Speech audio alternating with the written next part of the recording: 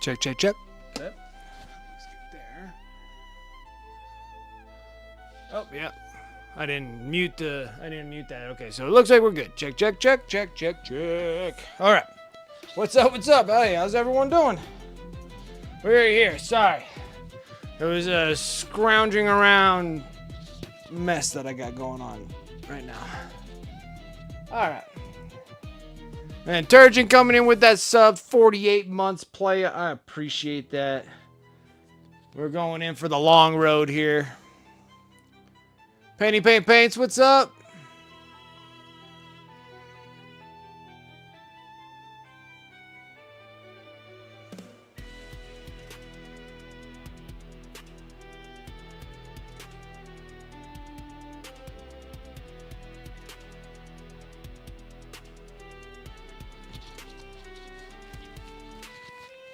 Okay. It's time for some Tau now. Some Tau now. Alright. What's up, everyone? My name is Brent. Welcome to Wicked Minis. Are we really painting Tau? Yes, we are. Yes, we are. We are painting Tau.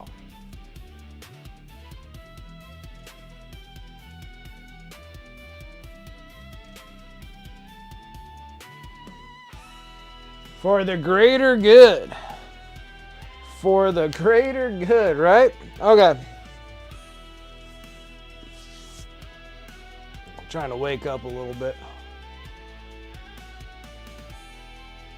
I had to get up super early to do a job, and then my whole day was just nice and smooth sailing. Just once you get like a super early job, all the rest of your jobs kind of linger because you're just like, I'm exhausted.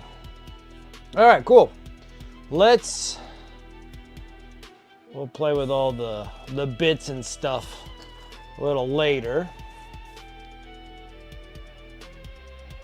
So we pretty much got majority of all the block fills on the last stream, so we're doing pretty good. I think I just got they maybe black the screws or the nuts or whatever you want to call them.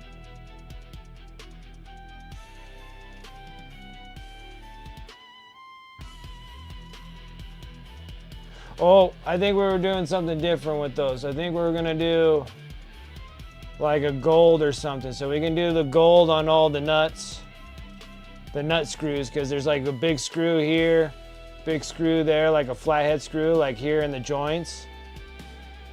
And we can hit some bits with those.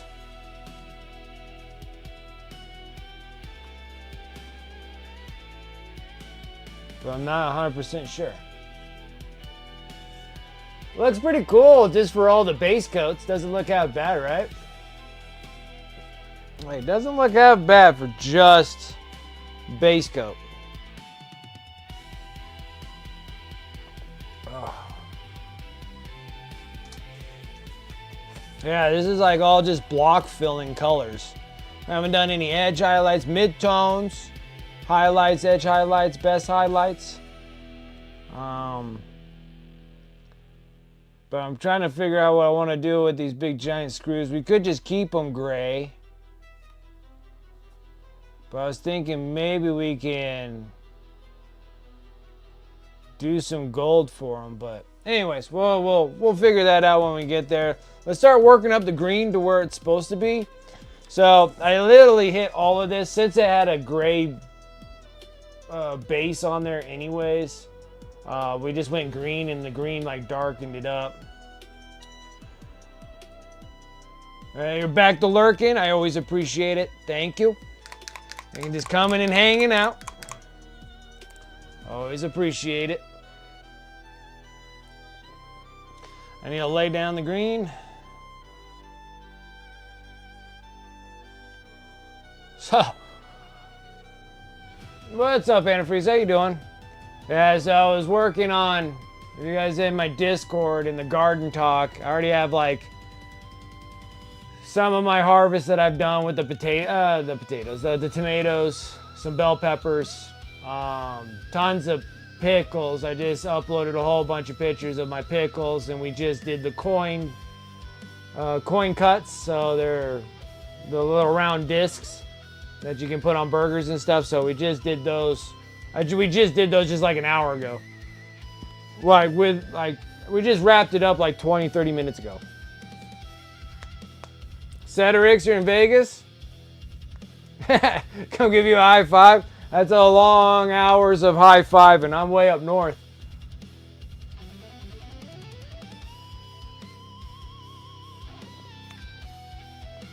But then we had like some of the pickles. We had spears, and we put the spears in, and then I had those with the fresh jalapenos in there getting pickled as well. And dude, those pickles are freaking fire, dude. They're a little spicy. They're a bit spicy. They're good. They have like a radiant heat, not like a smack you in the face heat, but it's like a radiant, kind of radiates for a while. Ah, you're doing some bronze for the night body? Nice. Then Cedrix is down in Vegas, down in Sin City. Down in the Sin City, where things can definitely happen down there.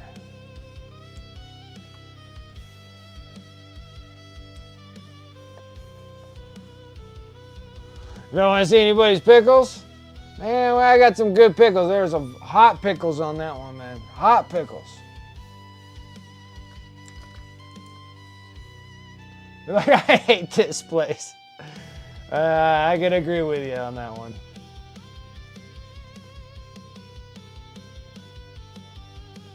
All right, so I'm gonna take some of the green that we did. So laying down green first on the palette. And then we're mixing bright yellow green. This is gonna give us a lime green. So these are the two, so I'm pulling green. And then you'll pull the yellow green, mixing both of these together. And then now we're gonna get this crazy lime green.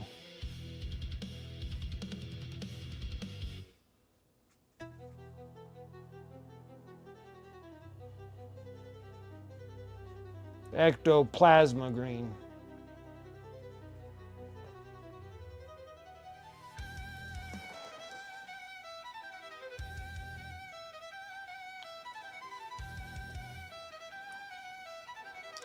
You only come here, you only go there to just for work?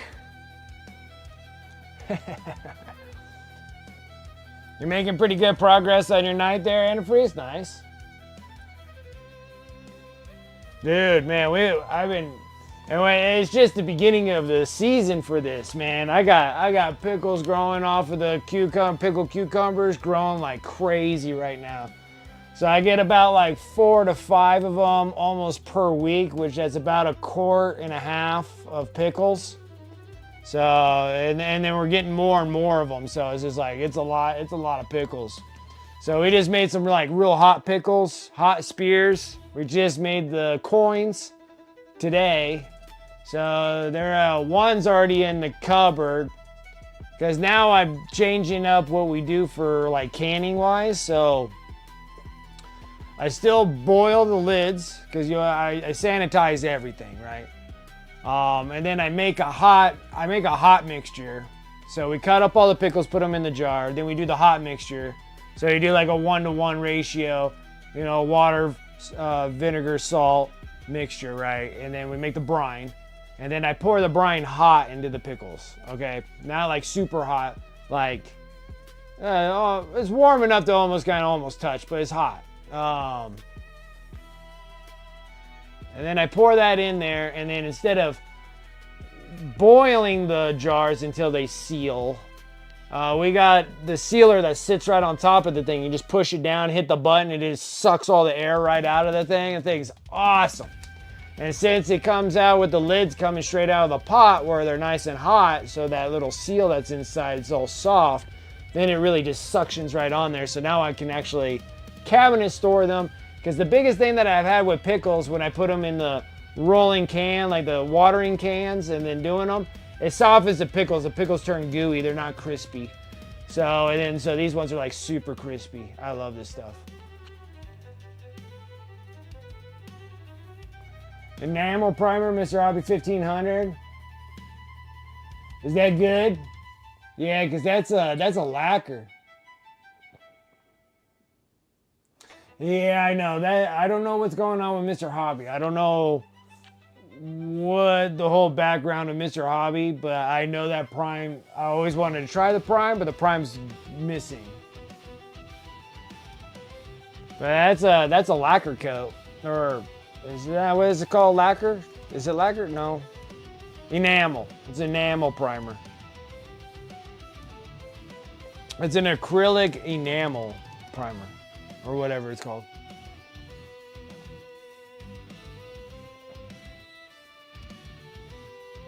So only Canadians get it. We can't get it down here in the States.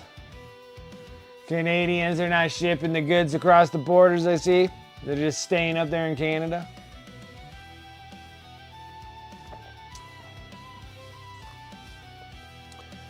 All right, let's start laying some colors here.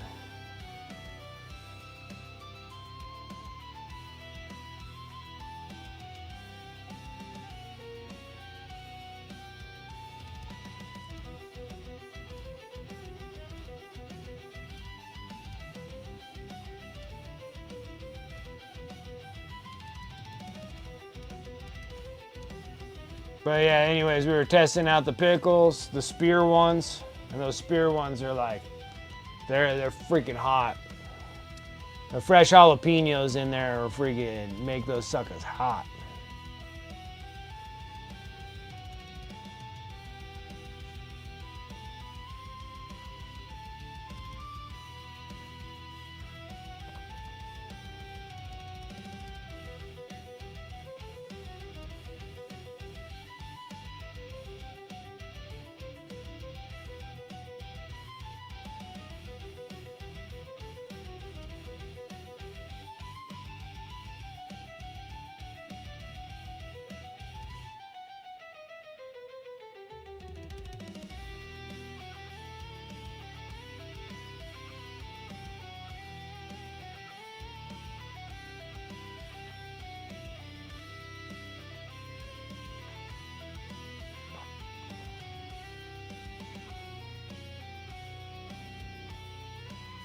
I broke my own rule.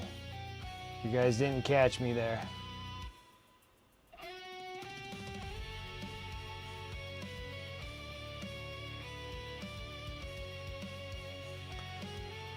The rule of paint with a brush. Go the same direction. Screwing that up. If you're going up and down, keep it up and down all the way across. Once you start doing this cross problem like this, like I was doing, you give it pulls from a corner and you don't get a full coverage there. An even distributed color.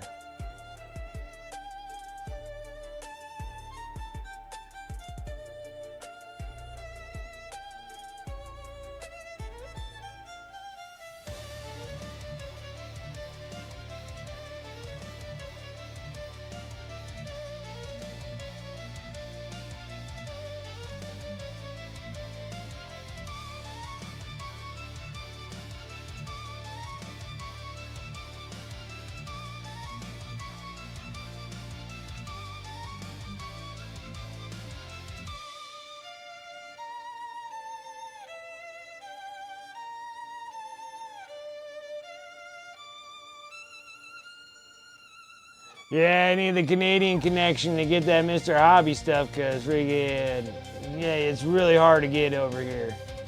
Everything's sold out. I haven't really seen any of the places that I normally buy Mr. Hobby stuff actually restock anything.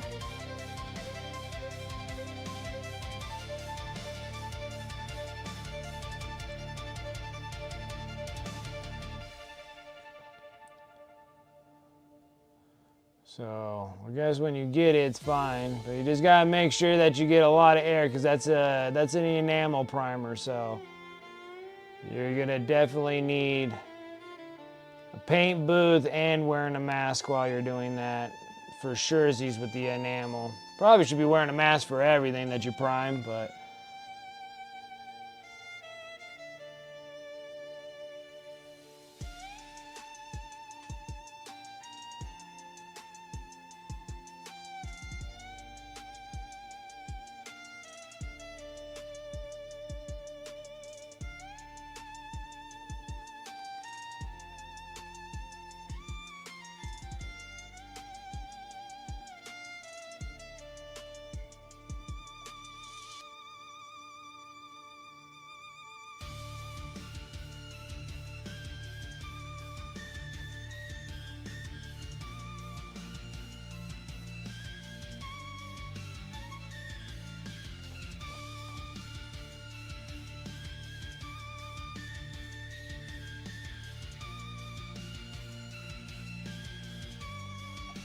Now we're turning it into a Ninja Turtle.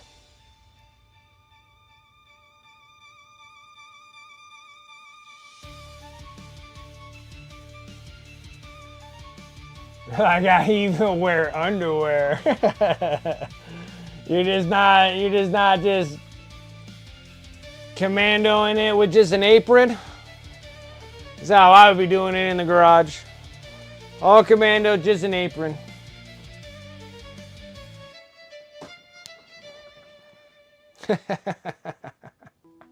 I'll try anything once.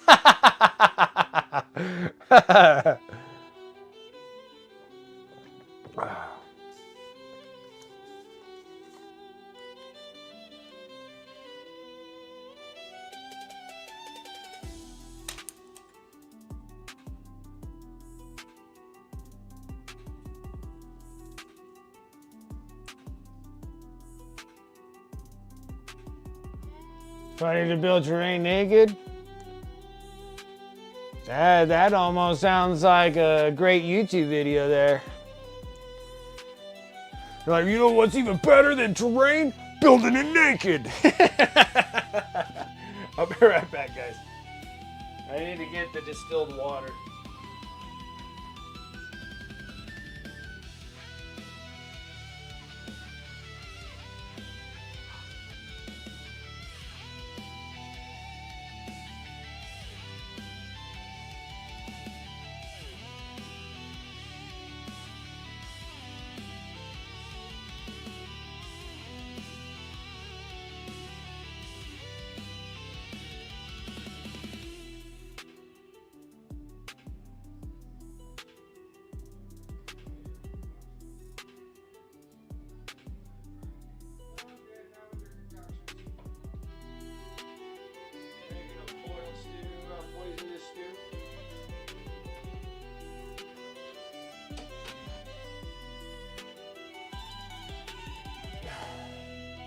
Build 1-to-1 scale terrain naked? Yeah, exactly, right?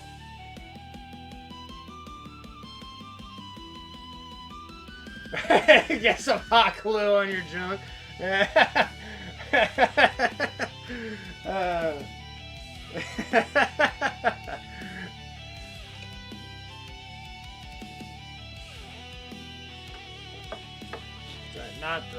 Trying not to make a mess, but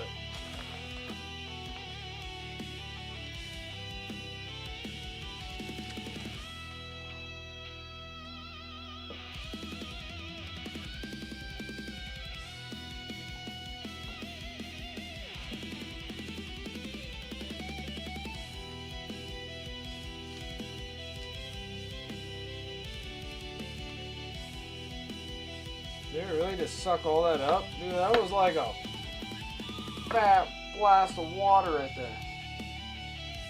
Let's see if that made it. Still didn't even make it all the way over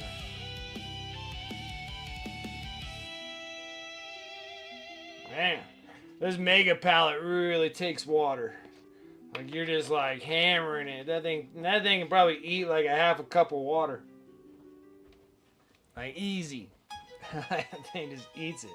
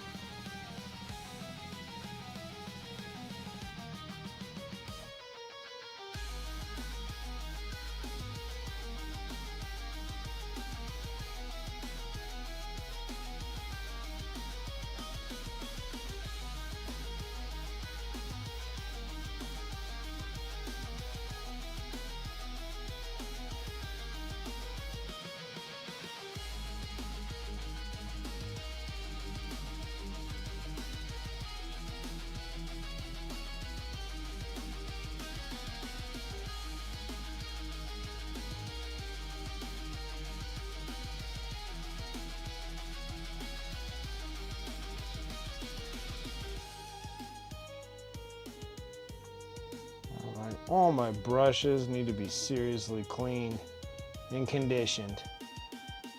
Like I am such a slacker on my brushes.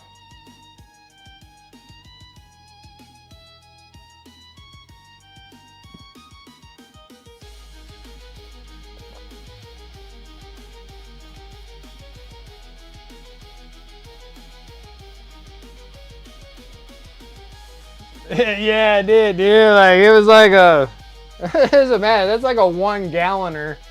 I think freaking it takes at least a half a cup to fill that sucker. Trying to find a brush that can actually keep a tip would be nice. Well, actually, let's try to get a number 3 going here. I know I have one.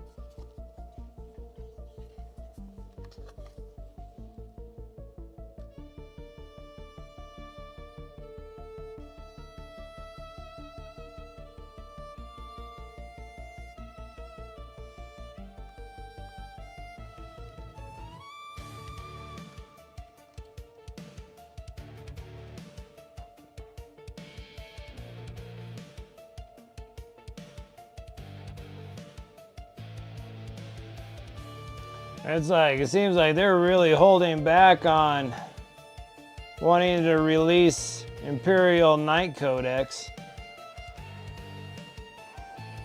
Like, I can't believe, like, Leagues of Votan are already getting up for pre-orders. I was sitting there, I was like, what the heck is going on here?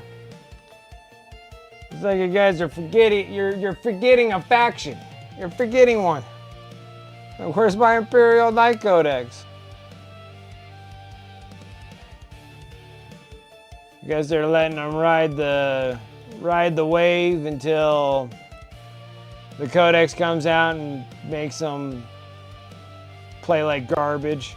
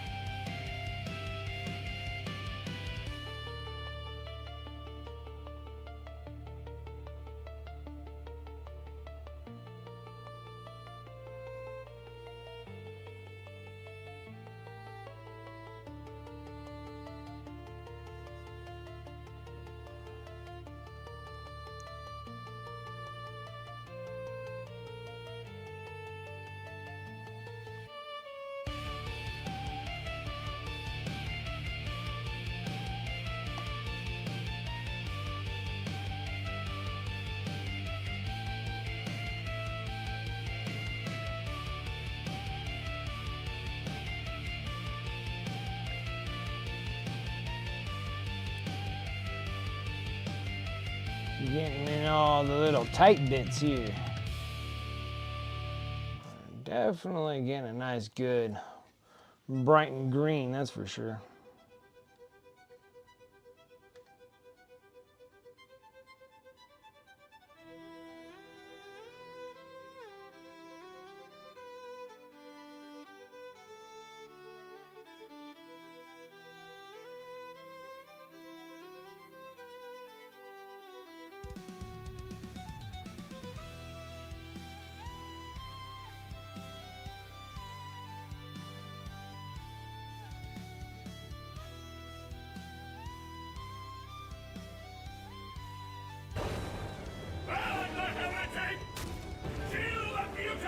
Merciful Medic, how's it going? Like Tau Battle Suits, yes. What's up? How's it going? Thank you so much for that follow. Appreciate it.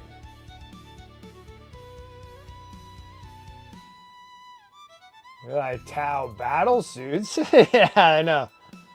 I didn't think I was ever gonna paint Tau ever. But here we are.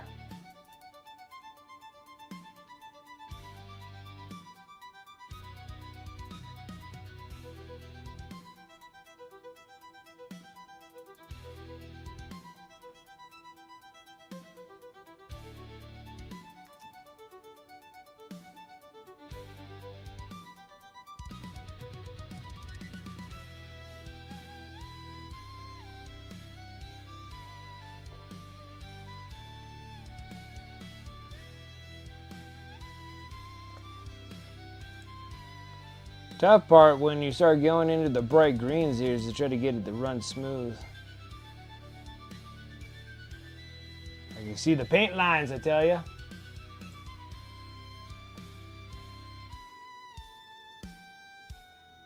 Looking at more stream painters for ideas for your own stream. Nice. Ah, thank you. Thank you.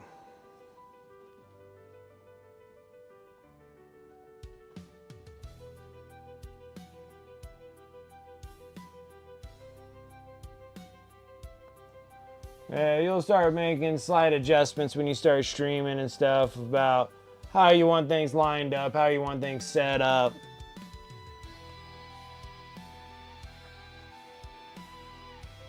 Rather than getting a general idea of what you want to do.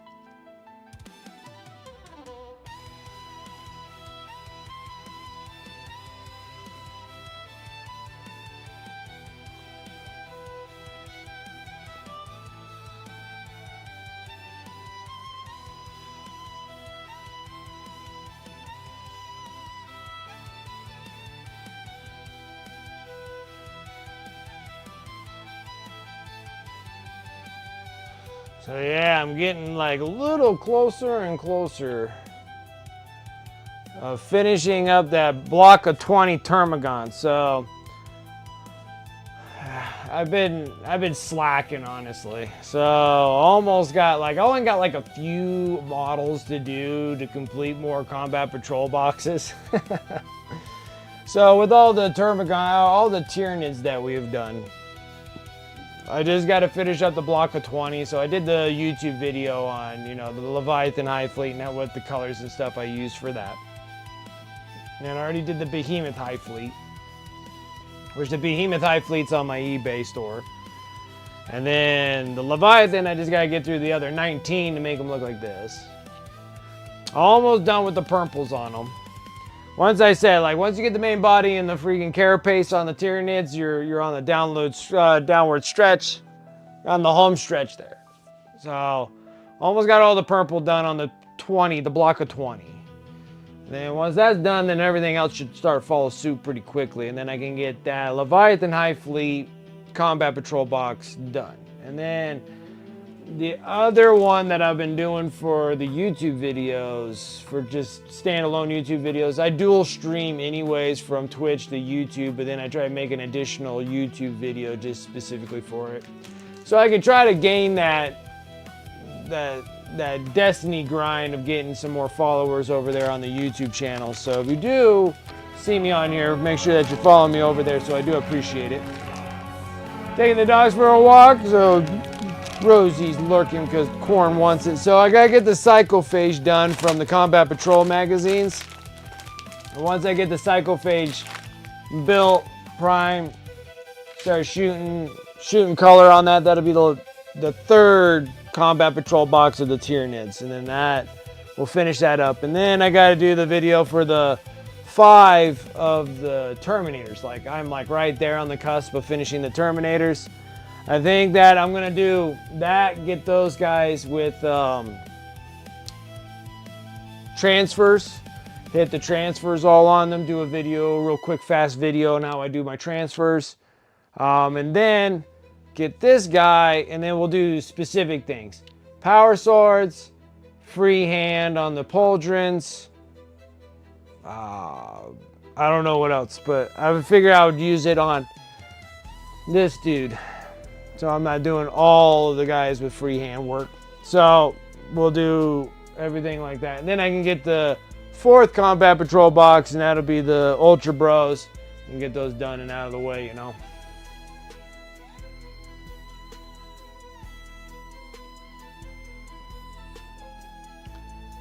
So it'd be nice to get. I've been slacking. Those things should have been done last month, but I was just getting killed at the job. It was just killing me.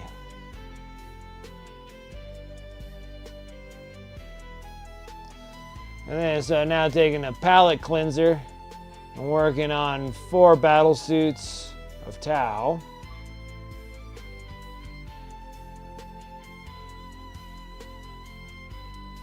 Nice.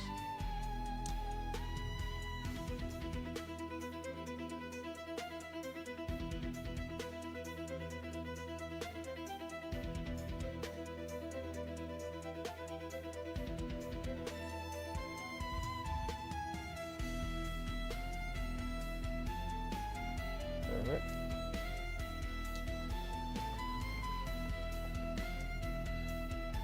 So yeah, it'll be nice to get all those guys done. Then I'll feel a little bit more accomplished getting that done. And then this month working probably all this Tau work.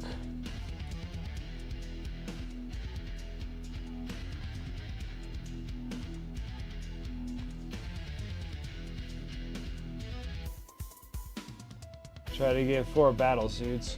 Since they're like my very first Tau pieces to actually paint, I first bot probably takes the longest, and then the other ones will follow suit.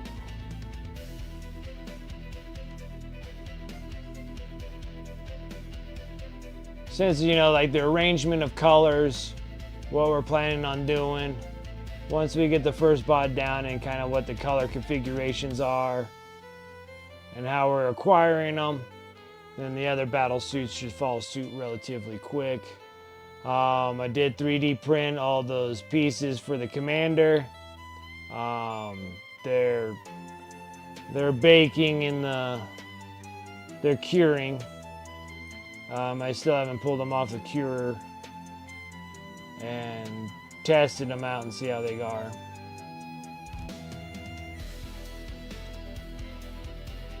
Then that can get the commander set up, because the commander has like the silliest weapons out of them all. All these ones are all magnetized and everything, so these things will fit accordingly.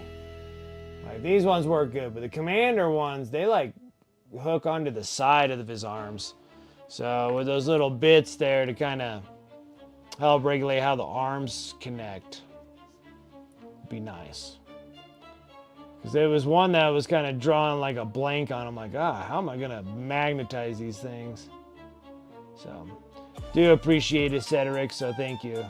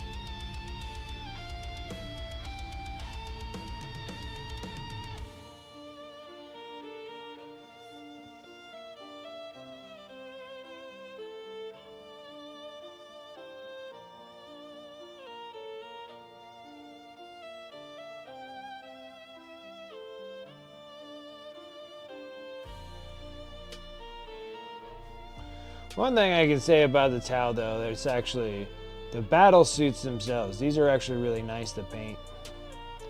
Now, I don't know how well the fire squads or whatever they are, like the little individual dudes, they probably suck.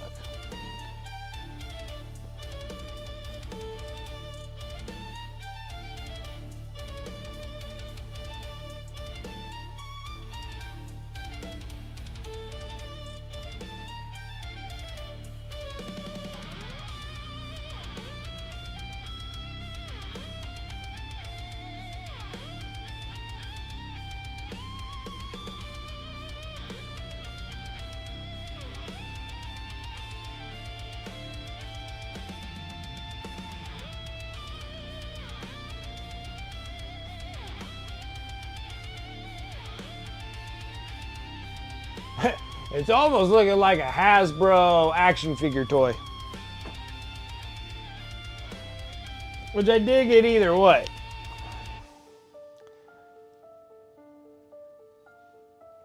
I think after I'm done with the lime green, we'll hit it with an airbrush and do like some highlight reflections on them. Of something even brighter than the lime green. Then they'll be hit with like the yellow, bright yellow green.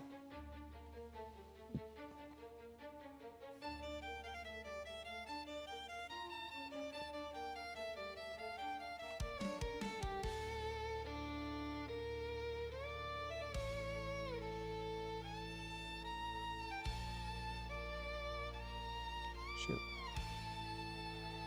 Try not to make a mess, and I did it anyways.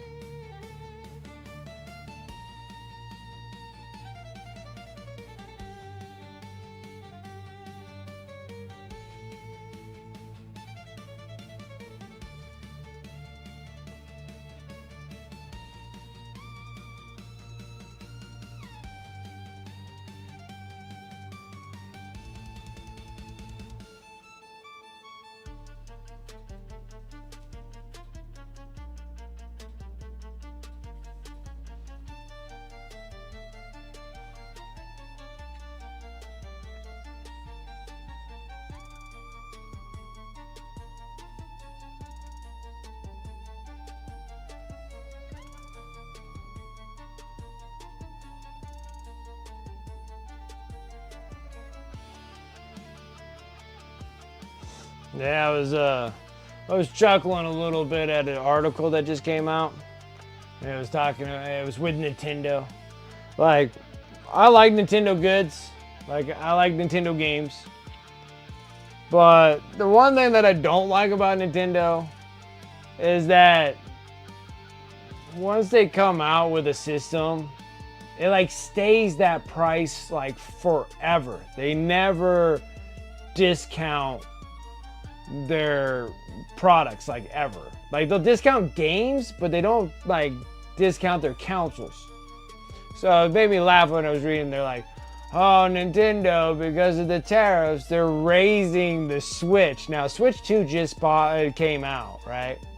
So they have Switch 2 that came out.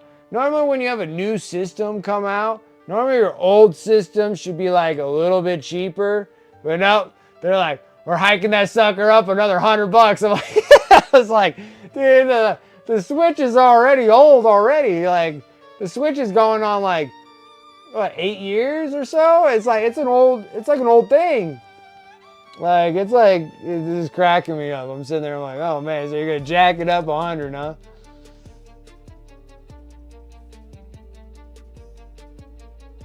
Spongy feely? Oh, hold on. What is it, spongy level? It's a first, right? Yeah, like, you know what? It was really odd that, you know, these are commission pieces. They wanted green.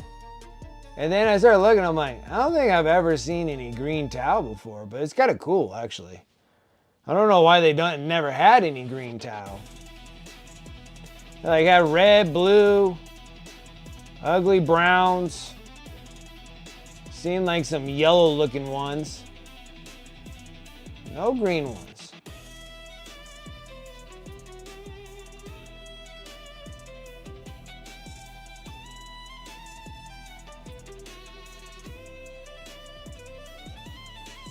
Maybe in the lore somewhere on the line probably says that they don't like green because it probably their nemesis is the frog, since they're fish anyways. So they're just like, we hate frogs.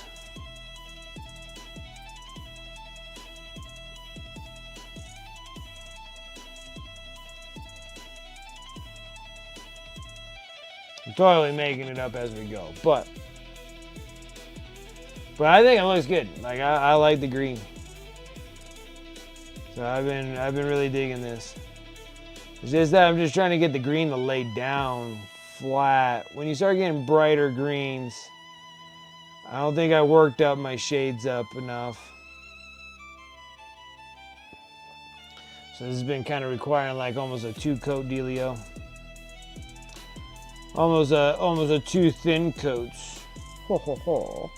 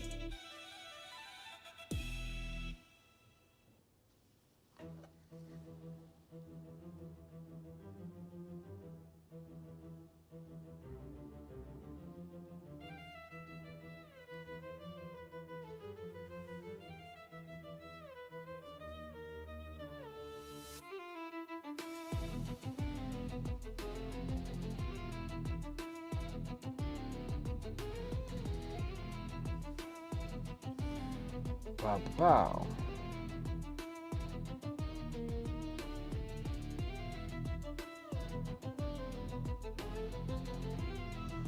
So,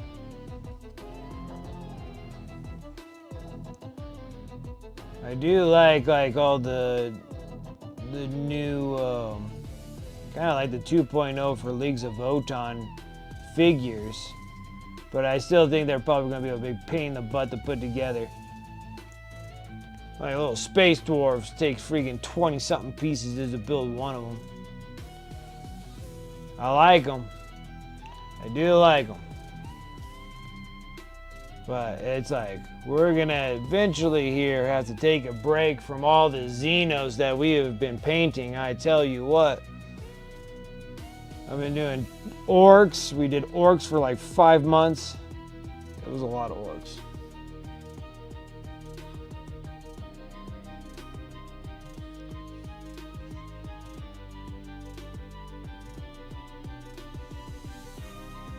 Then we did 4 months of Tyranids.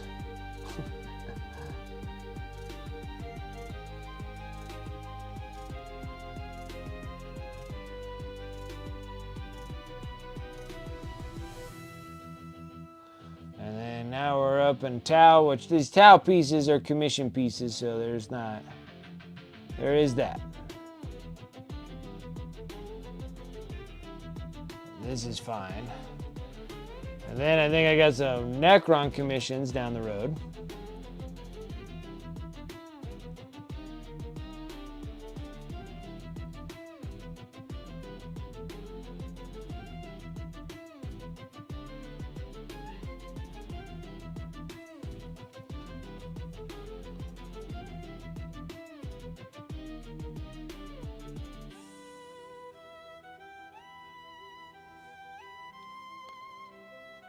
And then hopefully we can kind of get out of the Zeno Scum stuff.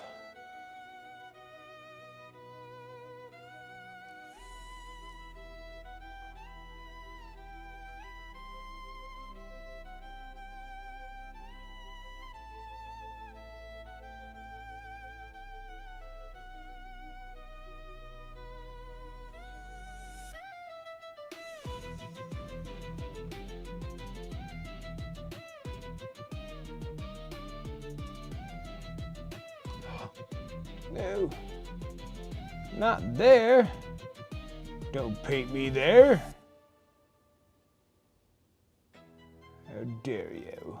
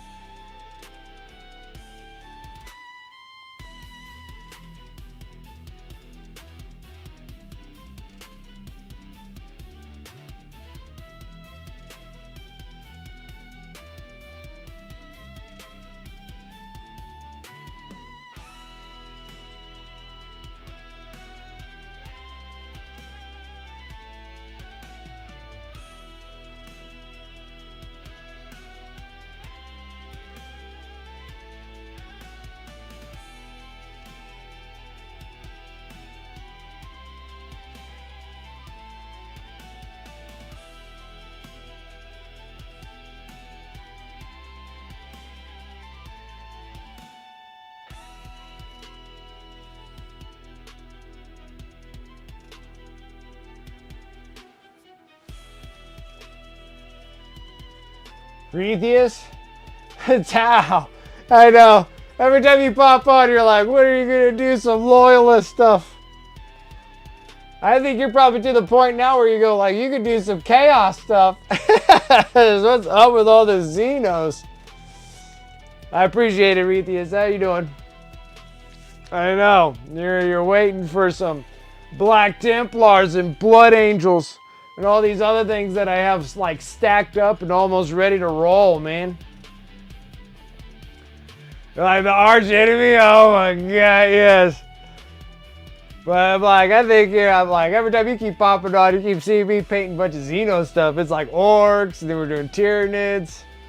And then now I'm doing Tau. These are Tau commission pieces though, so yeah, these have been in the works for some time. So we're getting close. All right, we're getting close.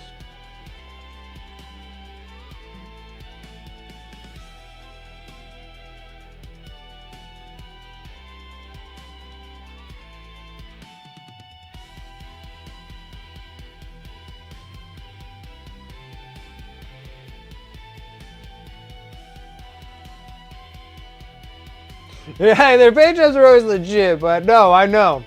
It's like, but I feel you. Like, I've been painting a lot of Zeno stuff, dude, like a ton.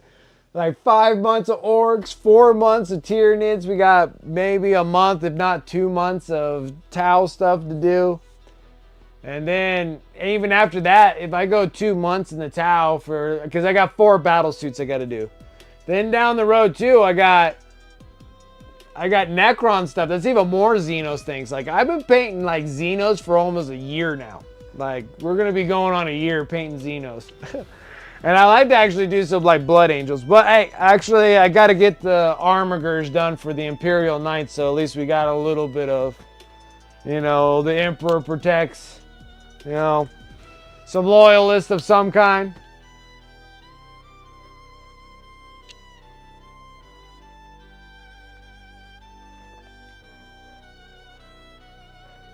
Yeah, that does not reward it for Xenos. They're trying to be decent. Yeah, it's just because of the loyalists are in the way. All the space bros are in the way. The orcs want their homeland back, but the Imperial ain't gonna give it back to them. I think that the loyalists I think the Imperium is probably the core cause of all the war that's happening in the lore-wise. Like, all the orcs want is their whole planet, but we ain't giving it to them. Like, it just it's not gonna happen. And then the Eldar just want to keep to themselves and have their own things in their webway, and we're like, no, we ain't gonna have those either. And then Chaos, they're just the same as the Loyalists anyway. So the Imperium, they split in half. So it's kind of like, you know, it's like two siblings not getting along ever in their entire life. And that's how you get Chaos. So Chaos doesn't really count as much as like the other Zeno stuff. And then you got like Necrons, and they're just floating around. They're normally sleeping the whole time. And then you got the stinking AdMechs going, oh, a piece of metal with some technology on it. Let's go mess around and see what happens. And then the Necrons are like, why are you stealing stuff from us? That's what I said. That's like what I get out of the whole thing. So it's like the Imperium is just picking fights with everyone. All the other ones are just doing their normal business. Maybe Jakari is probably the only one that kind of interferes things because they're like, we're going to raid and plunder and take stuff. They have like the same mindset as the Imperium. I'm surprised Jakari ain't thrown in with the Imperium. They do the same thing.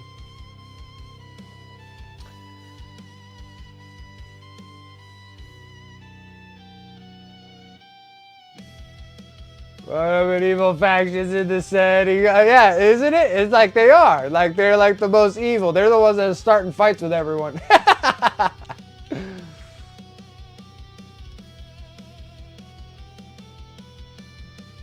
Jakari beat them with their torture is the way. Imperium hate Jakari, except for Rabute Gilliman.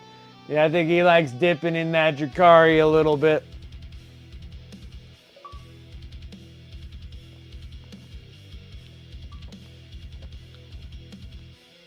Oh, almost died. Almost died a little bit. Like the Imperium hates Jakari, except for Rabute Gilliman. He likes dipping in them a little bit. He likes that dirty.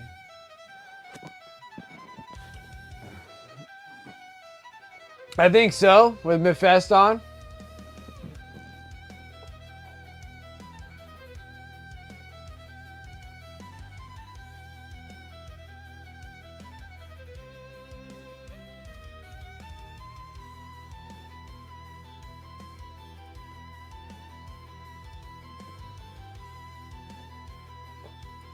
All I can say is it won't surprise me.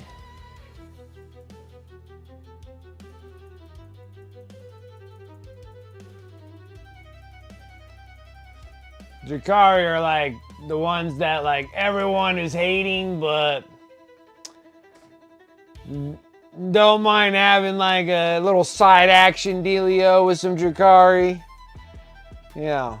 It's not fully, it's like kind of like a naughty do, but naughty don't, you know? We shouldn't, but we do behind closed doors.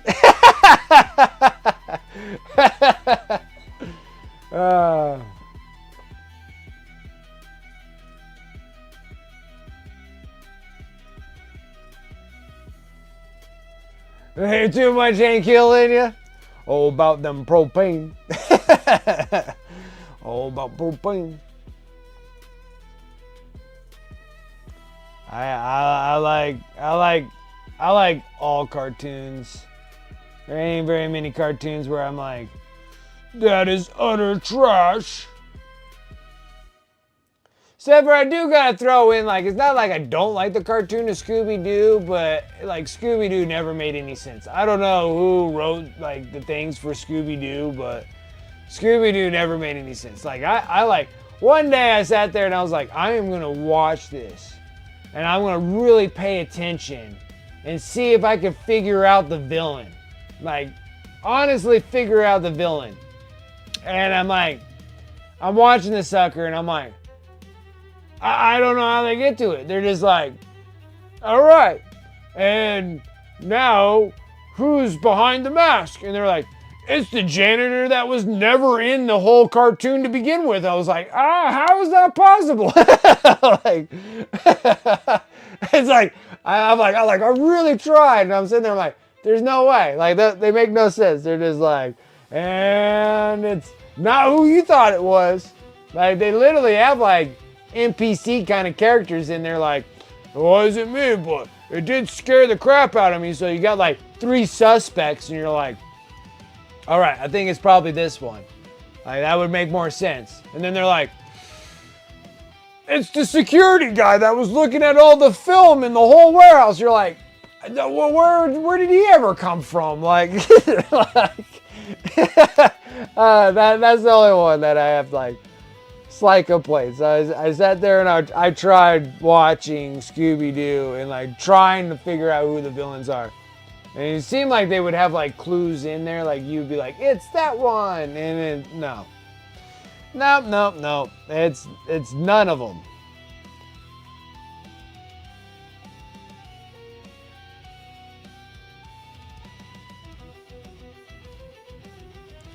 They have the same kind of questions as college entrance exams. Like, they just don't make any sense.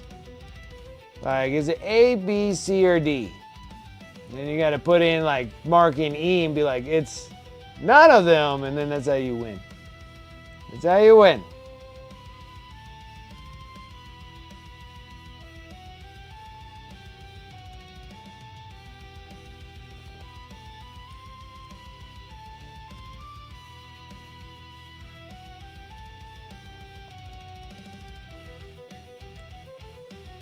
What's this stuff that you're throwing down?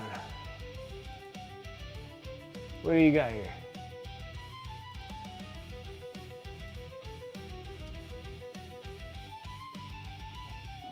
Oh, this is awesome. King of the Hill Death Watch. Oh, and then they have Dark Angels too. This is awesome. So you have Hank Hill.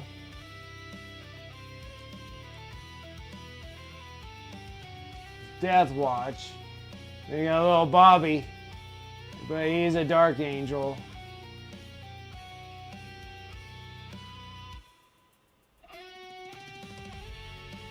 Is that the bug guy?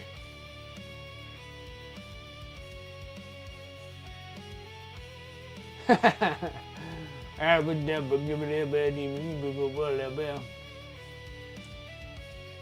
that Dale?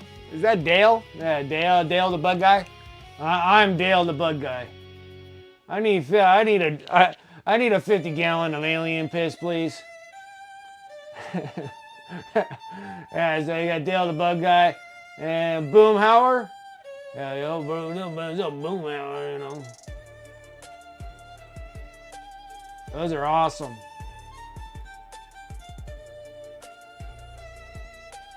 And that's Bill, right? I can see Bill being an ogre. These are fantastic. That is fantastic. Like, this thing keeps going on and on. This thing's awesome.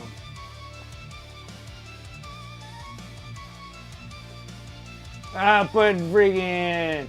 Oh, Bobby is, what do they call them now? Ratlings? As a ratling?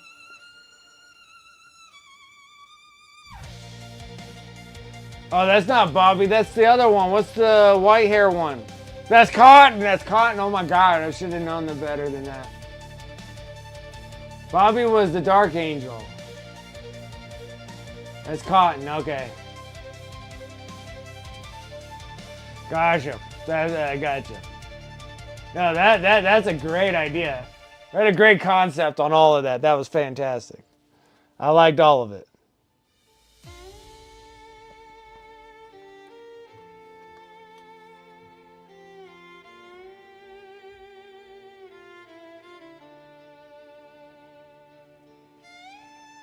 Then I guess they're coming back with King of the Hill again, but they're older. I guess Mike Judge must have ran out of money. And definitely didn't want to keep going with Beavis and Butthead.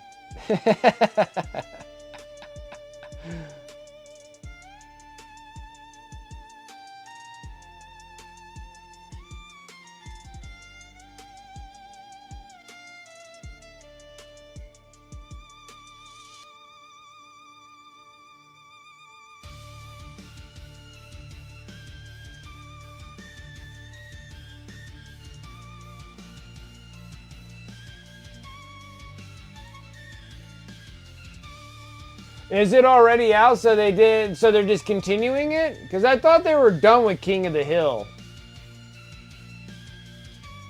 And then regular King of the Hill still going as well? I thought he was done. I thought there was no more seasons of King of the Hill. I thought he was refiring up King of the Hill and doing like the older... Oh, okay, so they're just continuing the series, but they're older? Like Bobby's not a kid anymore, he's like an adult now, right?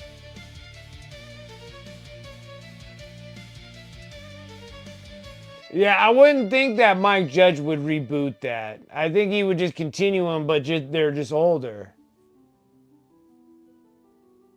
Okay, I'll get back. I saw a glimpse that like Mike Judge was coming with a new or something with King of the Hill. I thought it was a whole nother dealio of King of the Hill, but they're all older. Okay, yeah, dude, I'm all down for that. I like King of the Hill, man. King of the Hill is always good. Mike Judge's creativity is always super funny.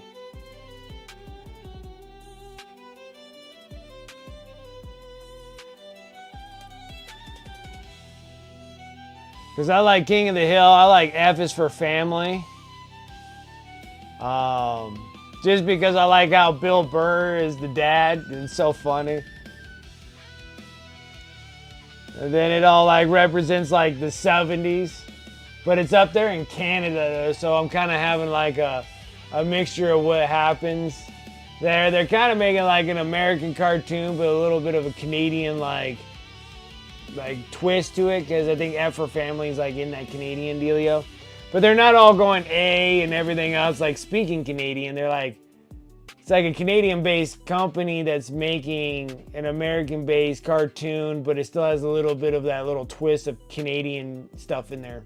I don't know. It's hard to explain it, but I like how Bill Burr's in there because he's super funny.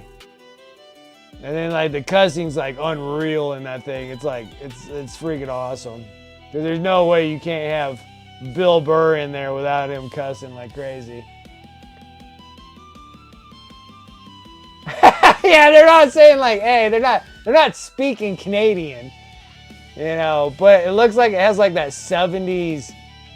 I want to say it was like the people are making them in Canada, but they're like making it like based off American, like a American suburb, but it has like a little bit of a Canadian twist to it.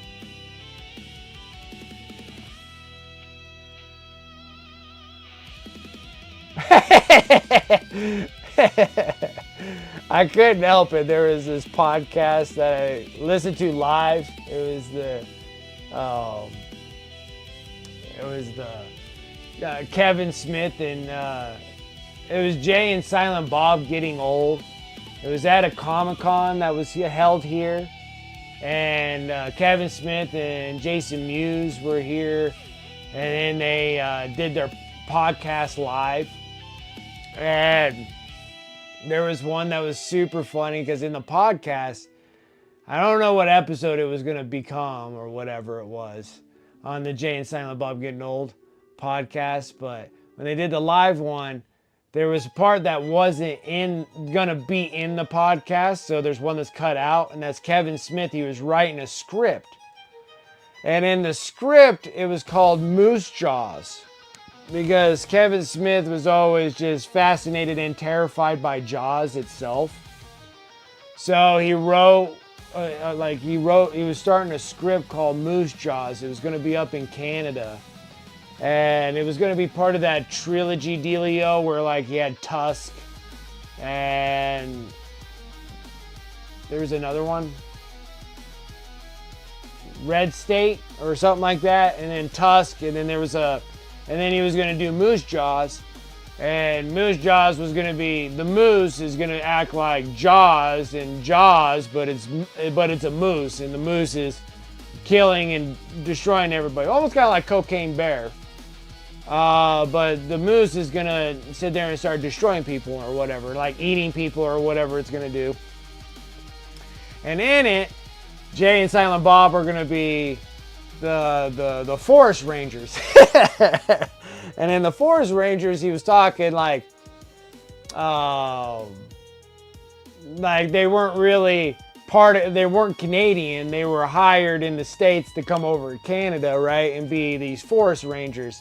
And in the Forest Rangers, they're gonna sit there and Moose Jaws, the moose, is killing, you know, campers or whatever. And then Jay comes out and he has a script line. So the script line was there when it was all live. And then he was sitting there going, goes, everybody gather around. And he says this little dialogue. And then like everybody's looking at him weird. And then Kevin Smith, like Silent Bob, taps him. And then like does his little hand gesture. And he goes, ah, they're Canadian. And so he says the whole dialogue again and goes, eh? Like right at the end, like they were supposed to get it because he put the A in the. It was absolutely hilarious. So that's why I always do that, making fun of Canadians like that, because they don't have A and like that A.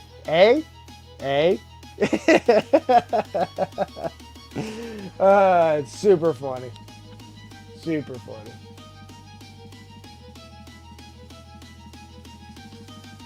I got the logo for Strickland Propane on his shoulder pad. That's awesome. Like, for your information, yeah, that's right.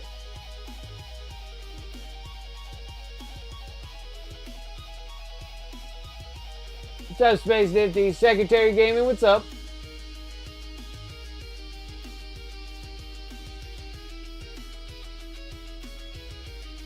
A hobo Ray Kitty had a power out? Oh, that's a bummer.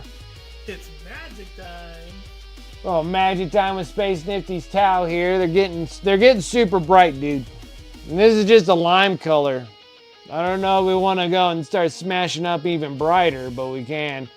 Yeah, that sucks, that Kenny from next level painting having a power outage, dude. That sucks. Must have been having some nasty storms there then. Or a hobo was sitting there hacksawing a power line. You know how those Florida men are.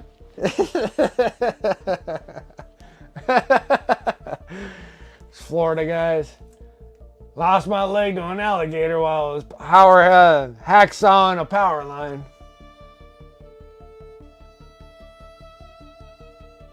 Because we need the cables so we can put a hook on there to catch the alligator that took off my leg.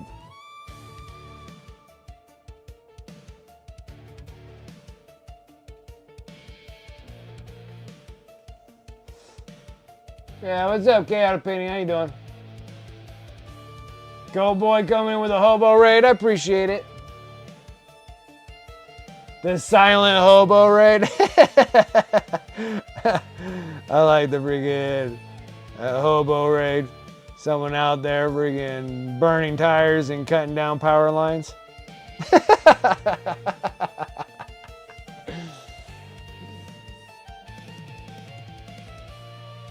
Yeah, and if you guys haven't been following Next Level Painting, which I believe majority of everyone here is, but make sure you go over the Next Level Painting, give them a follow.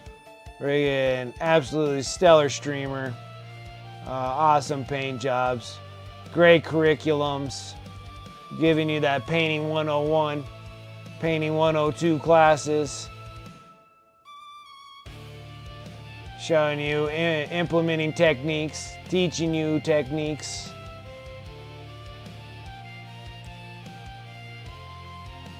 Here's the reason why I started streaming. That's his fault. I blame him.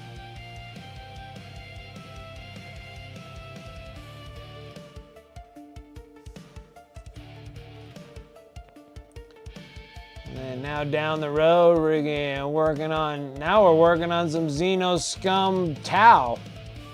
Never thought I'd ever be painting these guys.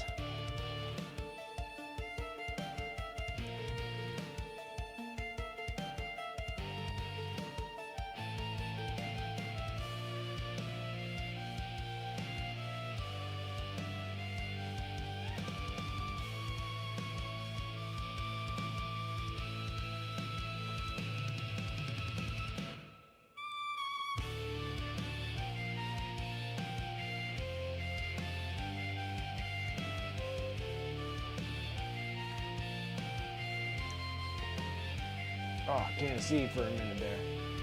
What's up, Guilty? War Pig Man, welcome guys. Go Boy, welcome. Welcome, welcome everyone.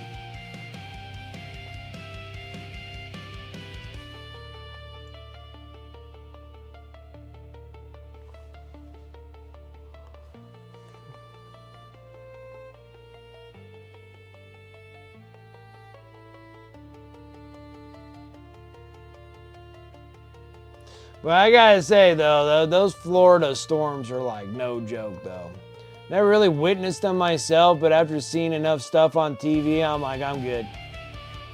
Like, I'm good. Like, some of those things are just nasty.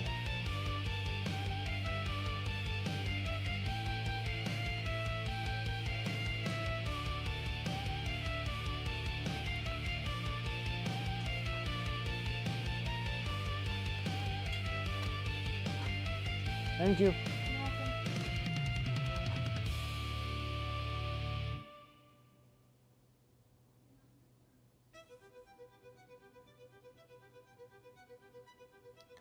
Trying to get the green to lay out smooth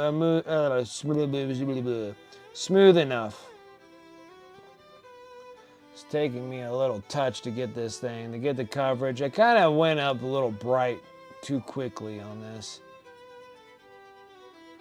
It's not like I'm impatient, but it is the mixture that I have here, kind of working with what I got.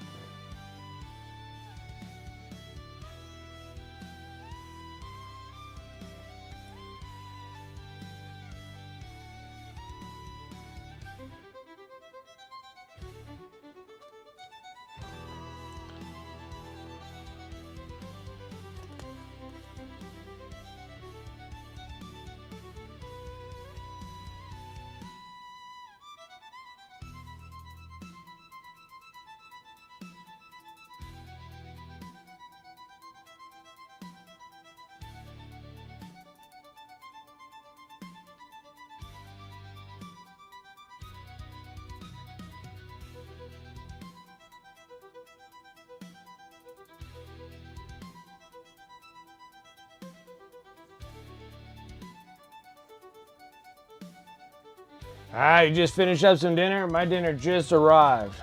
Just arrived.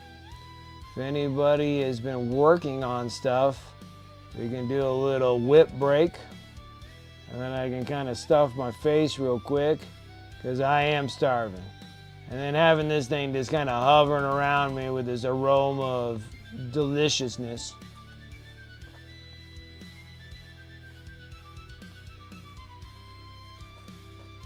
But you can go into my Discord, exclamation mark Discord, and toss some things up in the whip. We can go and take a little gander at everybody's stuff, see what everybody's working on.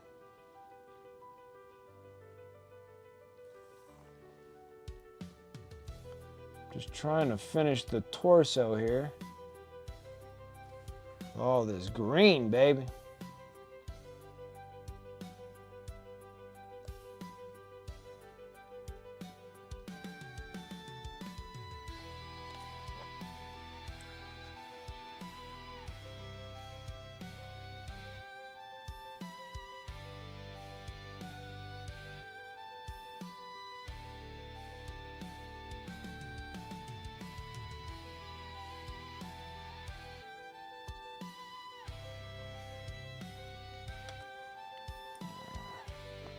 It's not a half bad gig with that lime green though. It's pretty cool armor though, I gotta say.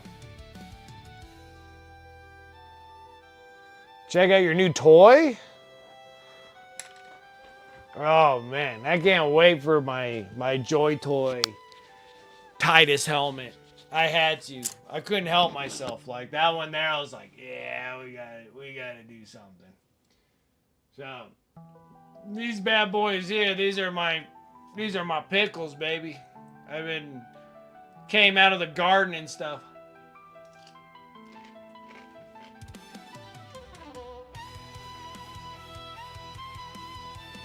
Oh, and they're spicy too.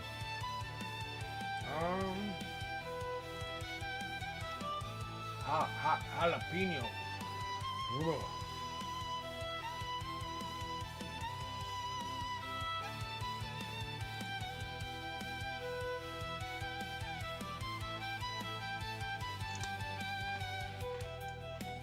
So what's this?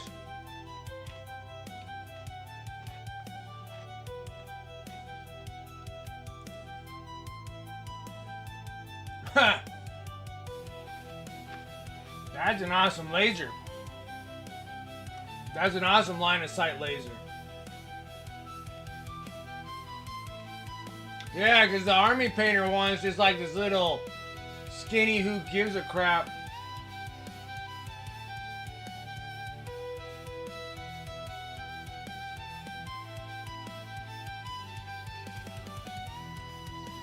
That's like a solid.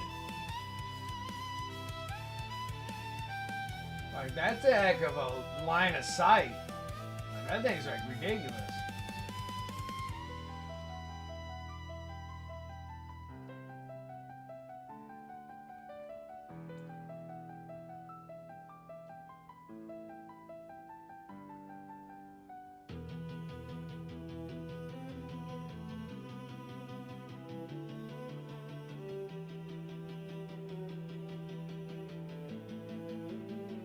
But yeah, that thing's freaking awesome. Like, that's like a solid line. That thing's freaking awesome. Yeah, I want something that's like that brilliant on the table, because yeah, like the army painter one Antifreeze was talking about, like that's what I have.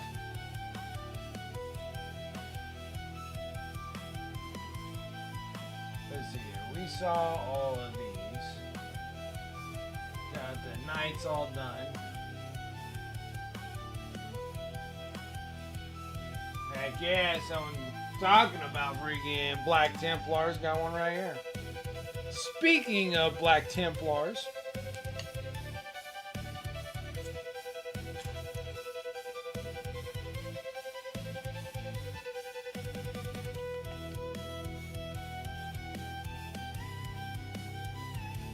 I love Black Templars.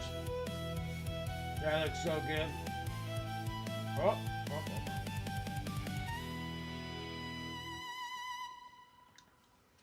I love Black Templars. Black Templars are awesome. Oh. That thing looks awesome.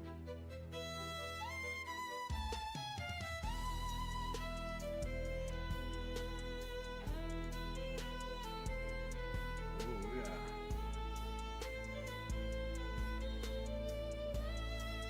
Oh, we got a mess here. Some Blood Angel love too, man. Talk about just hitting both things that I like so much. Nice. Get a ball predator going.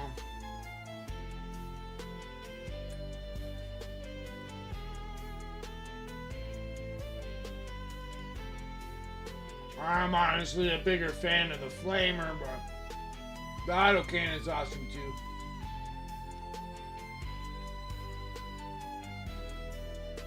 It looks great. Super clean freaking Blood Angels.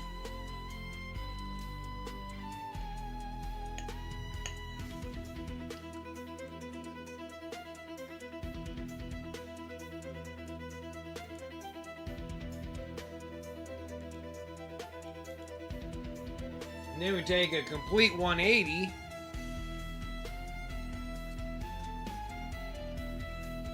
Doing some chaos stuff.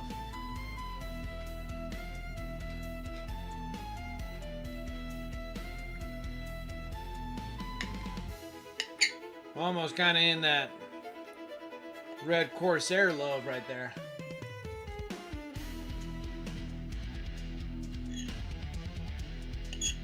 Again, another one of my jams right there.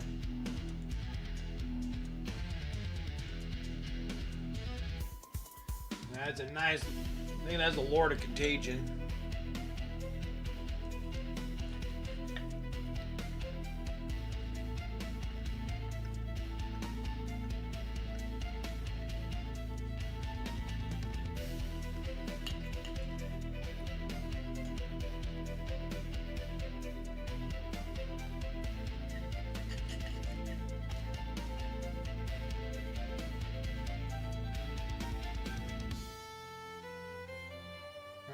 Great looking Lord of Contagion.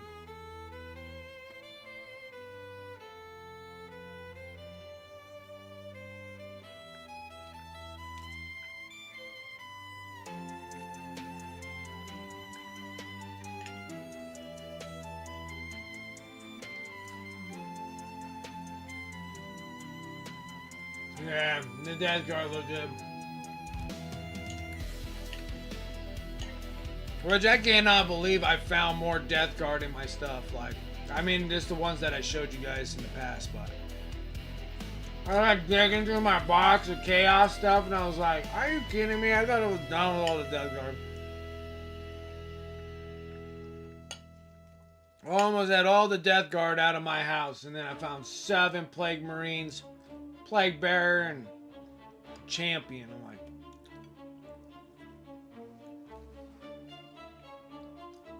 no, you gotta be kidding me. Like, I thought I was done with Death Guard. Death Guard's cool.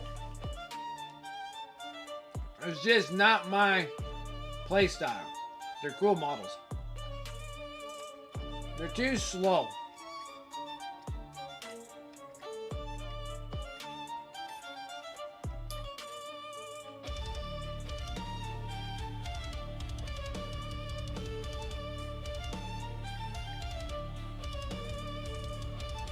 Got the chapter box. Just to have one. Ah, okay.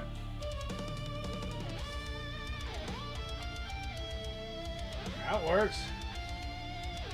That works. Yeah, which I always thought, I found it funny that why they freaking stuck all of those guys from 9th edition all in one box.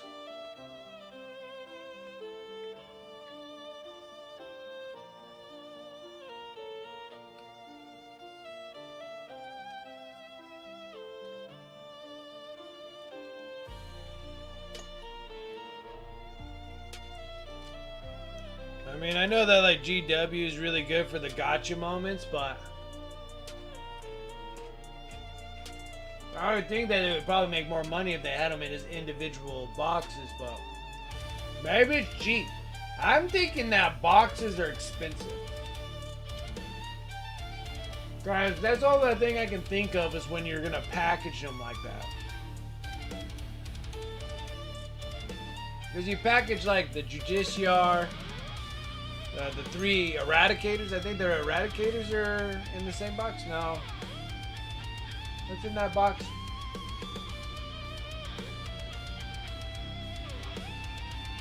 Now I lost it.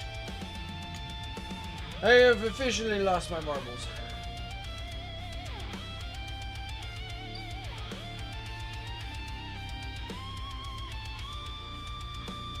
Yeah, but I still think that Blade Guard are separate, though. You can buy a box of Blade Guard. Yeah, so you got Blade Guard, Judiciary, the Eradicators. I think the Eradicators in there, the ones with the Meltas. And a Blade Guard Veteran. There's a Blade Guard Veteran in there. But I'm like, I thought you could buy a Blade Guard Veteran separate. But maybe you can't.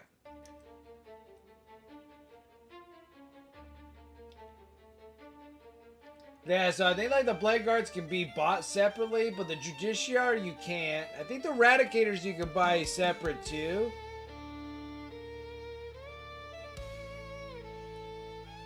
Yeah, you can buy Eradicators separately. Okay, so you can buy Eradicators. So they just literally screwed you with a Judiciary, which should be a separate model altogether. I wonder why they did that. Maybe it was like the last little bit of their pop-togethers. Because they all came out of the 9th edition box, and so they're different. Because they're different. Like, if you buy the separated Eradicators and then the separate Blade Guard Vets. Because you have the one Blade Guard Vet where he's cleaning his blade. And they don't have that in the pop-togethers.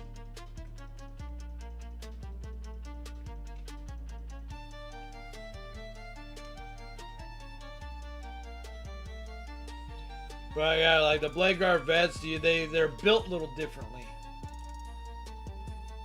But not having the judiciary as a separate.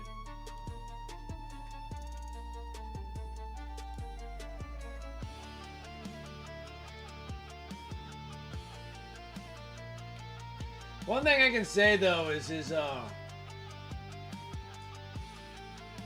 kid bashing looks good. Like it looks good. You have like the judiciary. Then you always got to have an Emperor's Champion. Emperor's Champion is awesome. Ah, just watching all this stuff gets me all excited about it.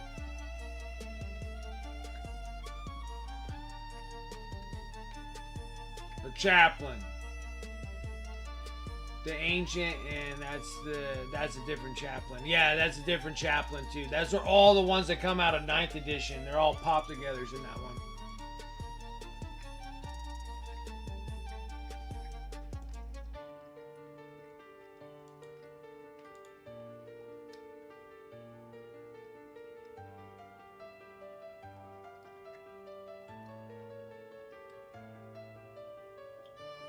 That's everyone. It's a great look at Typhus too. Cedric's had some really good death card. Typhus looks good. Oh, the green bugs. Black smoke. Looks good. They're good.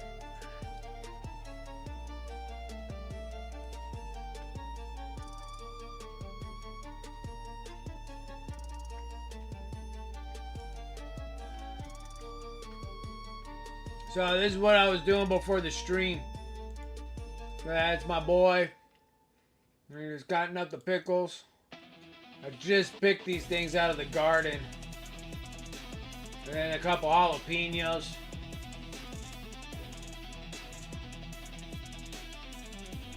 So I was showing them how to make pickles. How to make the brine. See, we got like all the seasonings and the crispers and everything else. I already have them all stuffed in there with dill. And then he was making coins. So we're cutting and making coins.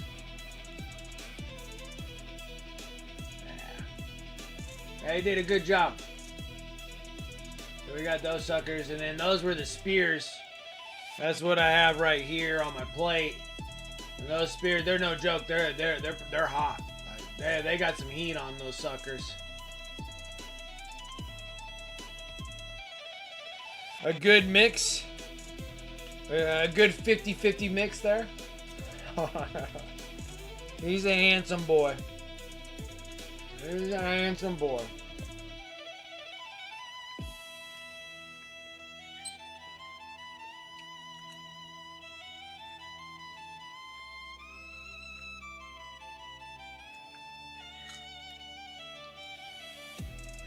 Yeah, they turned out really good.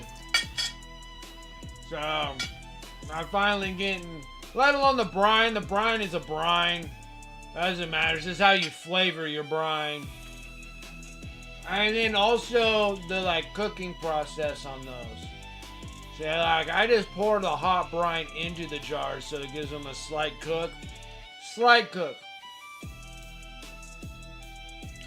But I used to seal the jars with a rolling can with rolling water. So I boil water and I used to seal the lids that way. And they overcook the pickles. They turn soft. So I actually put like a warm brine. It's not like boiling brine. It's just like a warm brine into the pickles. And then I got an air sealer now where you put the lid on and then you just pop the top on there. And then it just sucks all the air out of that thing. Freaking awesome. And so these are our current pickles, and they're freaking good. They're really good. And they're hot. Boy, they got spice on them. Fresh jalapenos are hot. Cool. And I am all done with my dinner. So we can get back into working on some towel love.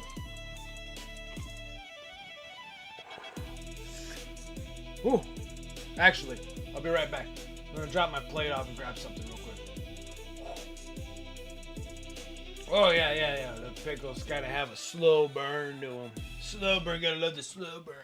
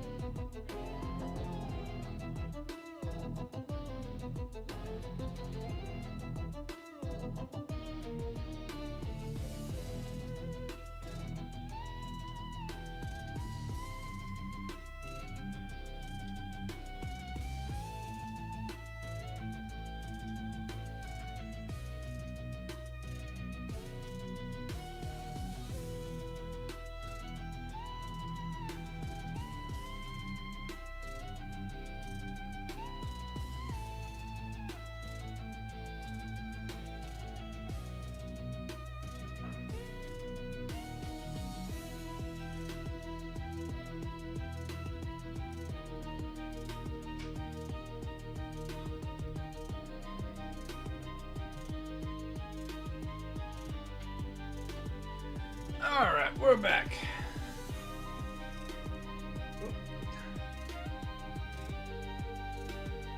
Need to refill my beverage. All right.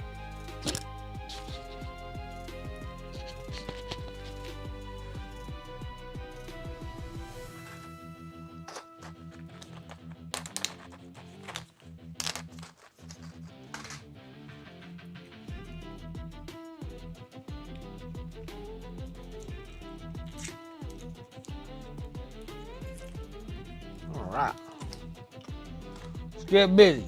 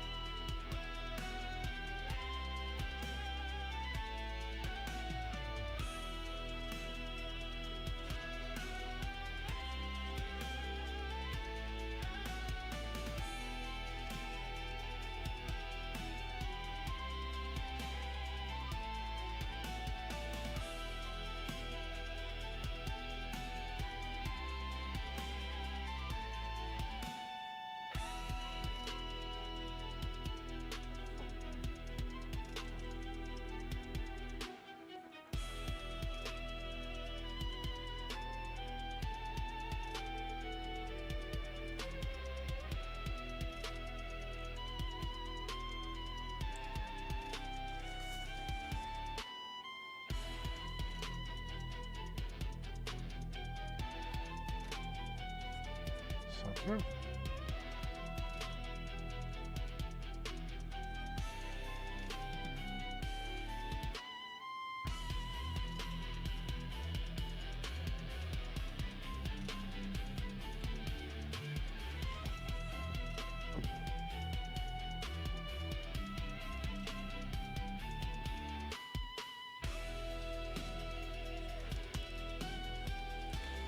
Yeah, that totally just fell off. Sure. For sure, I thought I glued the sucker together.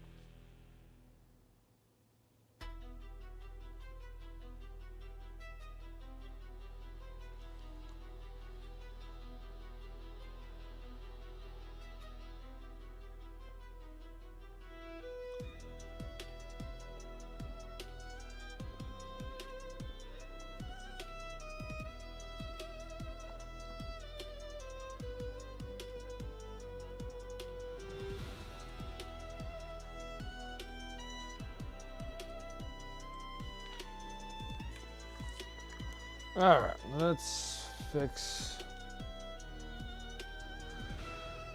whatever this issue is.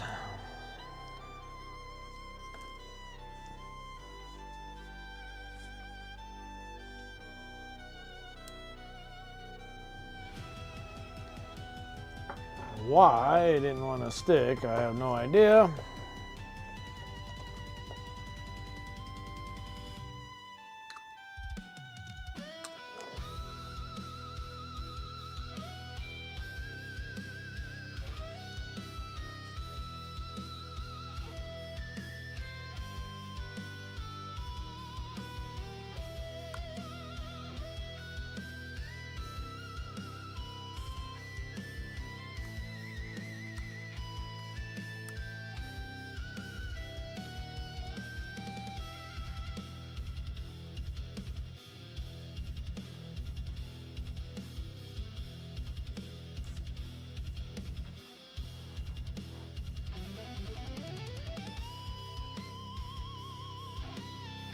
Okay.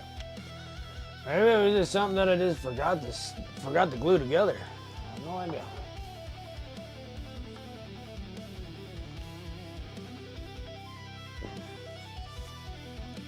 All right.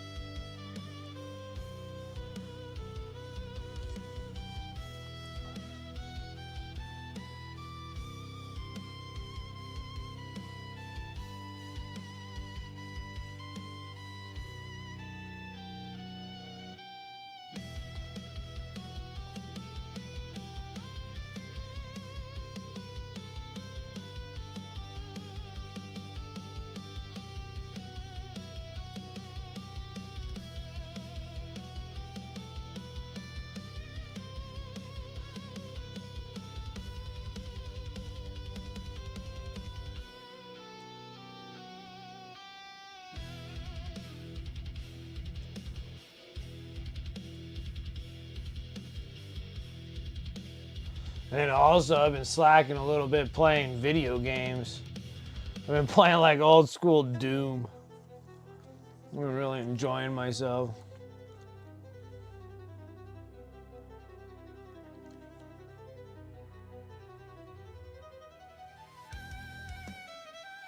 Ancient old 90s game. But I was having a lot of fun in it.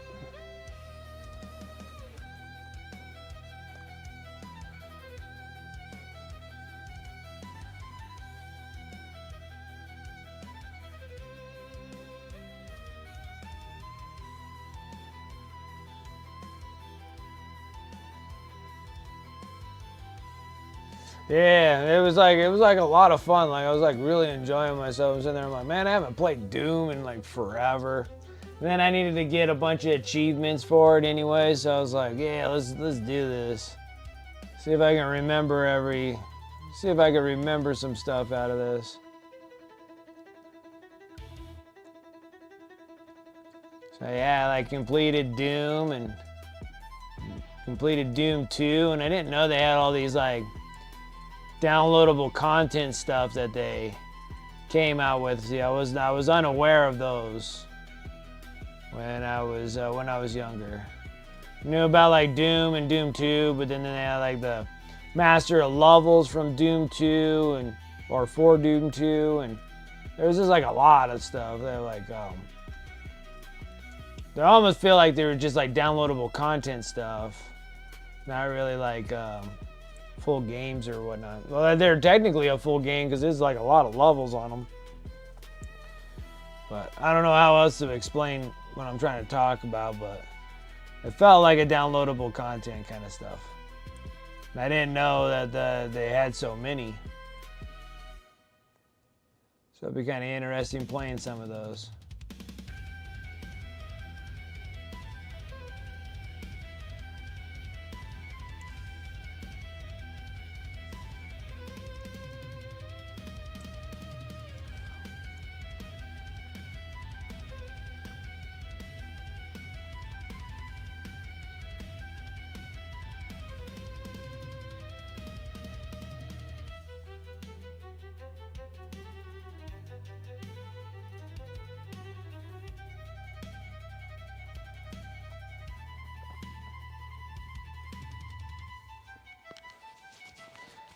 Yeah, I need a little moment to myself. Hey, what's up, TJ? Oh, you ordered a Saturnine Dread last night? Couldn't justify the cost of the box, even though it was a good value. Yeah, it was a good value, but yeah, Australian dollars, I can only imagine. If it's over $300 here, it's got to be like a $500 box over there in Australia. And that is a rough purchase when you gotta spend like half a grand on just a box of plastic. I get it. Well, I'm glad you got your Saturnine Dread, dude. That thing's cool. I like to put it together to compare it to the other Dreadnoughts. So I'm thinking that thing's probably bigger than the other Dreadnoughts.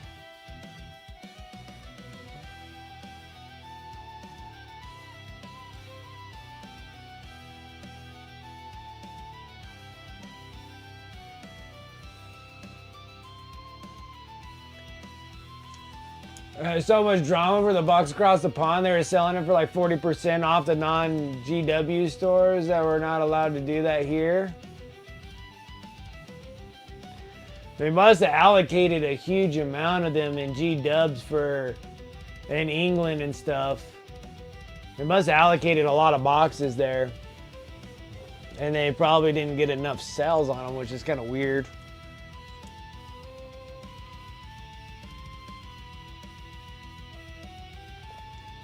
Offered it for $460, but I was worried it was a scam. Oh yeah, you gotta be careful with things over there. 'Cause you guys have like GW stores, but I don't know how many like regular just hobby stores you have, or if you have any just regular hobby stores that give you like discounted boxes.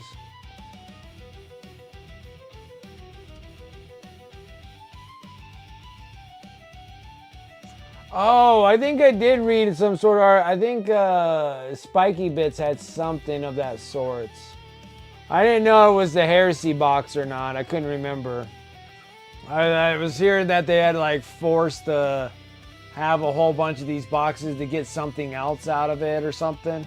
I'm not exactly sure. I didn't read it thoroughly. Just probably headlines and the first little bit of clippets of it.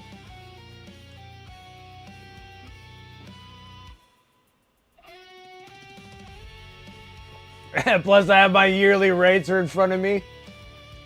I have 2,260 that needs to be done. And if I actually put my dollars to what the things I need to get done, that'd be freaking terrible. A freaking cardiac arrest. I'd be like, oh, how much did I just do?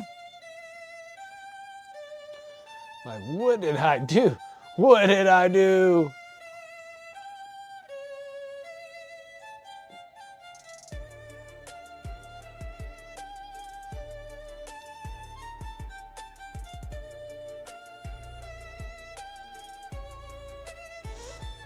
I thought one of the funniest articles that I read from Spiky Bits is when GW is hampering on the LARP crew, the LARP crew. I'm sitting there like, really? You guys are hitting them now?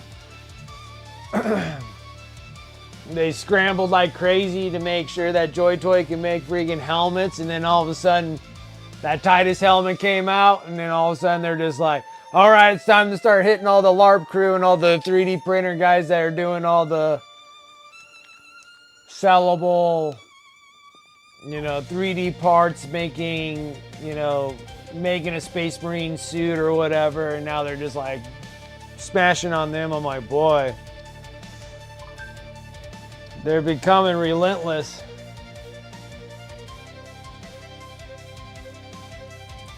Like crazy. Like it's like,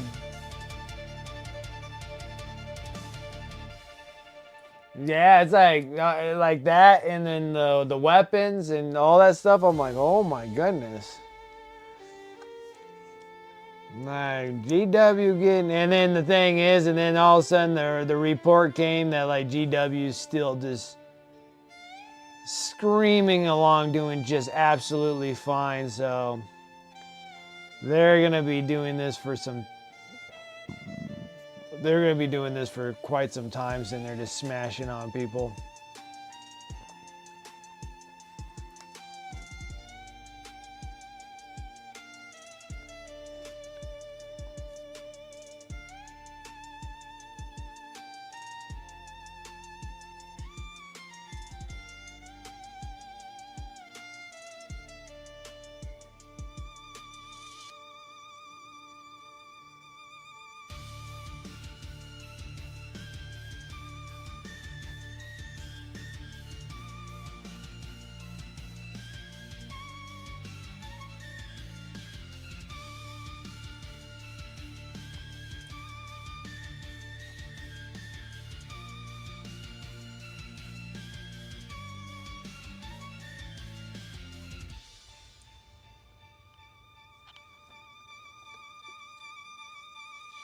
Yeah, well, yeah, the 30% is mostly just them jacking up prices, you know.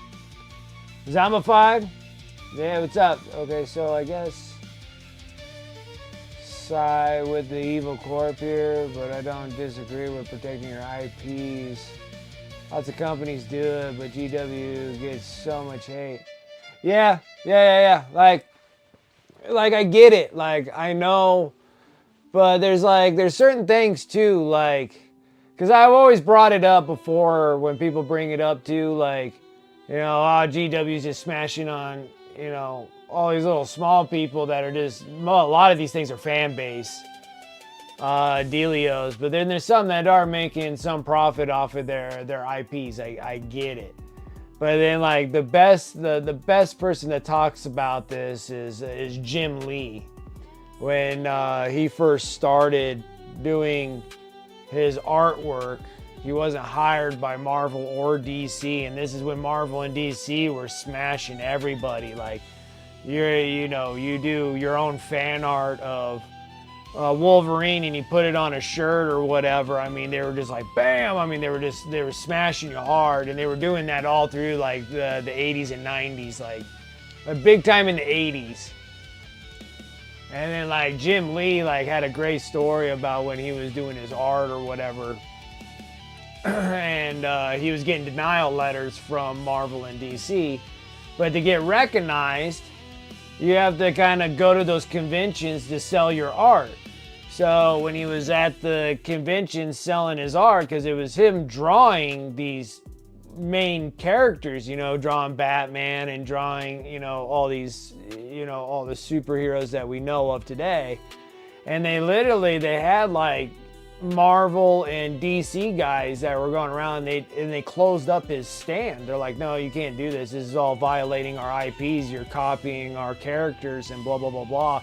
Same thing. Like, it was the same thing. Like, I honestly believe like, like your IPs can go for so long, but I'd figure that if you were making like, this is their Tau, they have an IP for this Tau, and I see if you're making like a 1-to-1 replica of this same piece and then selling it, I can see them coming after you and shutting you down. But then if you're like creating like a Gundam style looking Tau, I mean, these things are like Gundams anyways, slightly off. But, you know, it's like, who's really in the wrong, really, you know? Like, it's almost like Disney going after, like Disney Star Wars or Lucasfilms going after GW for that Imperial Sentinel that looks too close to an AT-47. Like, it's just... I don't know. It's just like, it's funny how GW is making their money off of the copying of other companies, but then when others are doing it, then they're hitting them for something that they've been doing for a while. I don't get it. It's like, now that they have money, now they're getting everybody to stop doing what they did way back in the day, you know?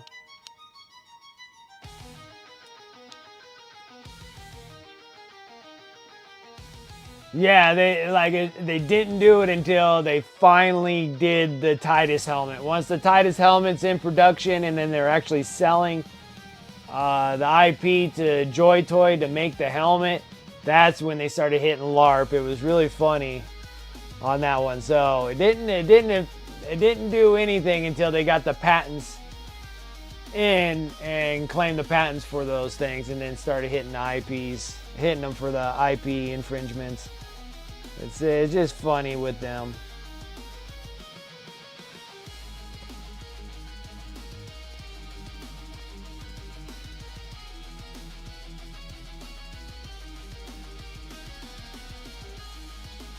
I mean, and then they're even hitting them on like the storytelling, like ones that are just doing fan-based storytelling. Like they're just storytelling with like stop motion Joy Toy figures. So they're literally Joy Toy figures and they're doing stop motions with them, and they're still getting hit for their creativeness of making a stop motion that looks really cool, and they're just two opponents fighting each other and they're getting shut down for that. It's just like, I'm like, you know, how much is too far? Like, I don't get some of these things. Now, some of the other ones that I read that it makes sense, like when they're making knockoff copies of your models and selling your models.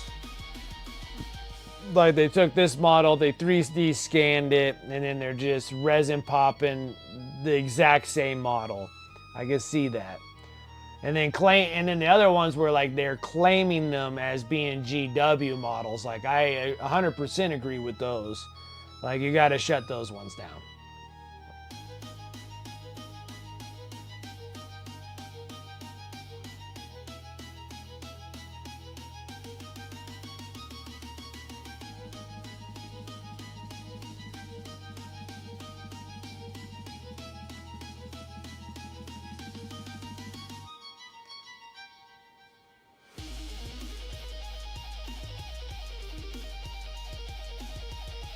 But it's funny how they protect their IPs of something that they stole off of somebody else, though. That's the funny one that gets me.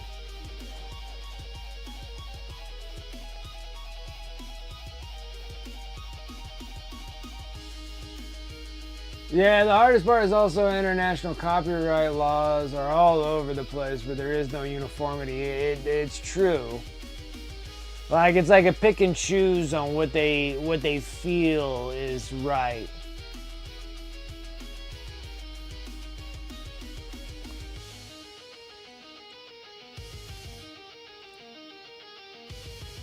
Yeah, and it's true. It's like a new thing with YouTube being able to get so much exposure. But then but the thing was, it's like a pick and choosy thing that GW wants. That's what it kind of gets you, because like GW used to go to YouTube to pick talent out of there, because like the guy that made from was it Death from Above?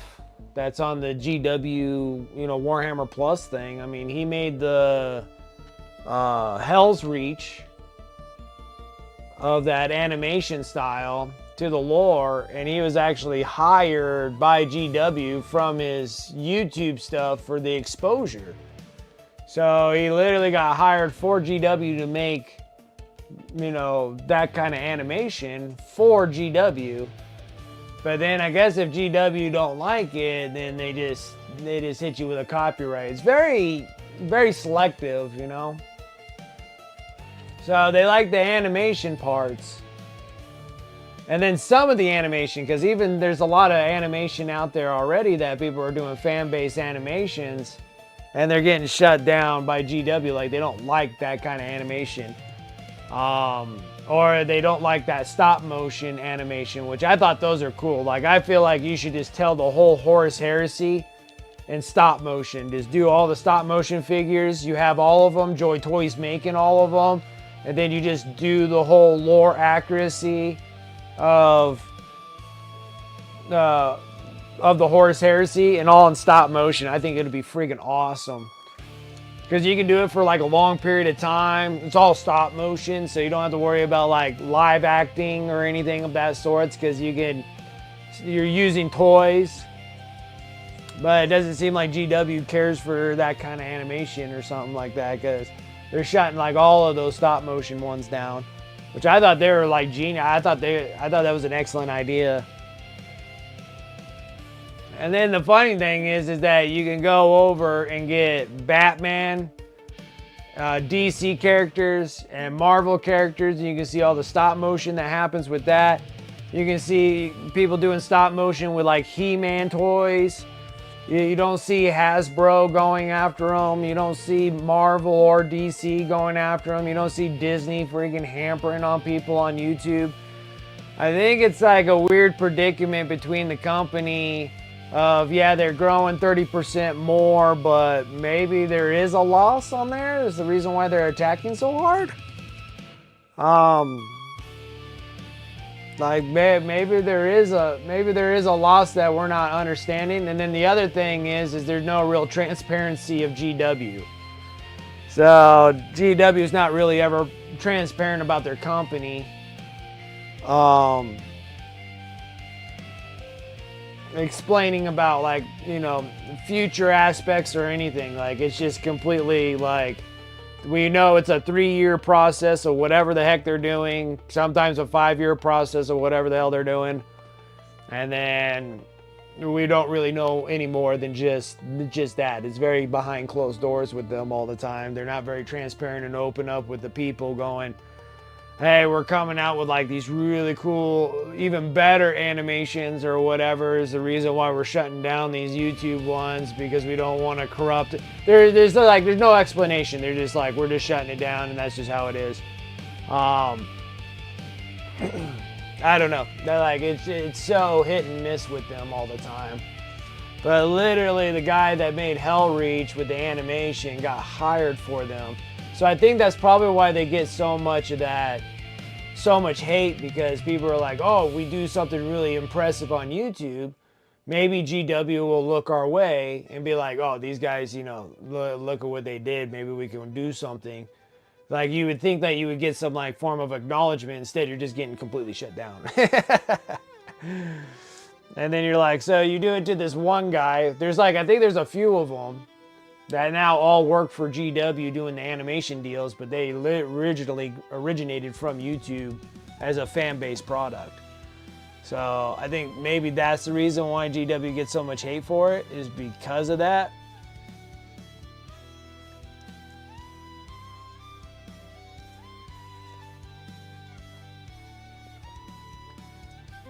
But then we'll never know, because GW will never explain themselves, like, ever. And I think the reason they can do that is because they're not an open stock. They're a closed IP stock. So if it was open to the public, they would have to be a little bit more open about those kind of things.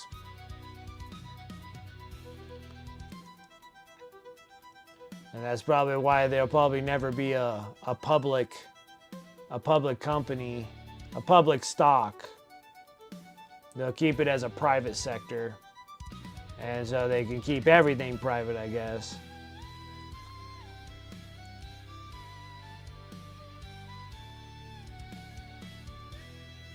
Yeah, having an eye turned your way is not always good, and that's what's been happening to everybody. And I think that's why GW is getting so much hate because of it. Is because at first it was like these people are making fan base years ago, and then they all got hired for GW, and now people are like, oh, we'll see if we can get into that limelight as well. And then now GW is like, no, shut all your stuff down. And it's just like, well, but you did this way, but now you're changing over, and then like no explanation, just a lawyer letter, just a shutdown letter from the lawyer. You're like, oh, okay.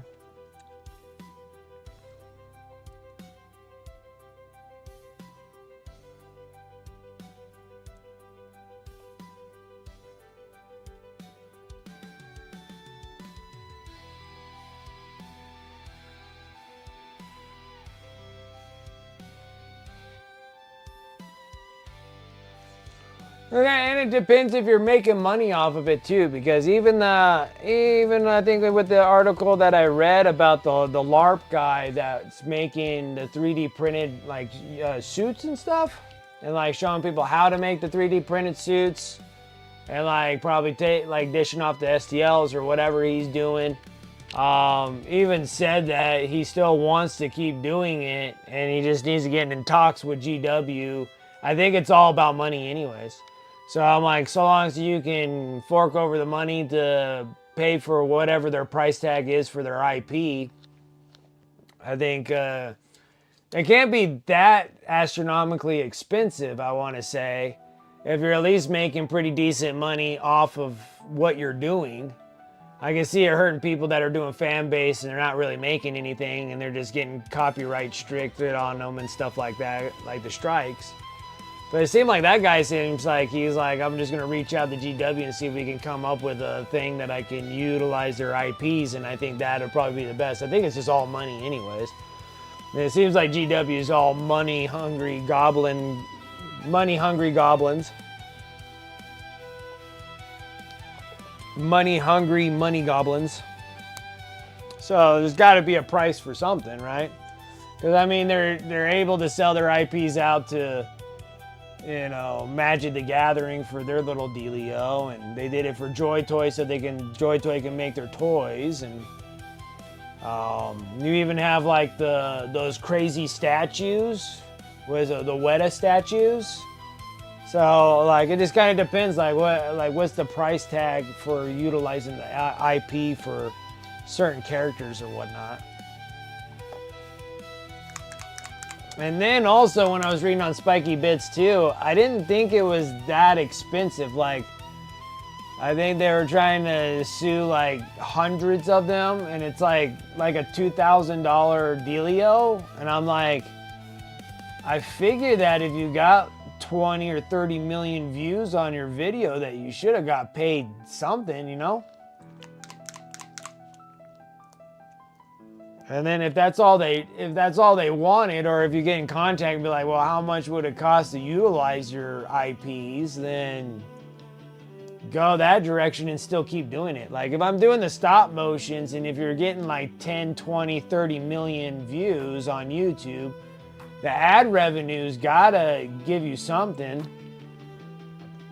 Like, I don't think I have like the full breakdown of what YouTube, because I haven't got there. I don't know how to monetize yet, because I need to have 1,000 subscribers. I need like 4,000 hours watched before I can even monetize on YouTube. So I don't know what like classification and how much they pay you or any of that kind of sorts. But I figured if you got like 20 or 30 million, like some of those stop motions are up like 20, 30 million views. So I'm like, if you got that many views with ad revenue, you know, it should be relatively easy to hit. Yeah, and then like 500, you can get the subs and get memberships and donations and stuff. And I'm like, yeah. But then like getting full monetization is 1,000 subs, 4,000 hours watched. And then you can actually monetize, getting paid by ad revenue. And then I think it would just be kind of a reach out and ask, like, how much does it really cost to utilize, like, what I'm planning on doing?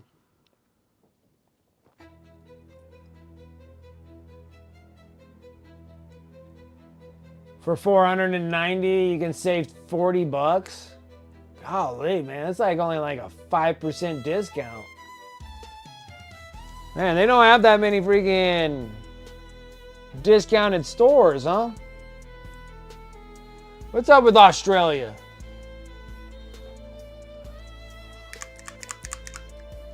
Should have some places there with some discounts.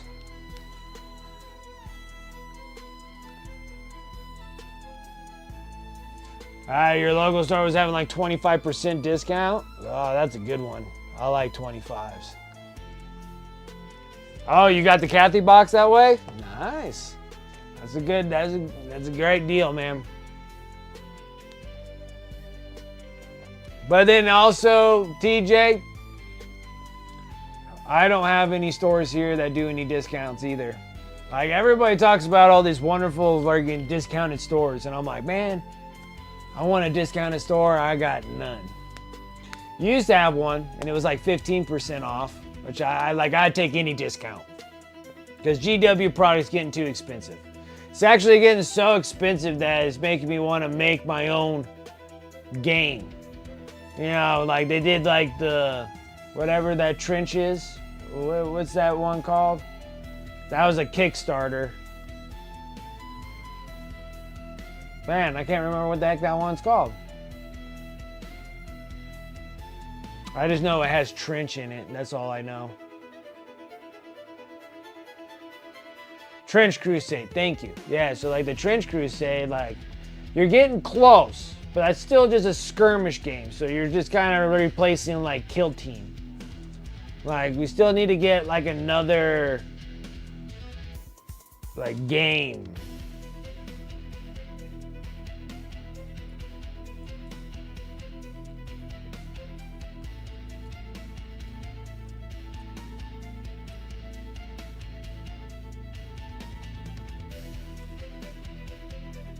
Now you're wondering how much the shops pay for the box?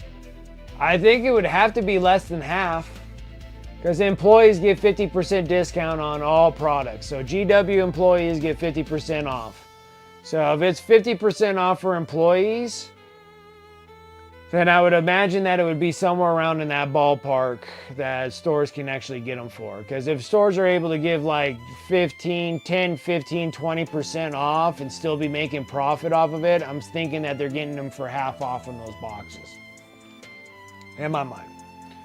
I'm still thinking that it only costs like GW probably maybe 60 bucks at most to make one of those boxes. Like big box. So for everybody to get them for half off.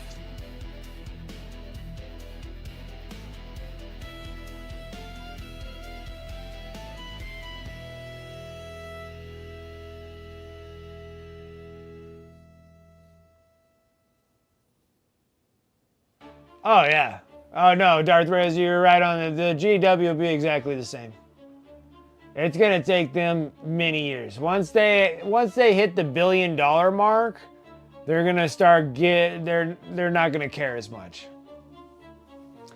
They have to get to right where Magic the Gathering is, where Magic the Gathering, Wizard of the Coast, and then they got bought up by Hasbro, and then once you're in a $1 billion bubble with an umbrella, when you have like a multi-billion-dollar umbrella over you, they're not gonna care about who's doing what on YouTube anymore.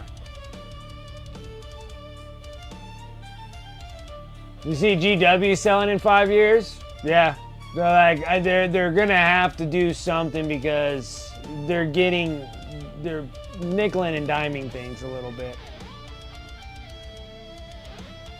You see GW selling? They're either gonna sell or they're gonna go public. If they go public, they'll reach their $1 billion mark.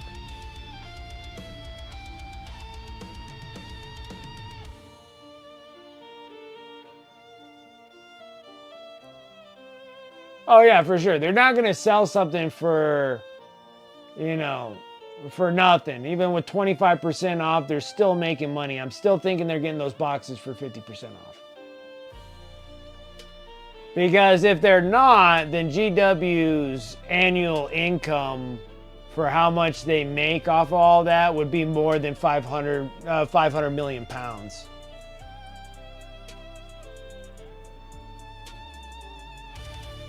Grabber, what's up?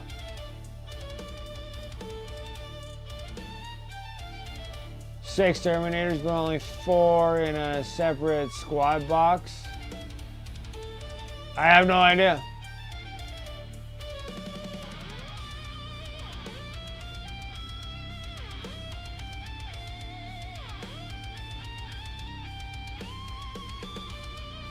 Yeah, because I'm like, that's why they got to cut out the local game stores, because they're giving the boxes to them for 50% off. They rather just have everything buy through their website so they can collect that full percentage off of there. I'm doing well. I'm just kind of goofing off, really. Yeah, they want that full 100% of a 400% return that they're going to get. Working on Tau Battlesuit. I forget what the name of this one's called. I should probably look it up and see what it is, because I don't remember what this thing's called.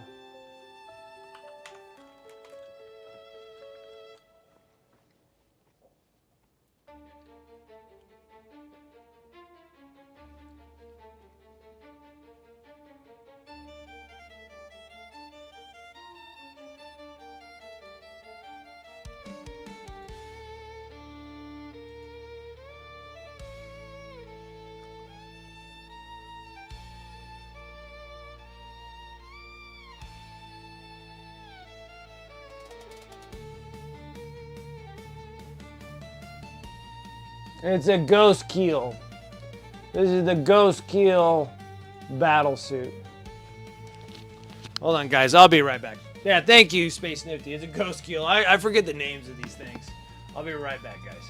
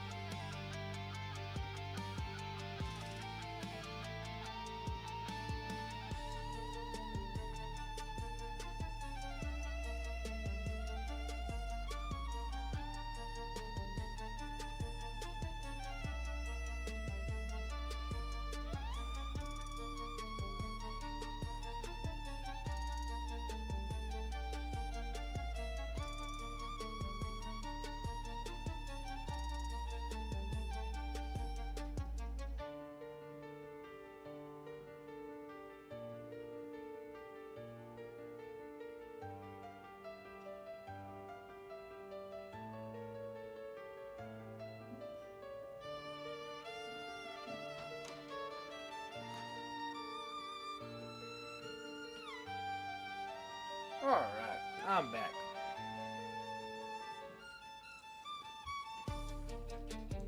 Alright, we're back. Sorry about that.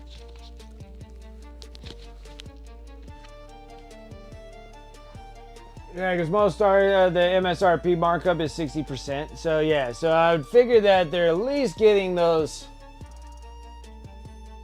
Yeah, so they're paying 45% is what the shop pays. That makes sense to me, where it's under 50%, because even if like you're working at a hobby store but you actually work for GW, you can still get the GW products for about half off. And probably at the game stores and stuff like that, even the local hobby stores or whatnot, probably having something of that sorts too, is working for an employee with them. You probably get about half off of those things. So yeah, I agree, about 45%. So the only way for GW to actually like mark up their value of the company is to sell them directly through their store.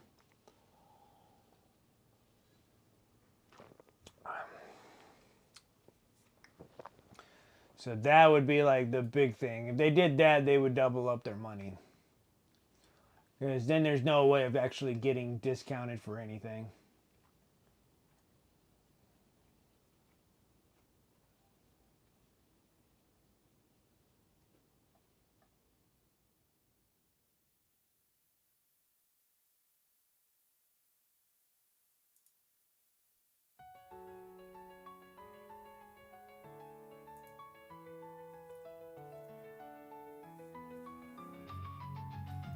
Oh, yeah, you got the chaplain with the jump pack. He's a little older model, but he is really cool looking. Yeah, that's specifically for the Blood Angels, that chaplain with jump pack. He's a great mini.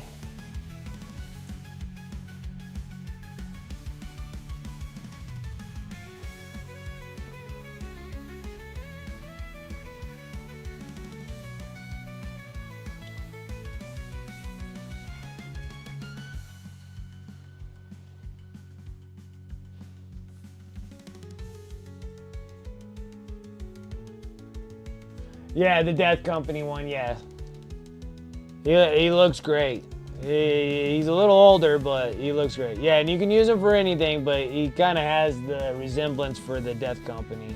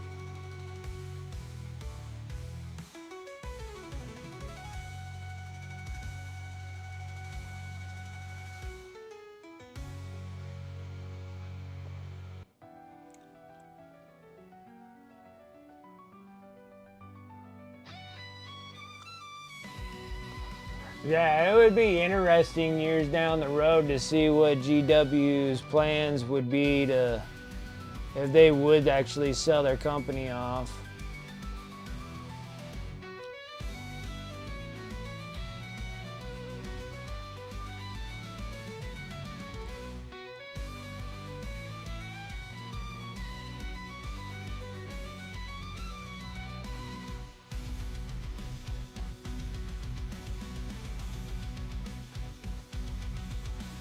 And the other big one would be like, what company would buy them out?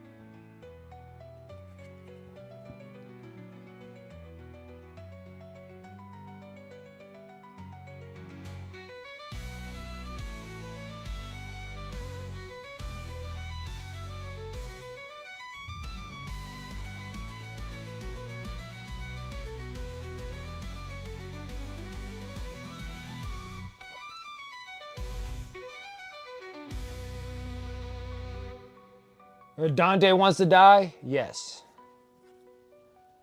Yeah. Because he is, like, living-wise. Now, you know, like, Rabute Gilliman's, like, 10,000 years old, but he was in stasis.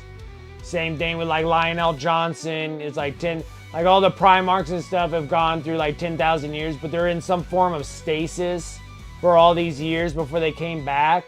Not one has actually been there from like the very beginning to the end, and Dante's like the oldest one of the Space Marines. Like, he's actually lived the longest. I think he's up to like 2,000 years old. He is extremely old. He's tired. He's worn out, but there is no like signs of him like gonna like physically age, die. And that's where he kind of has it in him right now, that he's getting to the point of his time right now where he feels like he should just die at like a natural death. Like, he would like to have one of those. He goes, it would be all right to die in battle, but he's like, and that's like always an honor to, you know, die for what you fight for and everything. But he's so old now, like, because he is the oldest of all the Space Marines. If I got it right, I'm pretty sure he is the oldest, like, living from turning into a Space Marine to where he's at now, is the oldest without being stuck in the warp or any time difference or time buffers or anything of that such. Like, from beginning to end, he's like over 2,000 years old. He is like the oldest living Space Marine known so far to live that old.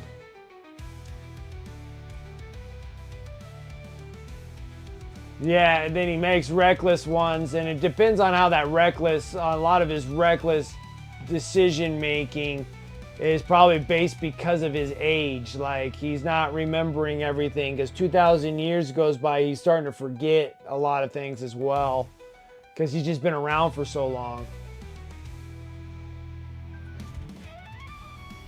I don't know if the reckless is because he wants to die, or the recklessness is because he can't remember all these years of when he was in battle at one certain time. He can't piece one to the other together.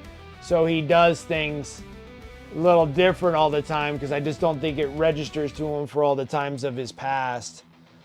That becomes reckless, but still lives at the end. Like, he kind of wants to be done.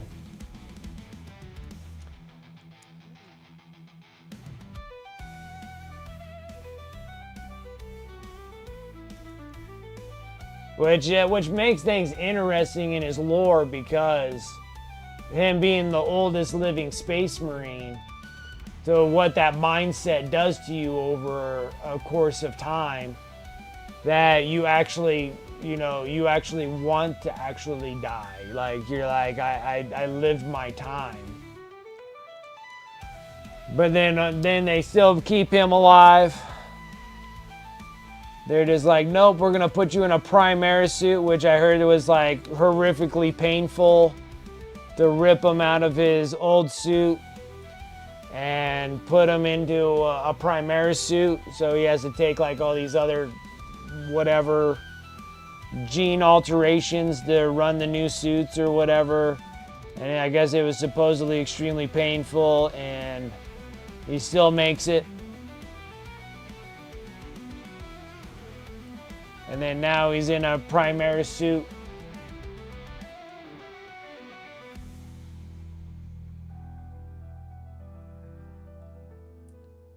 Probatus. I actually feel that as the oldest of my friends. So yeah, he's like, that's why I like Dante so much, because like he's kind of he's in an unknown territory for some long time about like truly like how long does an actual Space Marine live for, and do they actually age out and die? Like, do they naturally will they ever have a natural death? Or will their gene seed just constantly correct them over the years? Because even Dante, when they say when he took off his helmet and stuff, like he is like old, like he has like white hair, he is just wrinkly old, like he looks like a really, really old man, and tiresome and everything else. Like age has caught up to him. Like the gene seed can only fix so much of you. You can't be immortal forever. So he's like actually like aging. So it's interesting. So he's kind of making history himself of like how old does a Space Marine last for, you know?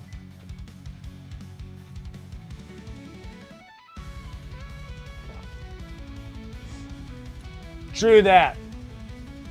Yeah, there's something about that drinking of blood giving them youth, I guess. And possible youth. I don't know. They're kind of like vampires, but kind of not. They feel like that blood like imbues them with some sort of power, but that's still kind of like a holistic kind of thought in their process. Like it imbues them with some form of power.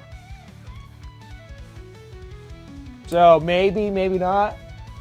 I don't know if anything of that sort says anything in the lore about them, you know, drinking blood will actually like, you know, be like a vampire and like rejuvenate their bodies or anything of that sort. So I'm not 100% positive on that. Hey, like that's me with Monster Energy drinks. You know, you're like, I feel regenerated now.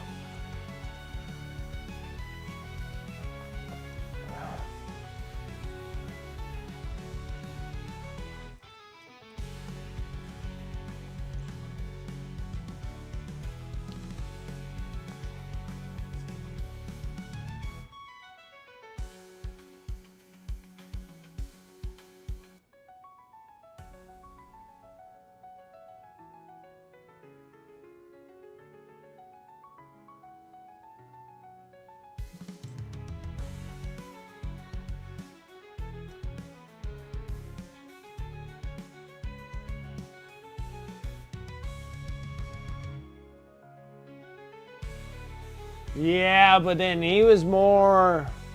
Well, they were wanting the Blood Angels because of that internal black rage that they have. Like that's what Khorne wanted. Like the Khorne demon, the Khorne god wanted Blood Angels, not World Eaters. They had got World Eaters down the road, but they really wanted the Angels. They wanted the Blood Angels. That was the original course of plan.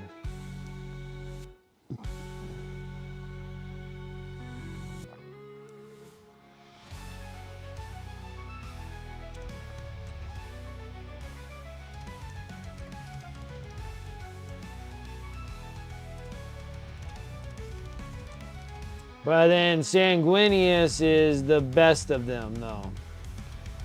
Out all the Primarchs, even Horus himself even said that the better of the leaders would have been, like, for War Master, would not have been, if it was not him, it would have been Sanguinius. Sanguinius is more like the Emperor than anybody else, even though that he had wings.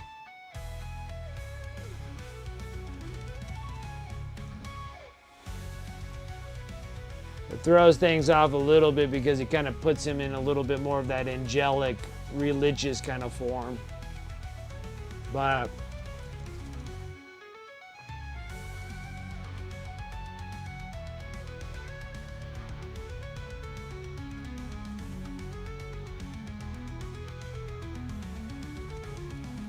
let's be honest, World Eaters kind of suck. World Eaters, even his own army hated Angron. Yes, well, because Angron didn't want it. That was the thing. Angron was living his whole entire life wanting to die. He was saved. And he didn't want to be saved.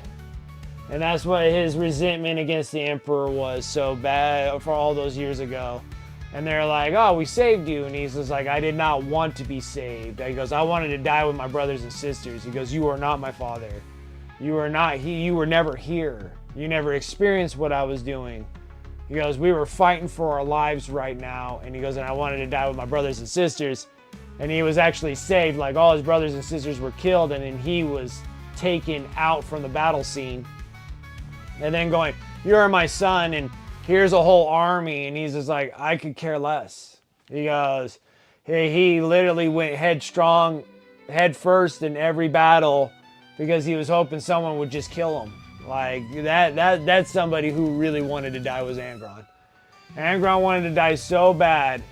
And then all his other Primarch brothers, all they wanted to do was save him because they felt like the nails was the reason why he had this melancholy of wanting to die so badly and had this hatred towards everyone.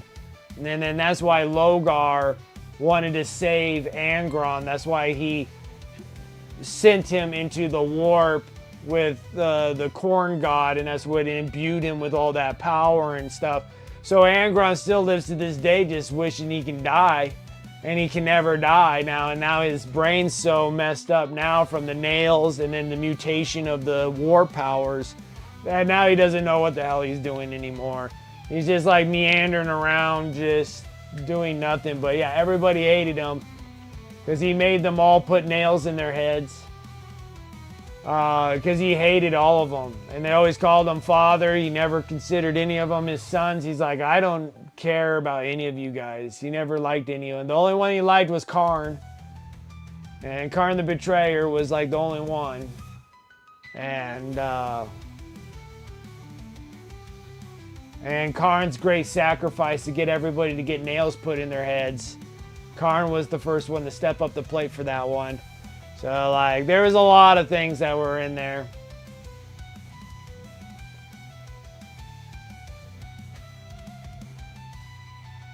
No, I think Zombified was talking about Sanguinius, was so filled with self-doubt. And the reason why Sanguinius had so much doubt within himself is because he could foresee the future. So he always had this doubt because the biggest thing that hit him is that he is going to die. He just doesn't know when he's going to die. Whenever you get hit with something like that, it's always going to hit you with that self-doubt. And then also the other self-doubt is that he knows that there's a problem with the gene seeds.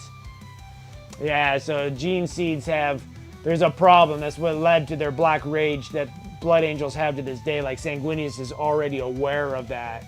And he just doesn't know how to fix that problem. So yeah, he was filled with a ton of self-doubt. Ton of self-doubt. He was hit with a couple things there that caused that issue. I think that because even still, like, you know, Cruz for the Night Lords, when you get hit with visions of a future that you know that you're gonna die, I think it just screws with you forever. Because he's another one too. He knew exactly when his death was gonna happen. Cruz's foreseeable future is the best out of all of them. And he was, when it hits you like that, I think just knowing when you're gonna die, and knowing like in this era you're gonna die. So every time Sanguinius fought, he goes, well, I didn't die this one, so it might be the next one. When you have that lingering on you that whole time, you can't help but just have that self-doubt and that uncertainty. So yeah, because it wrecked Cruz. It wrecked Cruz so bad he was a mess. He was such a mess that he wanted all his brothers and everything to kill him. Like, kill me now so I can break this cycle. Like, he wanted to prove that this foreseeable future that he sees is completely wrong. He just wanted everybody to kill him. Yeah, his fault that his sons are going to suffer. They are suffering. They have a problem. It's going to happen. He just doesn't know when. There's a lot of time. And then also having that lingering on your head that you're going to die sometime. You just don't know exactly when, but you know when you're going to die. Because it's not just him, because Cruz had that same mentality also. That he's like, who cares? I know. He goes, I can do whatever the hell I want because I know exactly when I'm going to die. No gold on the model? You got it. No gold. Space Navy throwing out there, no gold. I'm like, you got it.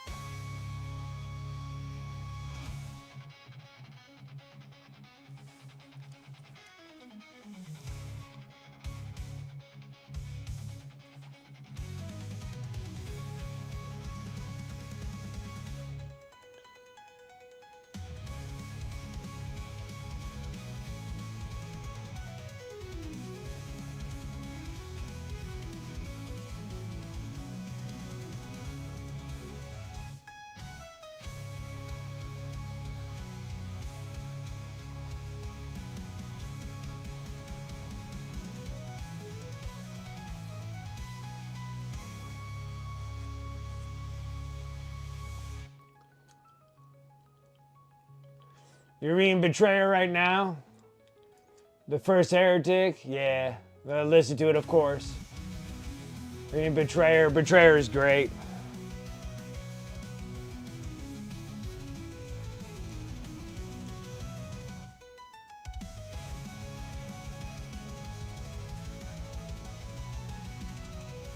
A word bearer's army, huh? The First Heretic freaking hit you that good that you want to do a word bearer's armor? I don't know. I don't know. The only thing that I do like about the word bearers is their color. Like the color scheme of their faction. I do like that burgundy red look to them.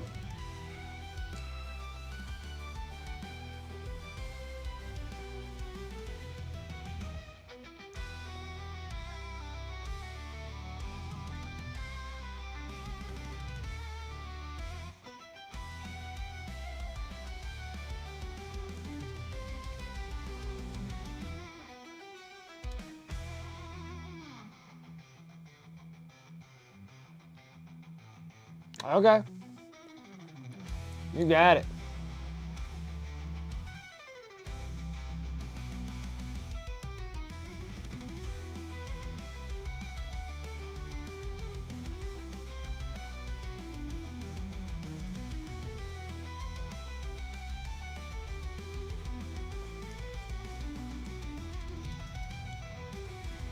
Man, this has been tough trying to keep everything in the lines here with this bright gray, or this bright green.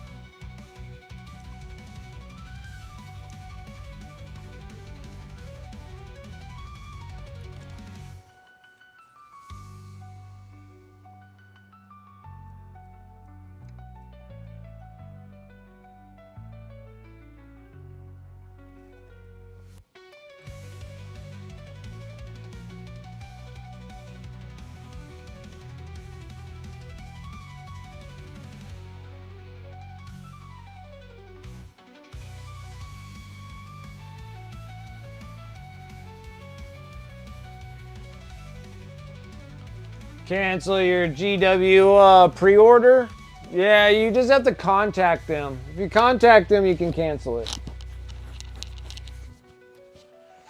No, I'm not thinking. I'm thinking that it's somewhere in Australia because I don't think anybody here is gonna ship all the way out to you for $400.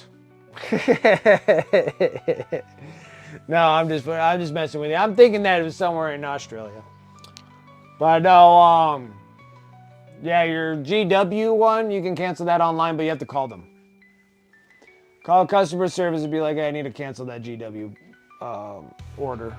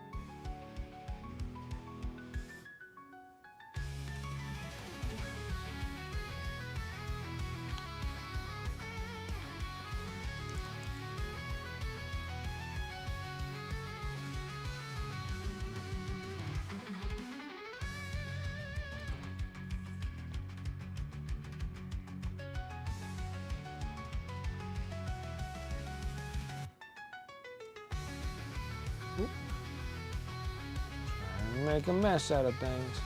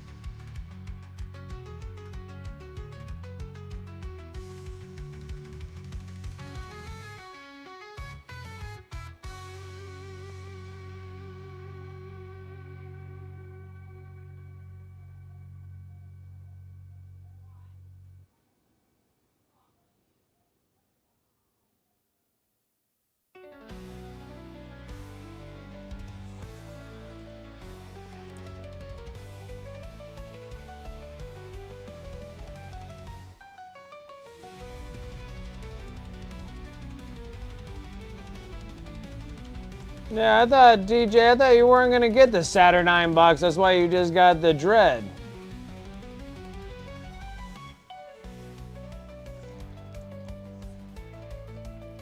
Changed your mind quick. Happens to the best of us, though. It's not like I can't say much.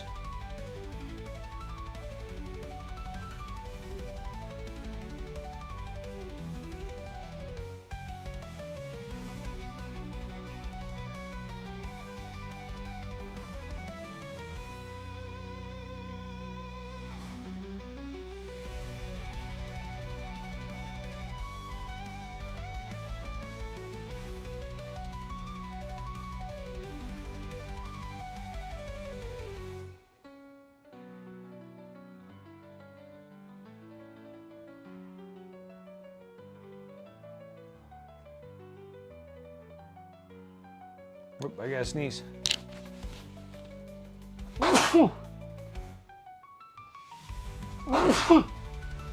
Oh.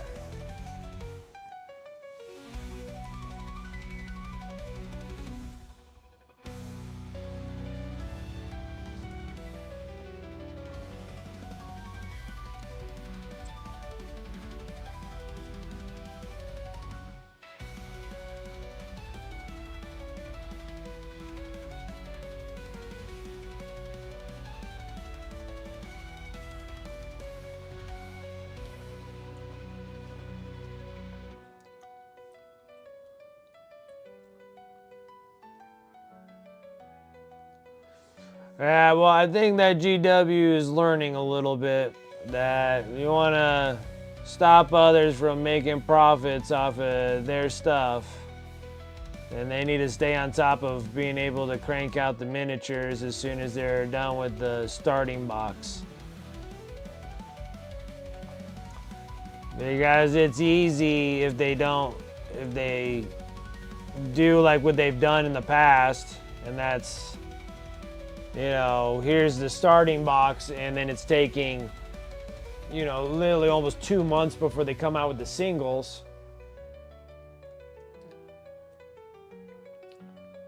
To just split the boxes, yeah, usually, normally it's like, you know, if it was me and then I'm like a scalper, dude, it's like you buy like 6 of those things, like 6 boxes, 8 boxes, 10 boxes or whatever, and you break them up in singles and then you sell them however you want to sell them. As long as you're making more than what the box is, you'll sit there and take every one of those, you know, those codex ones, like the rule book, and go up there and sell each one of those things for 60, 70 bucks a piece. And then you're selling the dreadnoughts for 180 or whatever. You start making the prices up that are gonna overdo what you paid for those boxes.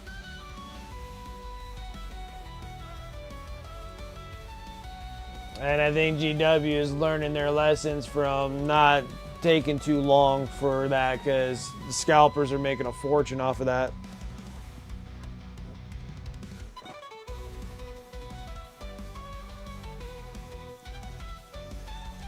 Because then if the regular people that want to get into the hobby want to have these certain miniatures and they're getting scalped for them, then when GW does come out with the singles, they're not selling any of them.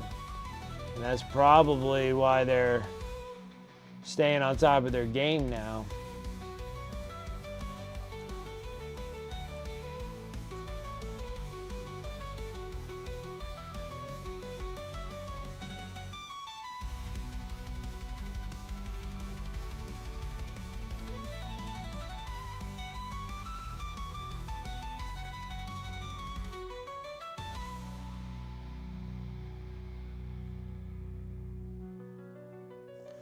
My word, that took so long just to get that far on this thing.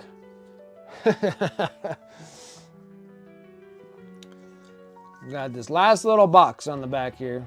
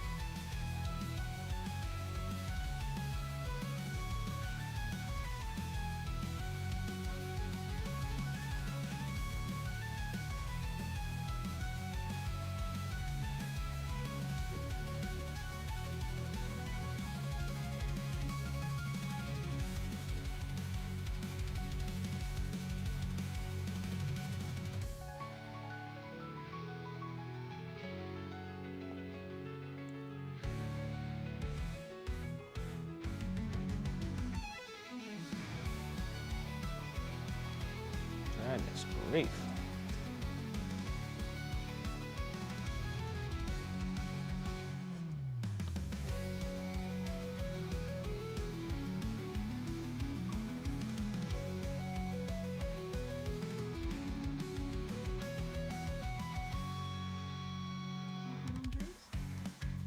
Yeah, I'm good. Thank you.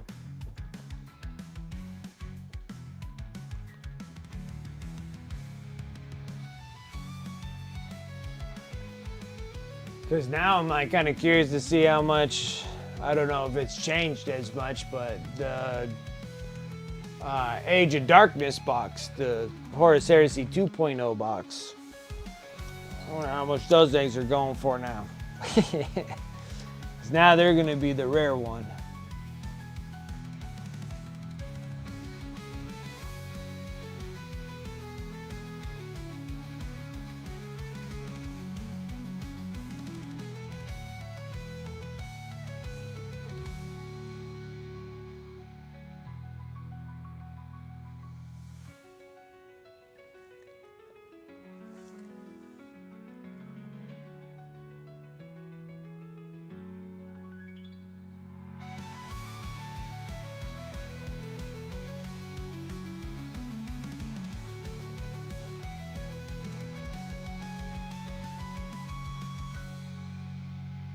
That's why I'm like slowly staying on top of the Lord of the Ring boxes. So I have like all the Lord of the Ring boxes. And then once they announce the new one, you know, like this one here is like the War of Reharim, or however you say it. And that's the new box, but like I got all the previous boxes.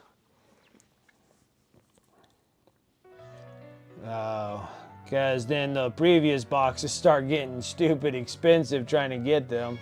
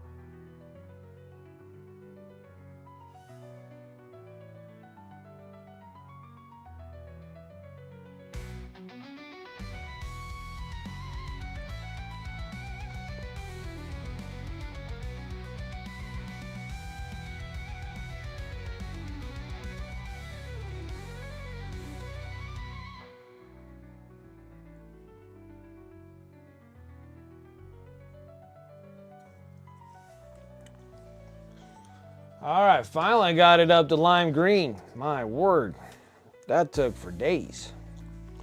All right, next one is that we gotta go.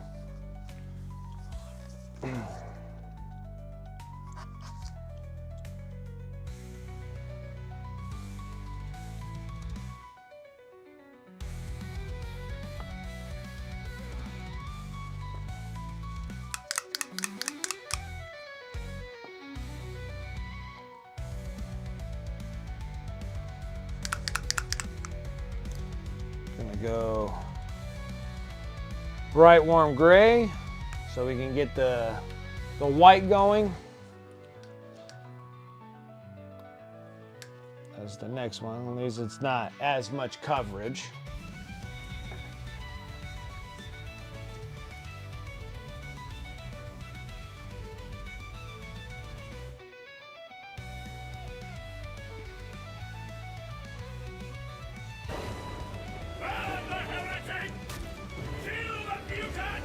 Big moose. Big. Is that what it says? Is that what I think it says? Big moose tank?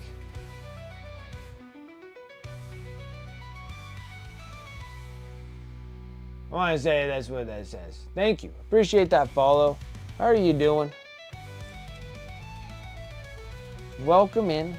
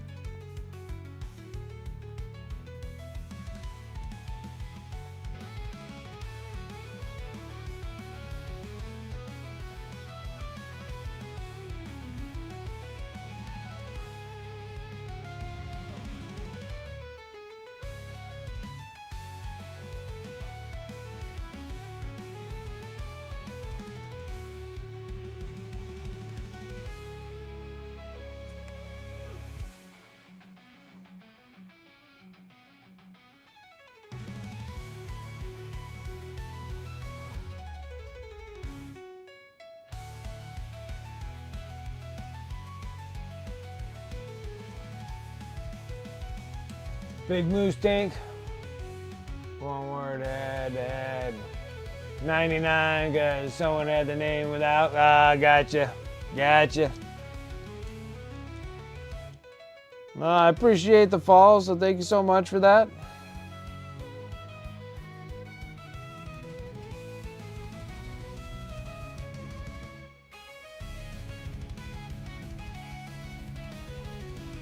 Are you all into the 40K world of shenanigans with GW as well as the rest of us?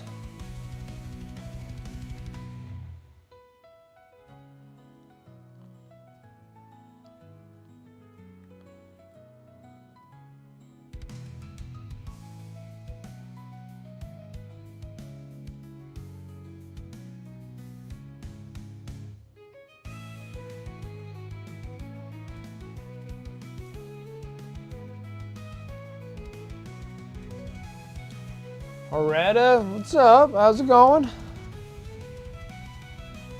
Yeah, this thing's kind of turning out pretty cool.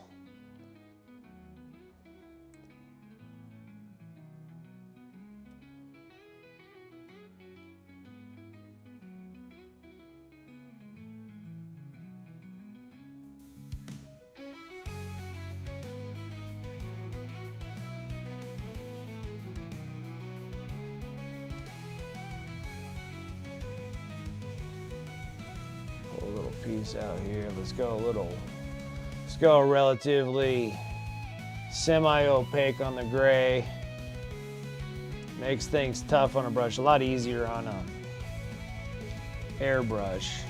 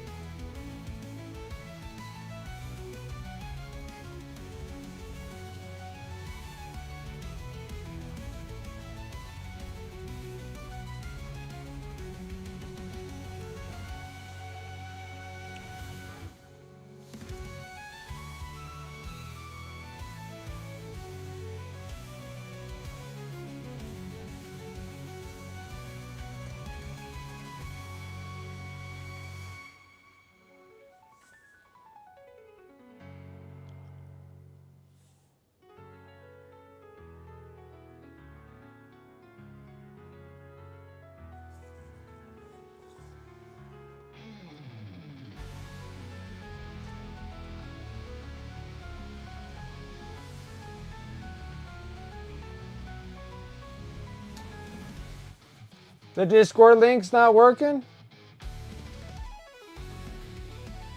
It's expired?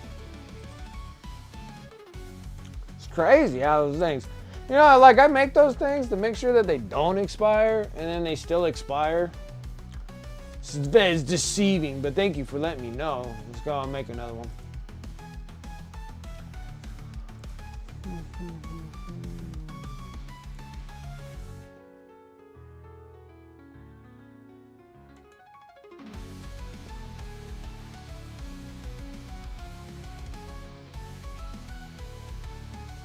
One in the link. Oh, I know what you're talking about. Okay. Up, thank you. So the one that's actually in chat, that one works, but the link that's actually in my and my Twitch thing is expired. Gotcha. I gotcha. I can fix that too. But no, thanks for letting me know.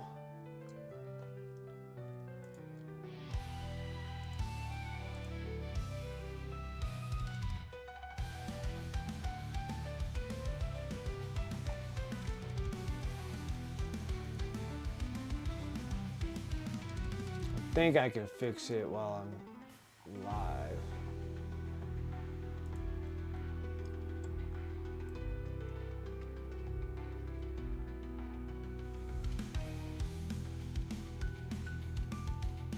Maybe I can't. All right, I'll make sure to fix that when I'm done streaming. I don't think I can fix it.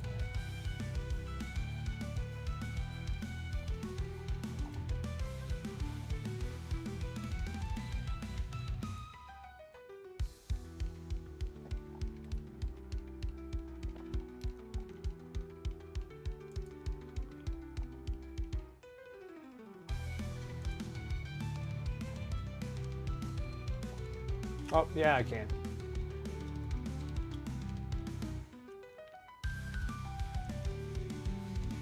Okay, let me see here. Edit panels. Oh, let's go down to my Discord. Where's the link for my Twitch Discord?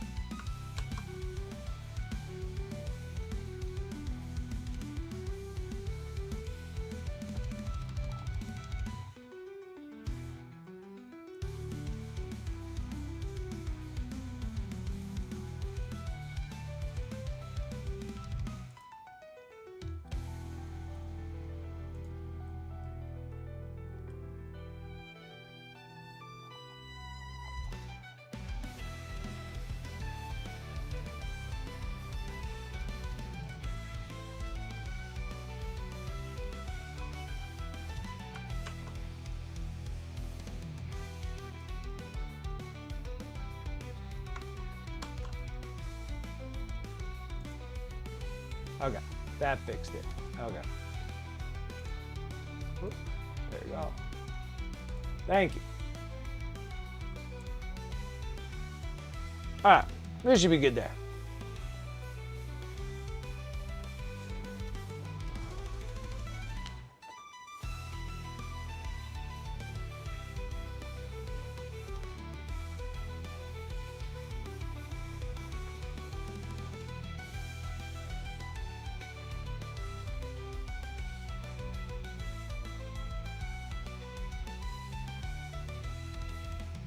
Yeah, it is. Actually, the color scheme came out pretty good. This is actually doing commission work on the 4 battle suits for Tau for one of the viewers.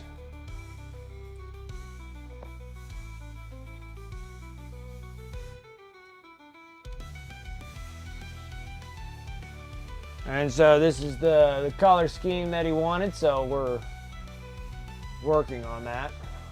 So I had to build up the green, so the green had to go from the dark green up into this lime green right now. Now we're working on getting up into the white panels, which are still just bright gray, but they have like that off shade of white, and it might need a third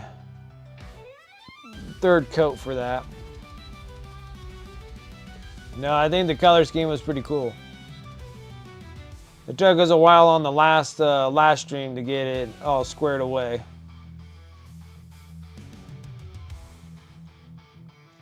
But yeah, it's like I don't really see like a whole lot of green Tau. And maybe that's just not part of their color schemes, but it's pretty neat though. I actually prefer this green over some of the colors that they have.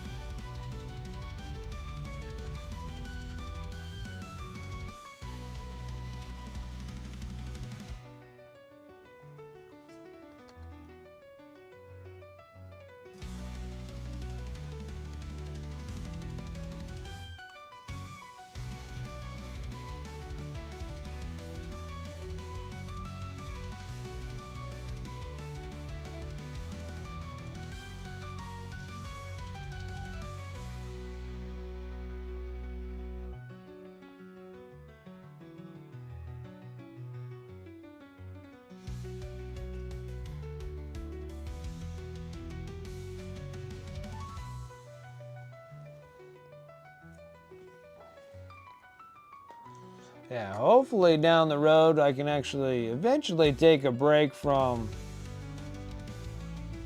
painting Zeno stuff. and that's like a strong maybe, because I think down the pipeline here I got a commission piece to do some Necron work. So that'd just be some more Zeno fun. And I did like 5 months worth of orcs. And then did about 4 months worth of Tyranids. And I'm just like bits and pieces of being done, of posting some stuff on eBay here pretty soon. I gotta get there's already the Behemoth High Fleet color scheme of the Tyranids Combat Patrol box in eBay right now. And then the Leviathan High Fleet color scheme. I'm 19 Termagants away of being done with that one. And then I got another Behemoth High Fleet that I did for YouTube videos that came from the Combat Patrol magazines. And then I was doing painting tutorials for all those. And then I'm just a psychophage away from having a Combat Patrol box there. And then I got the Terminators that will be done with the Combat Patrol of the Space Bros. Because, like,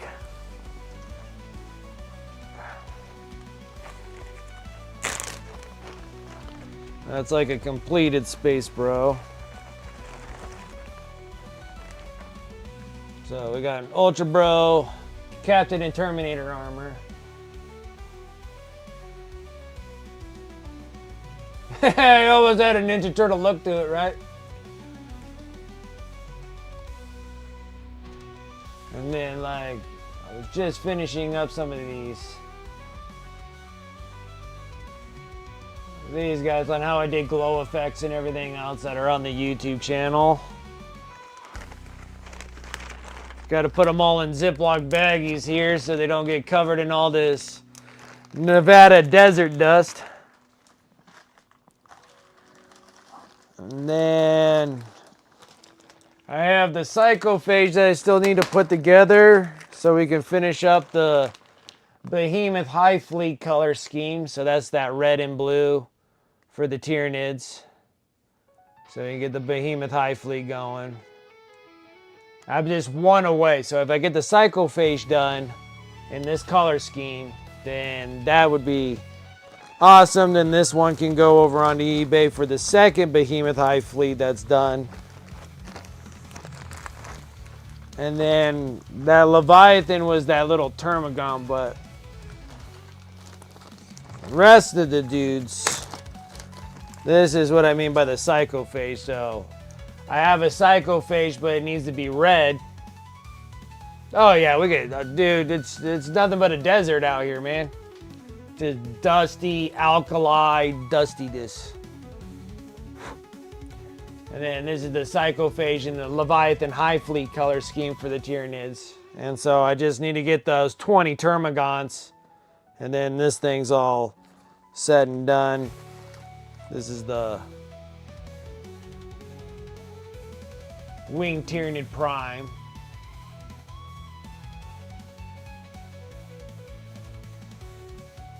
I see the sub badge, but on the computer I do. Thought I remember Pro Badge 7. I was right. Ah, yes.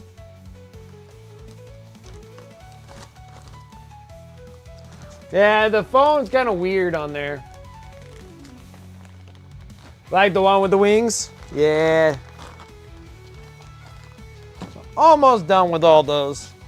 And then I can finally get that, like, that's a big, that's like a good amount of figures painted and done, and get those things exited out. That'd be nice. Did a bazillion orcs. And then quite a bit of Tyranids. That's quite a bit of Tyranids. A large flying flesh eater. Yeah, that's like the Hive Tyrant. Like the winged Hive Tyrant. He's a big model. Norm Emissary is a pretty good sized one too.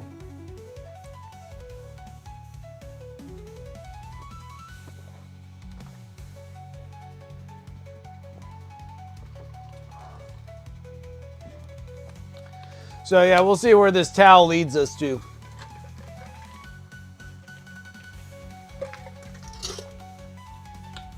Guys, he will tone down, but we still got like tons of edge highlights and everything else to do on this guy.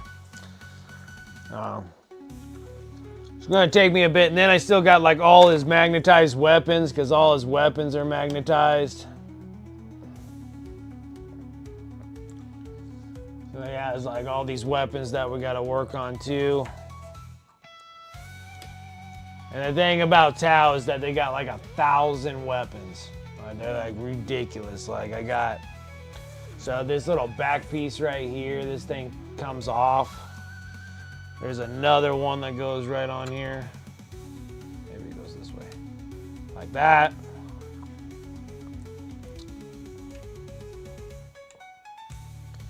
And then he has like just rows and rows of weapons, different kinds of them. There's like 3 different sets you can put on this, on the top part.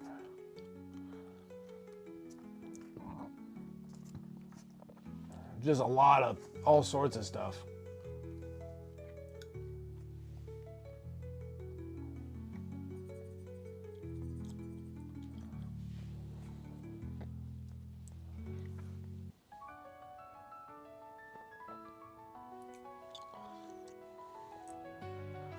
Well, yeah.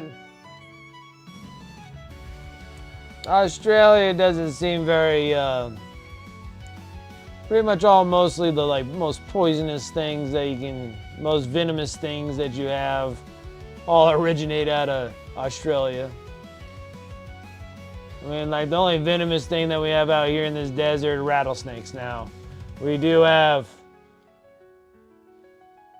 4 different species of rattlesnakes here where I'm at. But still nothing like in comparison with all the crazy serpents and then like the most venomous like insect I got is just a black widow. Nothing else that's too serious.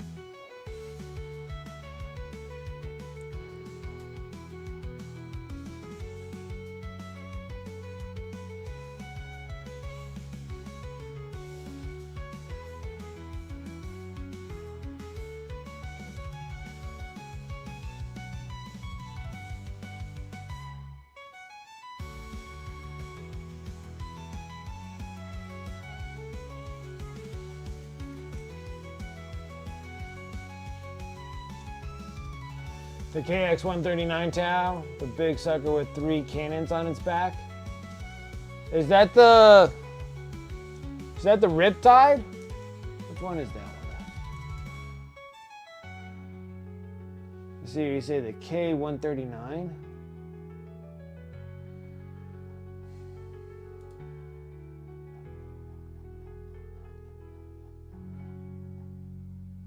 No, Riptide's a 104, an XV-104.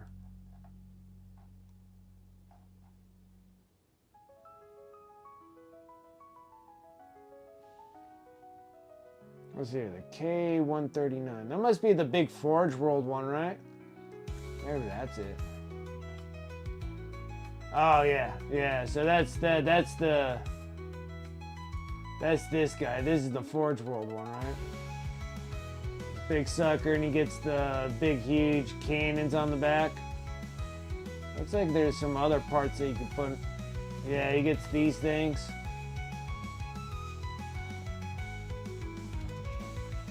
ridiculous mechs, dude. They're like huge.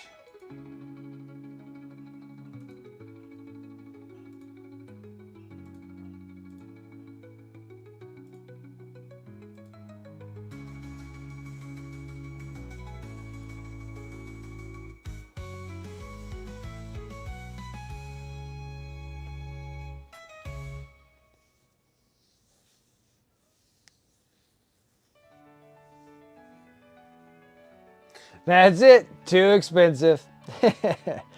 Now, when you said they're dropping $400 getting the Horus Heresy box, could have saved that and started working on getting the.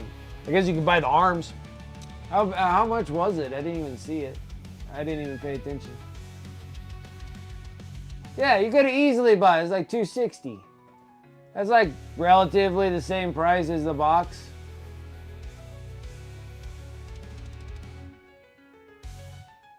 It's like $380.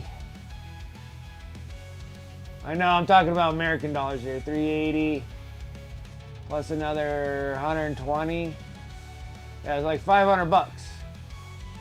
That is American dollars. Let's see here. Where is Australian? Yeah, Australian English.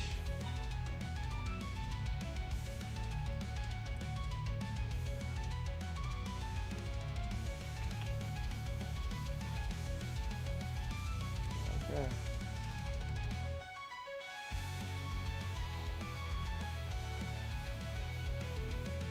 Gosh dang. Yeah, Australian dollars are just so expensive. They're like that's 3, that's 4, 6, that's 120. It's 520 just in the body and the cannon. 520, and then you need, it's like $600. It's like $600 for you. And always out of stock, yeah.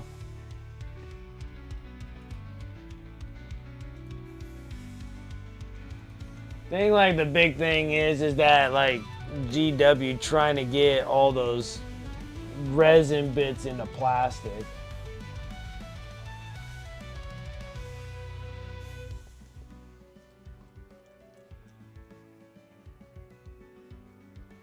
Oh yeah, I would love to have Smog. He's an expensive model too. But you could also get the Age of Sigmar dragons. Those are some pretty good sized dragons. But yeah.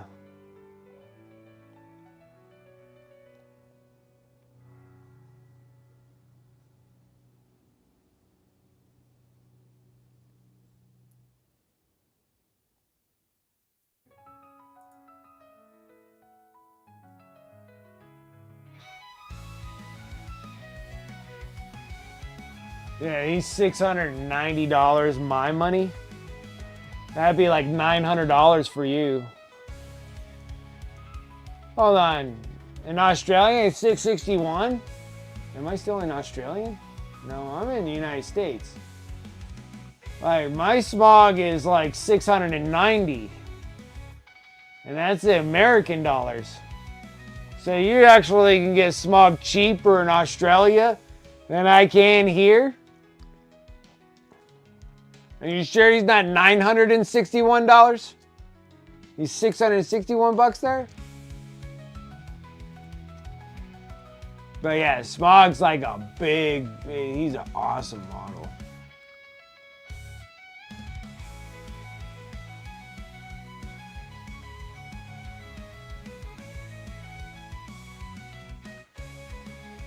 Definitely 661. Yeah, I'm like 690 on this dude. That's crazy. You get it cheaper over in Australia.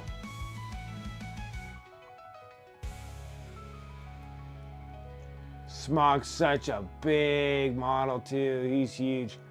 Does it give you dimensions?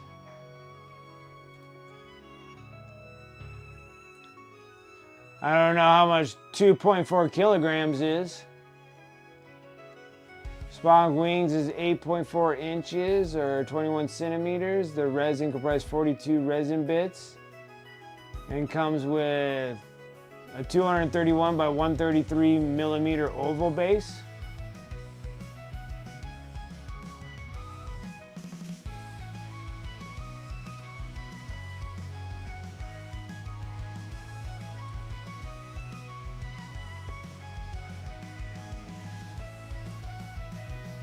Yeah, and then Reaper, I have a Reaper dragon. Whoop, my bad. That's not what I wanted. But like Lord of the Rings, or maybe it's the War of Rearrim or something like that. Let me see here. Let's go back. I thought the Hobbit had, or maybe it's not the Hobbit. Evil? I don't know if it's evil or good though. That's the problem.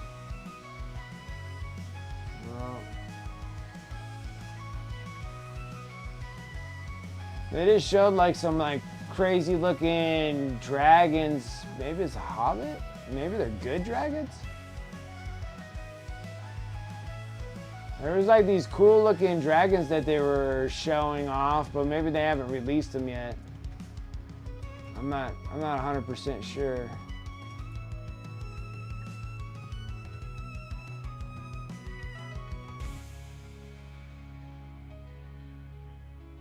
I love the big old giant elephants. And Balrog is awesome too.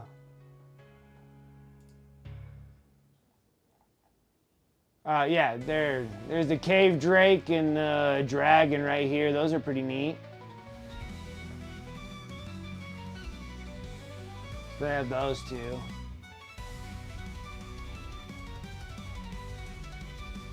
Anyways.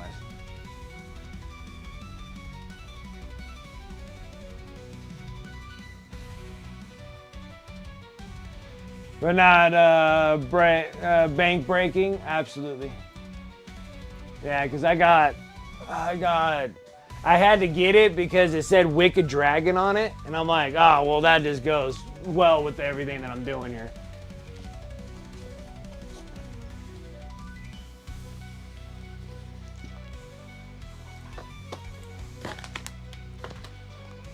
So yeah, so I have, see, like all these Reaper minis that I have here, I was planning on eventually get these things done and go to ReaperCon. And I wanted to do the big Reaper dragon. But I gotta fix the seam part. I gotta fix the seam parts and stuff, but they're a relatively good sized dragon though. Does he have a base? So yeah, he fits on this base here. Somehow, somewhere. Something like that. I think I gotta heat him up to get him to stay where he's supposed to stay, but he has that. And his wings are quite large as well. Alright, those are some serious wings.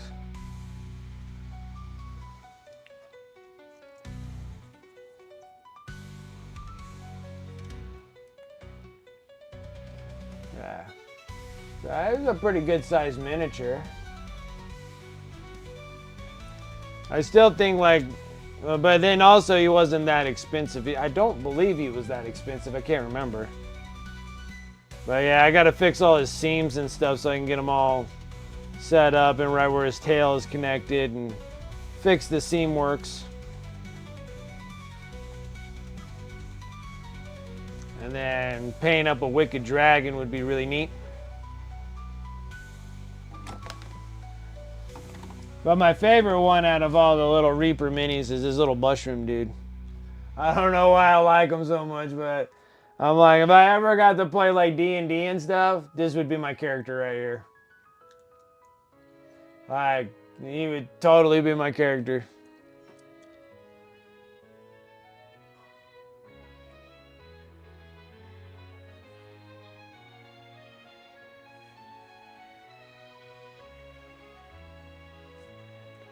Yeah, he's like my favorite. He is my favorite. Eventually down the road. Yeah, the mushroom's my favorite guy.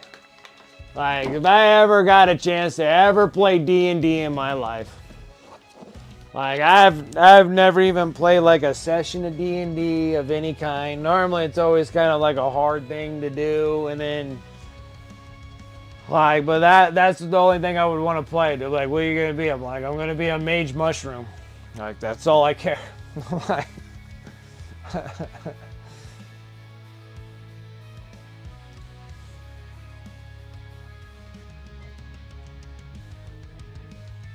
really should paint him on stream, do the mushroom and the dragon. Well, down the road, that's the idea. Like, down the road, that's what will happen. When I want to go and attend Reaper Miniatures, like, I want to go to ReaperCon. The reason why I want to go to ReaperCon is I really want to win one of those Sophie trophies. Because I think out of all the trophies, that's a cool looking trophy. Really want one of those. And then I want one of those Dark Sword. And they're like a crystal trophy. That would be kind of cool. And of course, winning those golden demons for our GW painting, which we'll start getting competitively painting here. Probably another 2 months or so. I got 2 more months of end of the month giveaways for the things that are in my display case. And then we're going to start working on building and getting the assembly process done on the other commemorative models. And then we're actually going to start, I'm going to actually start putting them in a scene, get them real cool. They're going to be more display pieces than playing around pieces. They're going to be more display pieces where they're going to have like a really cool base and everything else. And we're going to start bringing back non-metallic metals and everything else. I painted in so many different kinds of non-metallic metals. When we went to not ReaperCon, but Adepticon 2 years ago now. And so we'll get back into it again. I like to have, I don't want to be rushed, and I'm not going to take it as a rush. I'll get to Adepticon when I feel like getting to Adepticon. I want to make sure that my pieces are, as good as I can get them. I would love to make them, I would love to say like they're flawless, but that's impossible. But get them really nice in a scenario, good concept pieces. Kind of put them in the actions and stuff like that. It'd be really neat. Which is going to require a lot of cutting and remolding and fixing and sculpting and doing all sorts of kind of stuff. And getting the miniatures up there. Plus a really nice paint job. And then start competing. I like to start competing. These things of the last couple of years have not been to my favor. With the wife being sick. Having a vehicle payment sucks, but I'm almost done with that thing. So all these things coming around once things kind of simmer down a bit. Medical took quite a bit out of us, and so we can kind of wrap some things up so I can actually start traveling again. Like at least the mushroom, I agree with you, TJ. We gotta have it like sometimes where I can sit there and actually paint that mushroom, because he will be my D&D character forever. Like, I don't think I'll ever change a character.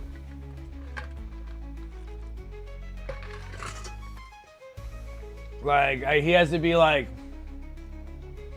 a psychedelic mushroom mage. His name will be Mob. Almost like Mob Psycho. So I'm just gonna call him Mob. And he's gonna be a psychedelics mage. He's gonna hit you, you're gonna be tripping balls for centuries.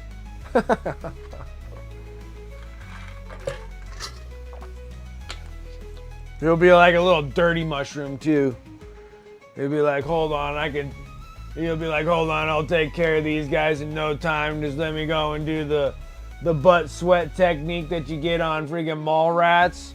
wiping on the little staff. Kapow! You're gonna be tripping balls for centuries. Mushroom butt sweat. That's what that's gonna be all about.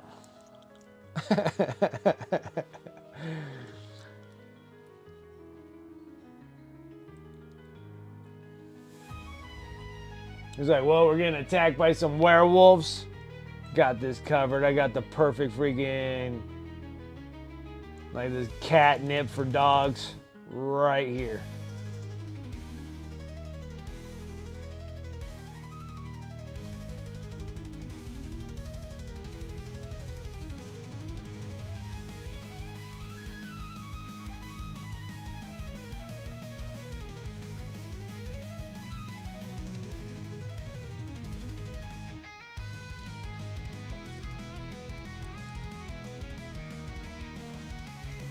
Yeah, I never thought that I was gonna like the mushroom so much. When I saw the picture of it on Reaper, I was like, ah, maybe.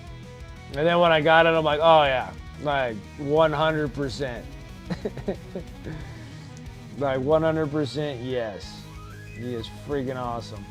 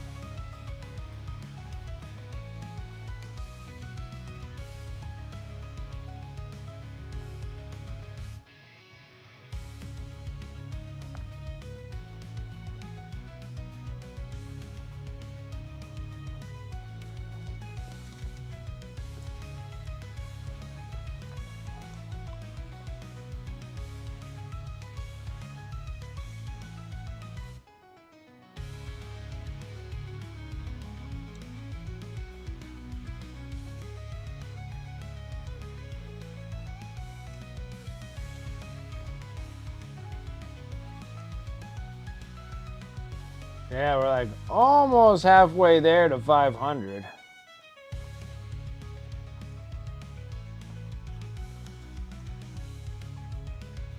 Said almost because we broke over the 200 threshold over on the YouTube, so I do appreciate you guys. If you're following me over on YouTube, thank you. Really trying. It's not the thing I really wanted to do, was sit there and do tutorials. And maybe because I'm not really giving it my all doing tutorials over on YouTube, because that's not what I originally wanted to do.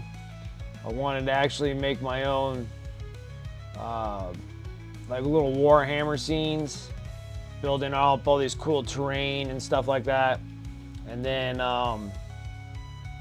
telling a story, just to get shut down by GW, of course, but it'll be all right. At least it'll get me in the limelight of looking at me, not probably in the right way, but you know, if they tell me to shut down, that means I'm like somewhat close, so then I can actually kind of reach out and talk to them. Be like, all right, so how much is it gonna cost for me to keep doing this? And I need some of your guys' help, like, you know, like not the viewers' help, but asking GW and be like, and I need you guys' help. Like, I need you guys to send me stuff so I can keep doing this.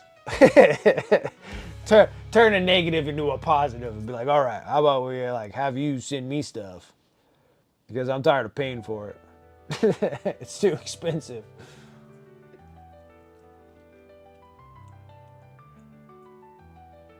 And not that long ago, yeah, we started in like March.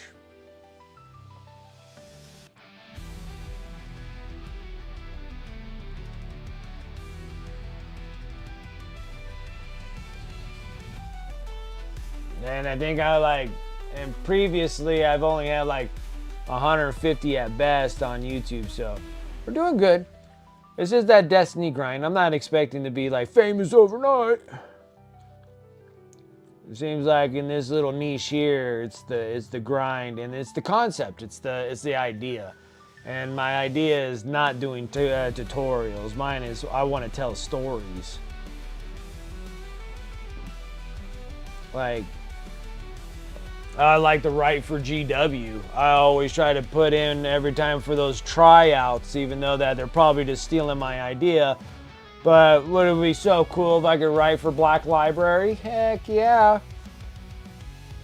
Well, I'm filled with stories. I got thousands of stories I can tell. They pop in my head constantly. That's all I am, is a storyteller. And so I'm always trying and trying, but they're like, you got to do it in 500 words. I'm like, 500 words? You're only giving me 500 words?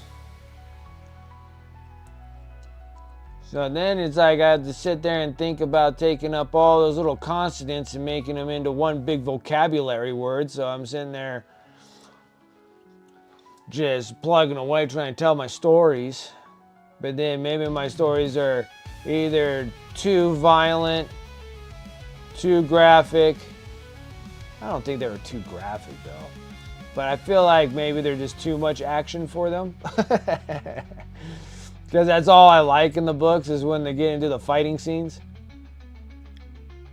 All this other debacle of inner struggles and stuff, I'm like, nah, that's too close to hitting close to home. Let's go and sit there and start blowing up friggin' islands.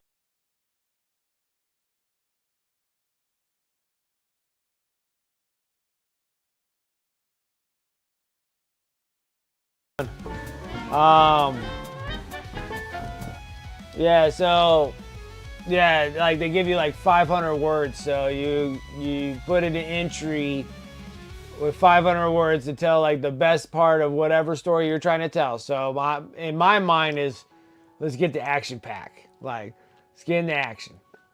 Like in the Age of Sigmar one, where I was like in the plane of Gur, and then it's the oh my gosh, I can't believe I just forgot everything. But I wrote it like freaking 3 years ago. And they have like the little floating islands. And then it'd be so cool, like and that's when we had like the Cruel Boys. And the Cruel Boys like recaptured one of those little floating islands that the Sigmarites were trying to go and purge all the land and stuff from chaos. So one of them got taken over by the Cruel Boys, and it was pulled, and then they were pulled and dragged by these cool, like the Cruel Boy, like weird looking monster looking dudes, and they were bringing it, and they were like, watch out, the freaking islands are like crashing into each other, and it's just like this big old fight scene, and I had to like try to get it relatively in the like 500 words, so it was just kind of like that moment of like that impact. And then like that was like 500 words, like just to take over that. Like, it's so hard.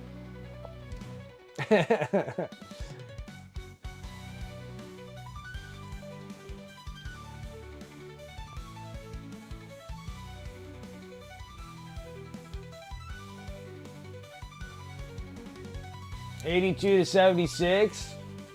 She getting good, man. She getting good. She playing Necrons? What were you playing? Were you playing Death Guard?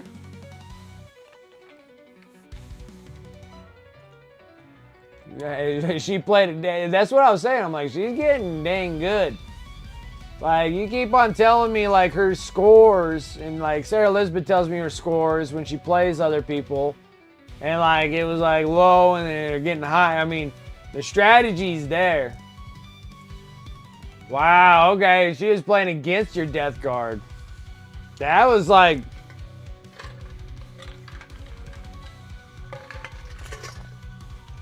That's a close game. That's a close game. That's like either the second or third one that you've told me over the course of, you know, time, that the points are getting closer and closer.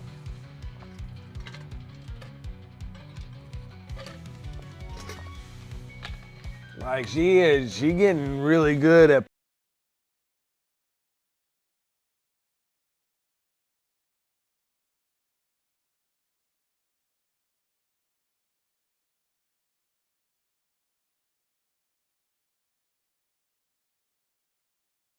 almost whooped Vaughn. That's getting, like, these games are getting really close between you two.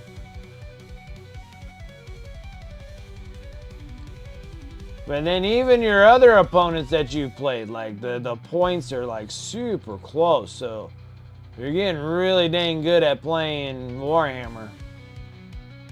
I'm, like, jealous. I'm like, that'll be the day if I can ever score anything over 50. Would be awesome.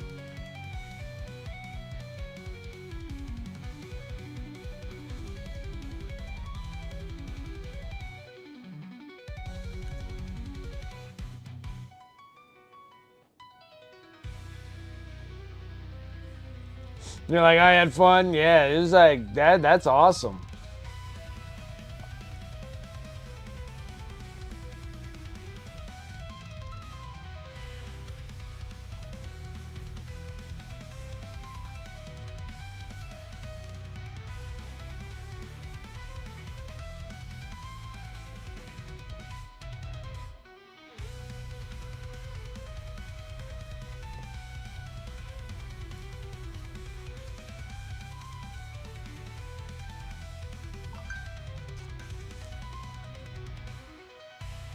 My word.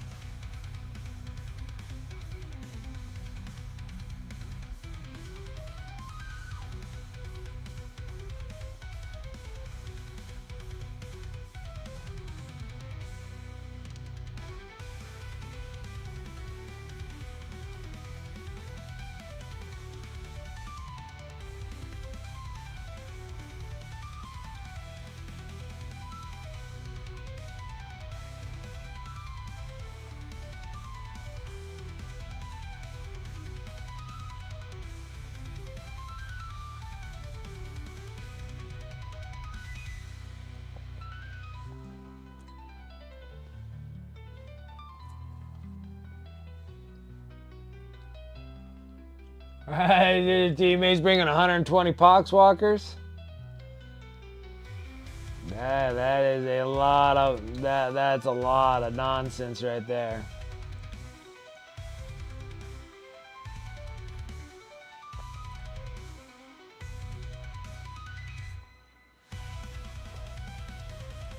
It's kind of weird how they're bringing back the big blobs of poxwalkers again, you know?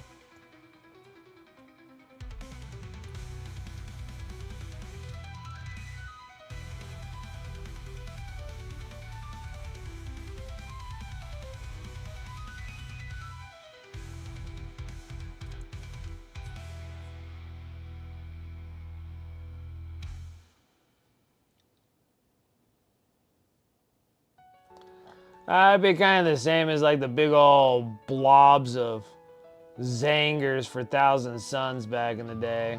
These huge blobs of them.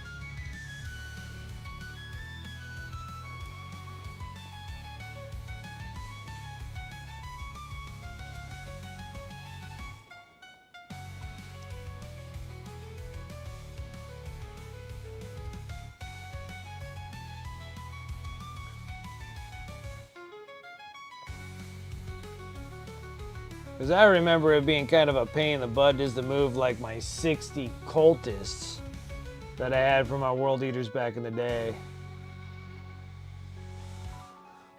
I remember that being a big pain in the butt, moving them.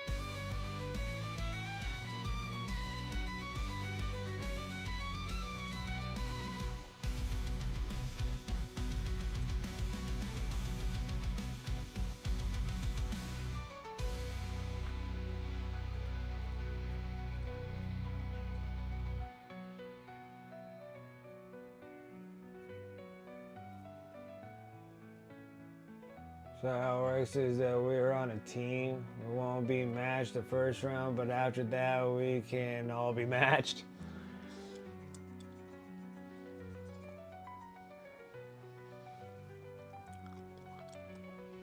Yeah, it's kind of tough when you have teammates, when you got full teammates, because you could be playing each other. But then also it's kind of like it's a competitive world. You got to just go for it, you know. So there's a possibility that you might be able to, possibility that you might play against his 120 poxwalkers.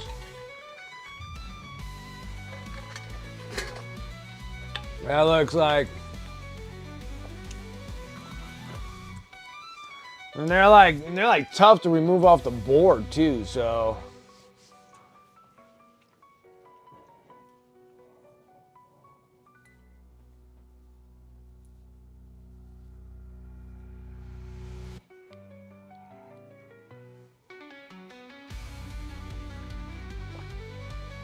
Yeah, small advantage to not play against each other first round.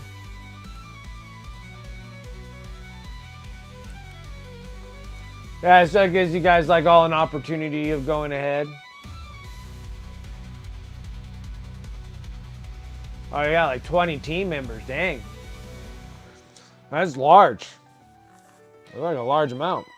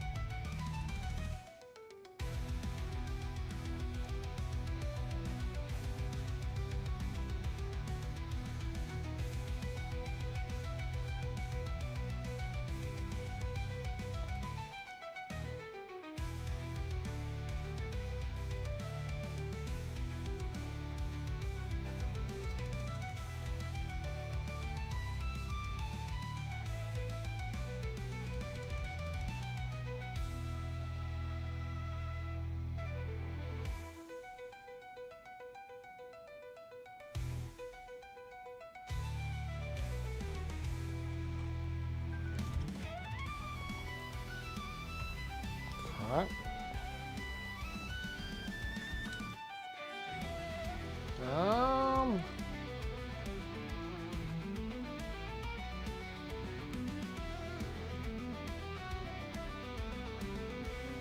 Where's my black? I must have left the black out there. Hold on, be right back. I gotta go over to my other station real quick and grab a color.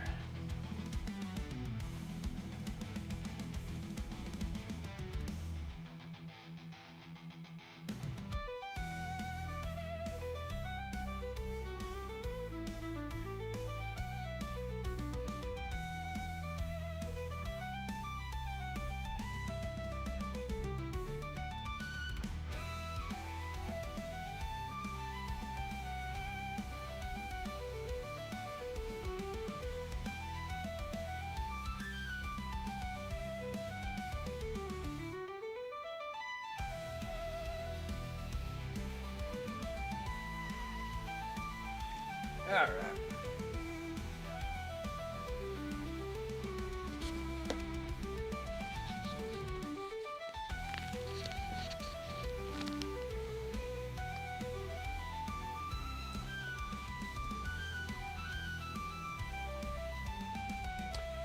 Play actively like you, like more frequently. So like 10 of you guys that play actually like consistently. The other 10 kind of come in when they can.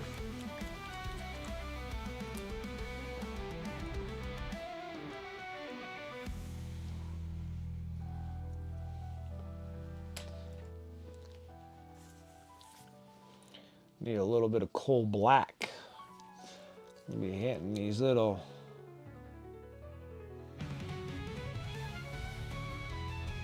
screws.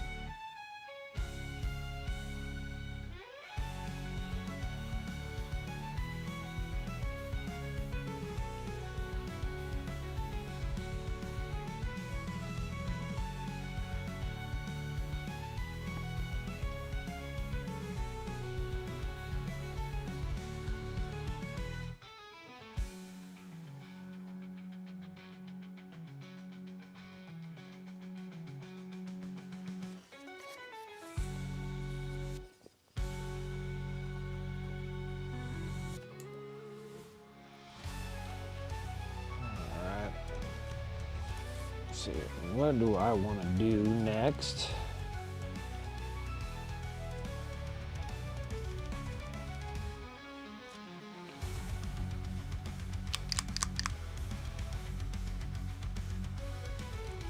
So next. What do we want to do next? Yeah, I think it looks really nice. I like it.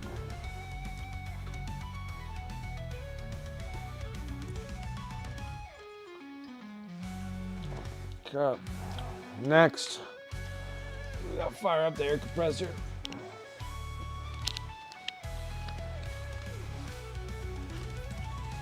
Because the wash is gonna really tone it down, so he's not gonna be like this super bright.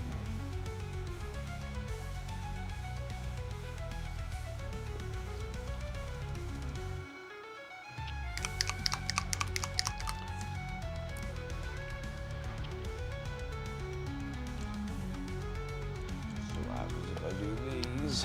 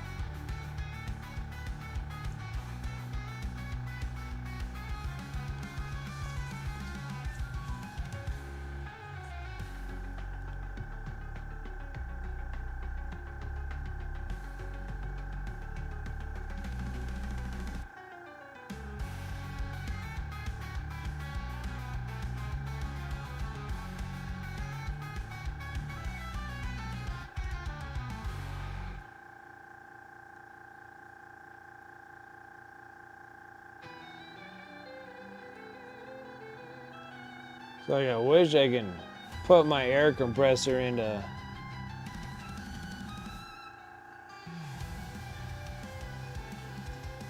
in like a soundproof box or something.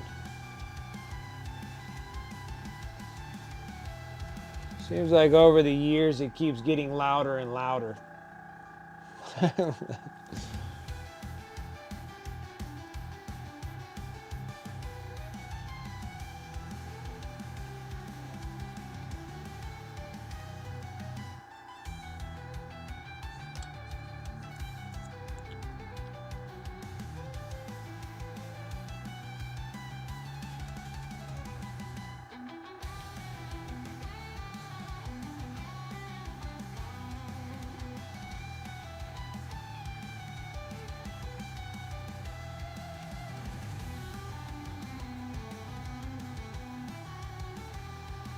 Oh, just covered all the paint job that I just did.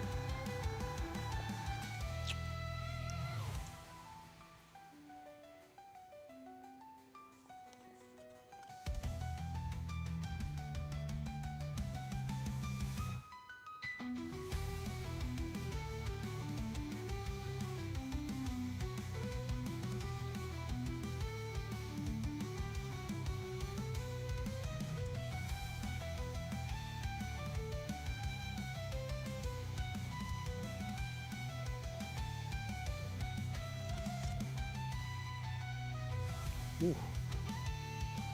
Ooh, I'm trying to make a mess out of this model.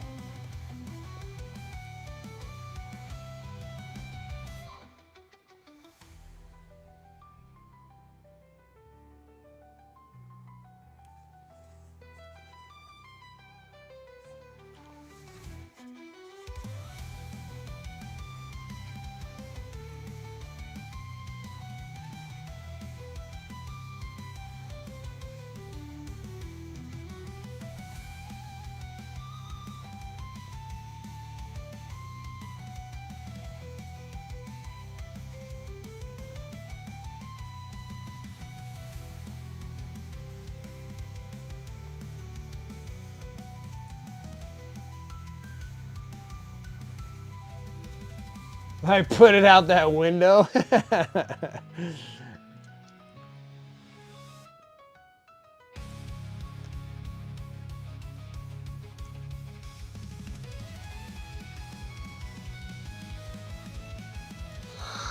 Well, it probably is due to change the air filter in it.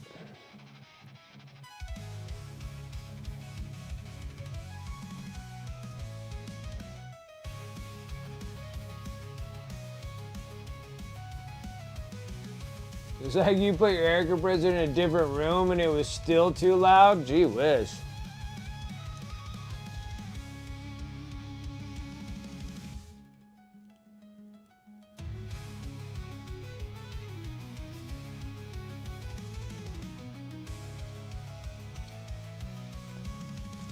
I'd probably drive my neighbors crazy putting this thing outside.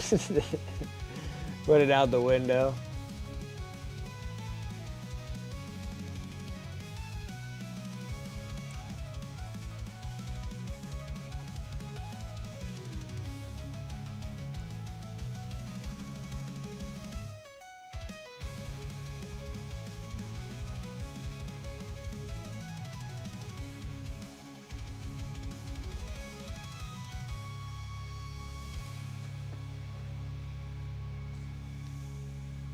Change the oil.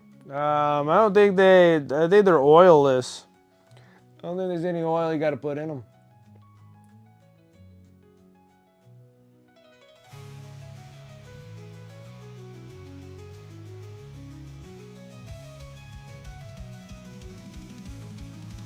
By the way, I'm basing these dudes with Geek Gaming Shake Bake. But it's like sand and small orange, black and gray rocks.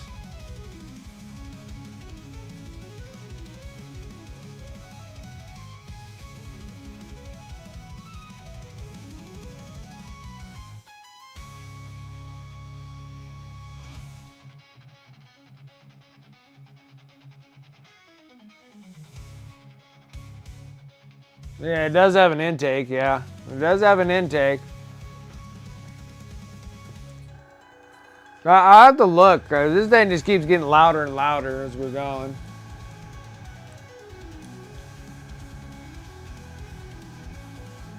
Yeah, mine's like, I think mine's like 250 or 280 or something like that, because mine's the Badger air compressor.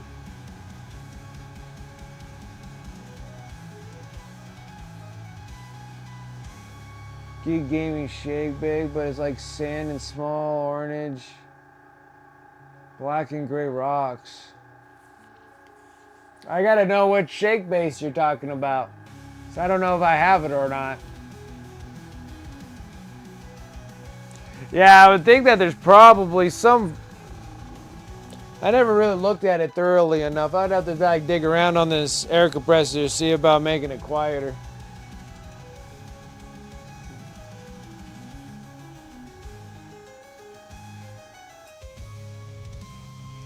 Had a lot of use.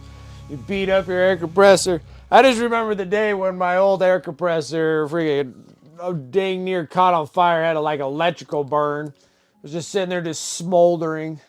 The wires were like just getting hot and melting.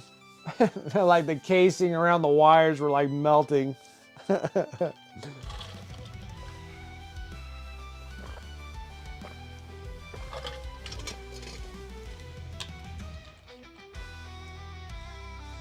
For 6-hour airbrushes, says it gets hot. Oh yeah, yeah. You're just trying to burn yours up.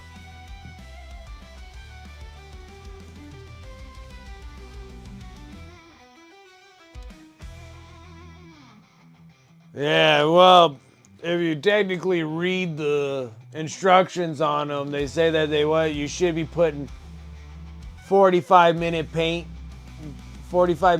sessions, like 45-hour. And then let it cool.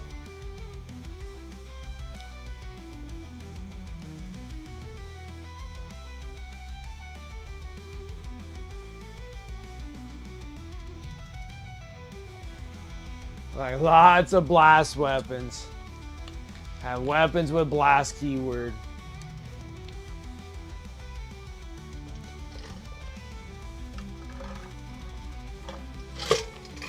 No, that's what even my Badger air compressor.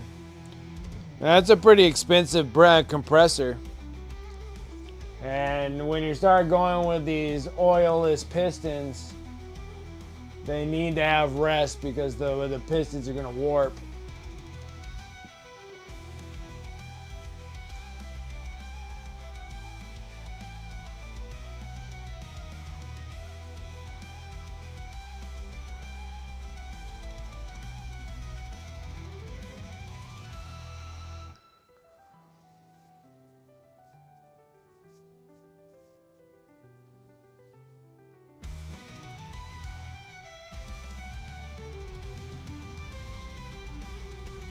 There's 7+ saves.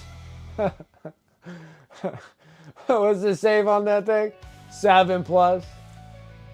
Auto fails.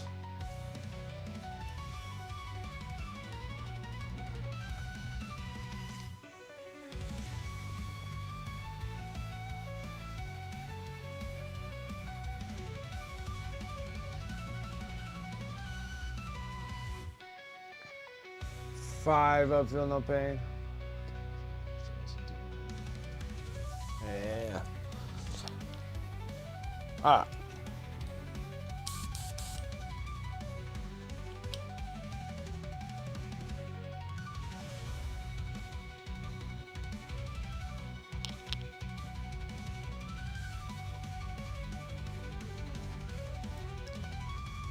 Oh. Goal here is to get a little bit of green on here.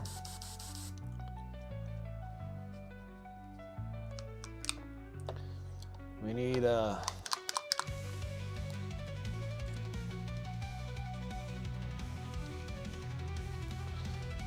touch of green. Probably like a drop or two. And then we're gonna do a few drops of bright yellow green.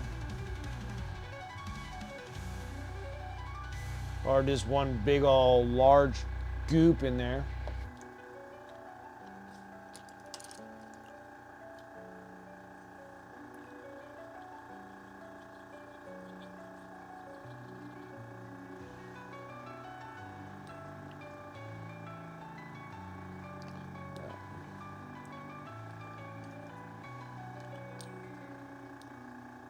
Drop a little bit of flow improver, just a few drops there.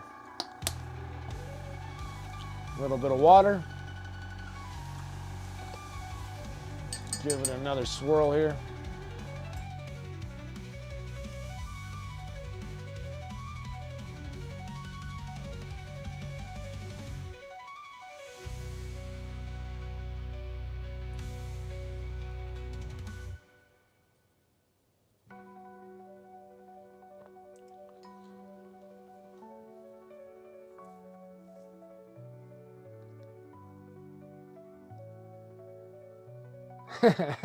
Talon would say. Also, beware, he's got many poxwalker. He's probably running a detachment that gives them battle line. And 3 for free 10-man units that come in turn 2 and 3. Add 4.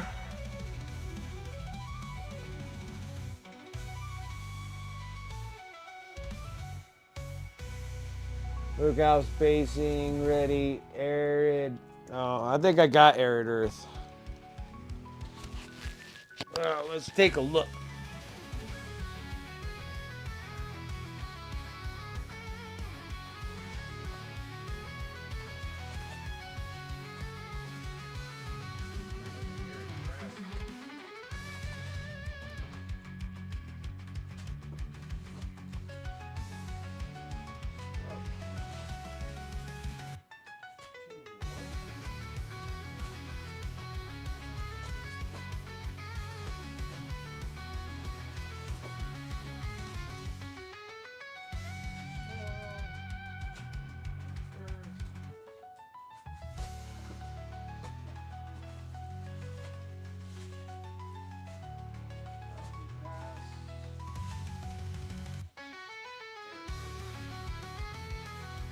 Yeah, I have arid earth.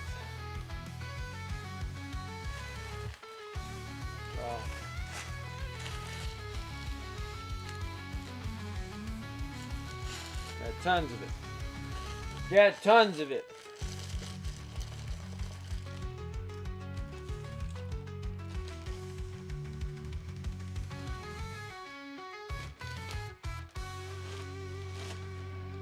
All right. What's happening here? What is happening here?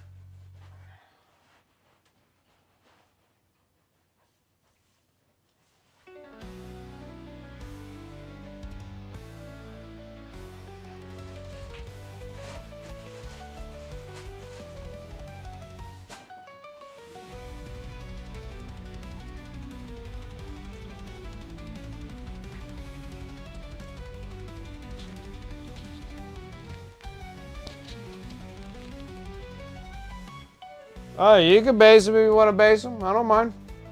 Whatever you want to do.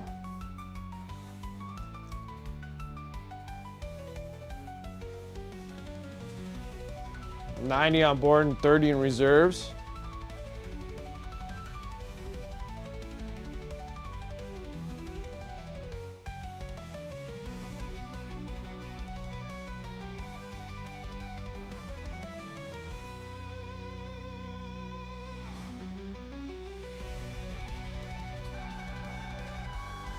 Oh yeah, so the neck runs are keeping. You're gonna get rid of the Ultra Bros. And possibly the Tyranids.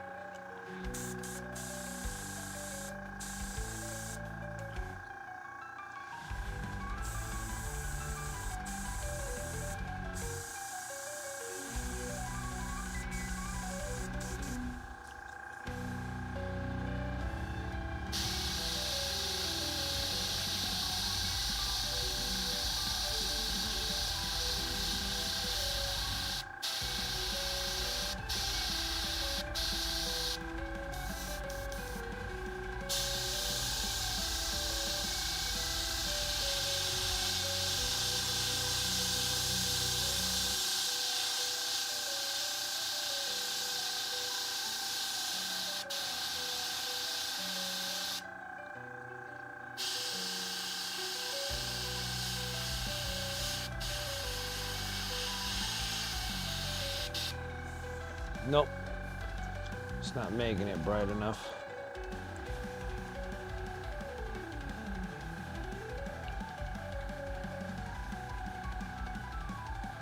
I thought it was bright enough. It's not bright enough.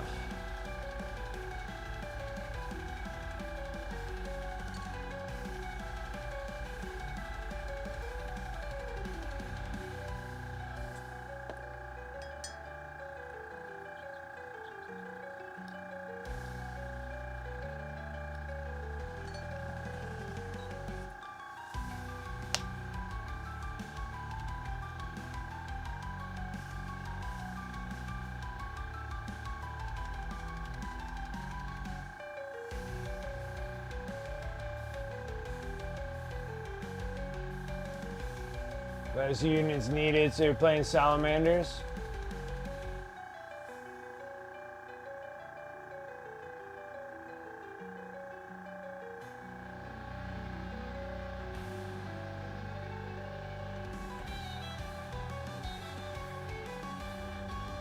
Oh, house hunting, huh? Like, yeah, light them up.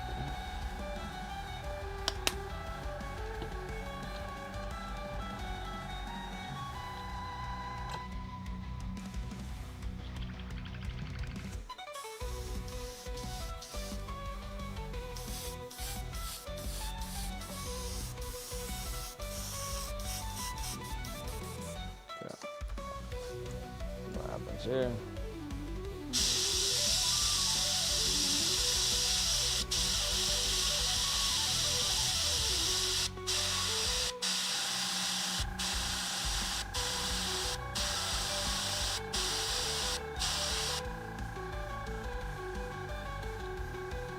I don't think I'm making a difference here.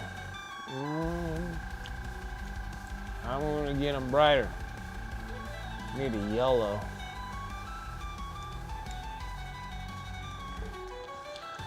Like, how am I gonna get them brighter? I need a flat out yellow.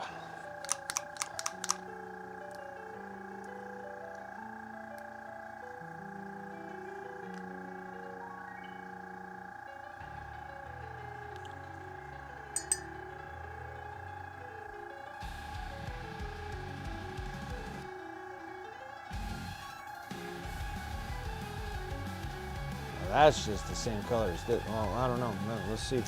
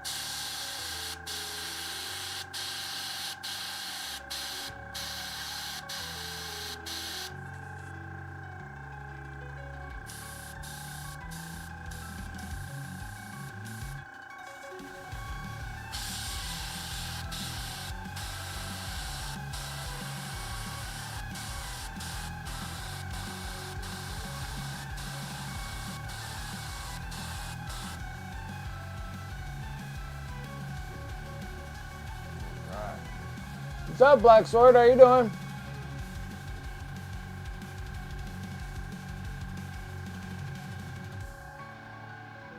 Only one was like okay. The other three were hard nosed. Gotcha.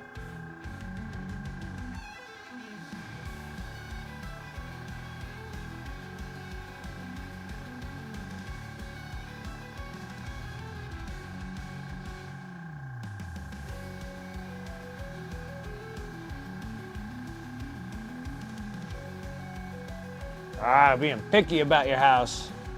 Nothing wrong with that. Especially when it's like a house. It's a long mortgage.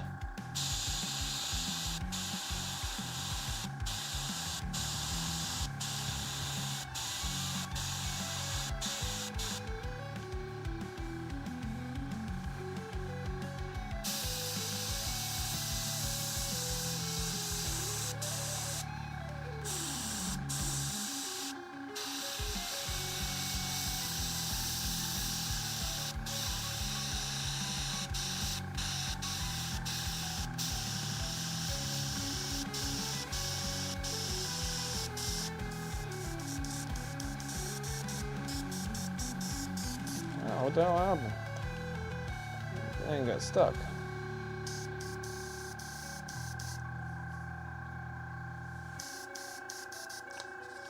My thing got stuck.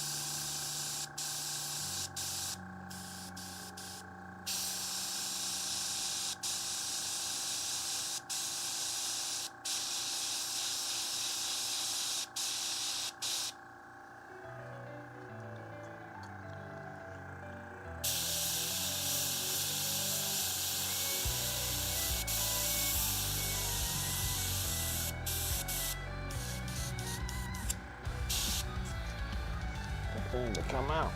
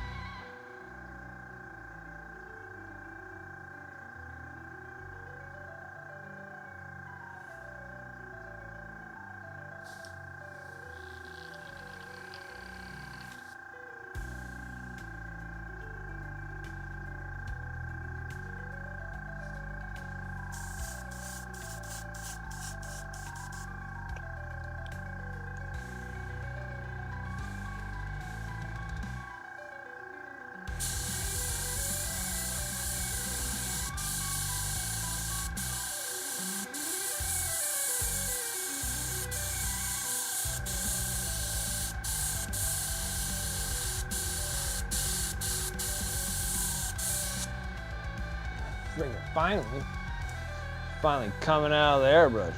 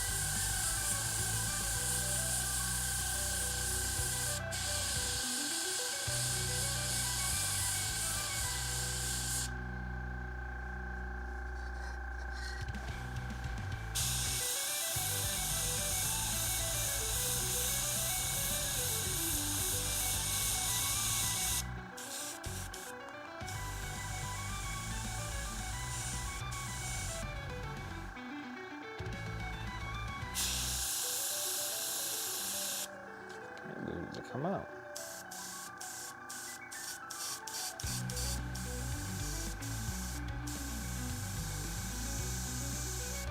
Wow.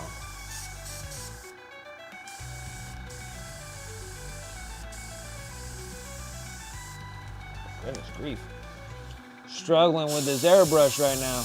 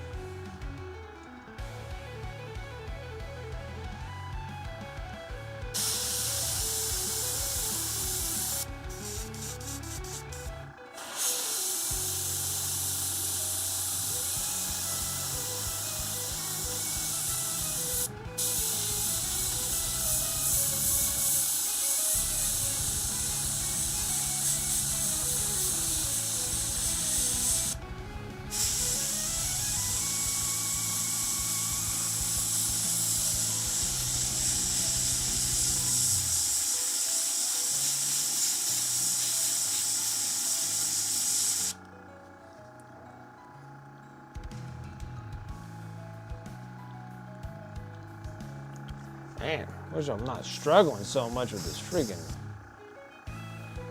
airbrush right now. Pain in the butt.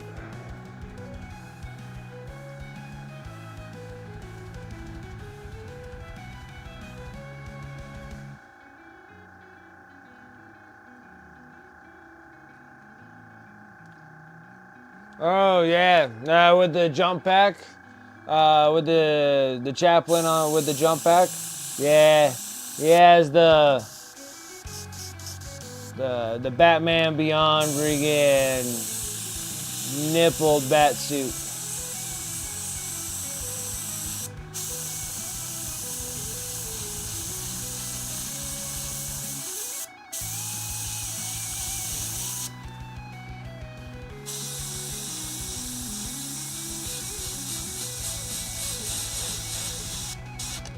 Sucker. Stop. Being a butt.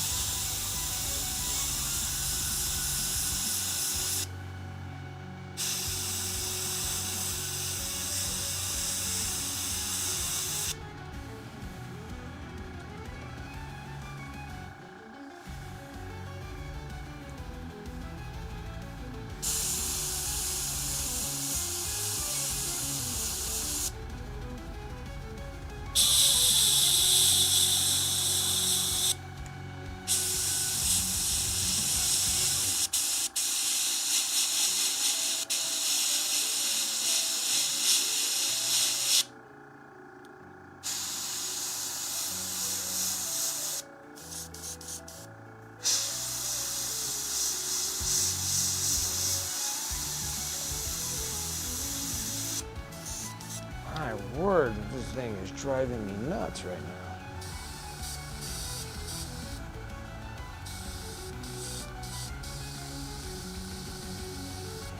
It's like I gotta really freaking pull back the trigger on this thing.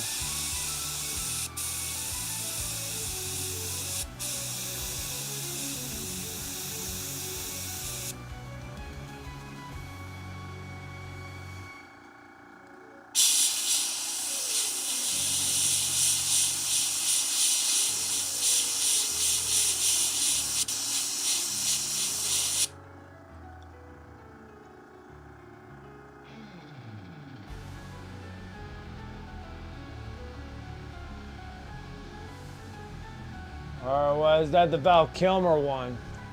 I thought it was the George Clooney one. That Batman had nips. I don't think the Val Kilmer one did. I think that one was like a smooth, like bright gray, almost silver suit that he was wearing. And then it was the George Clooney one where he was wearing that one and it had nips. The crazy one with the George Clooney one was the Batman bat suit had nips. Robin had nips. And I don't know, I don't think that was Batwoman, I think that was Batgirl, and she even had nips. And hers was a woman suit, and it had nips. It was ridiculous.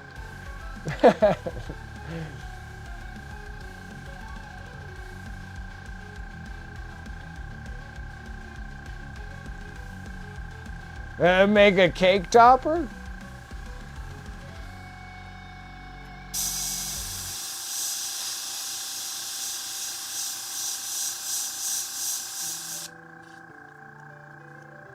Who's getting married? Tavon, are you getting married? Is Tavon and Sarah Elizabeth getting married? Did I miss something here? I thought you were looking for houses.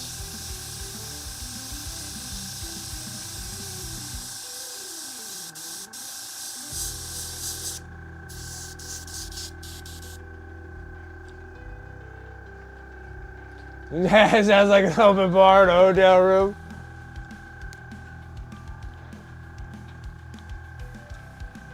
Yeah, I'm like, what is going on? Like, all I was hearing was houses, and then I look over, and all of a sudden I see cake toppers. I sat there, I'm like, oh, I thought you guys were looking at houses. What is going on right now?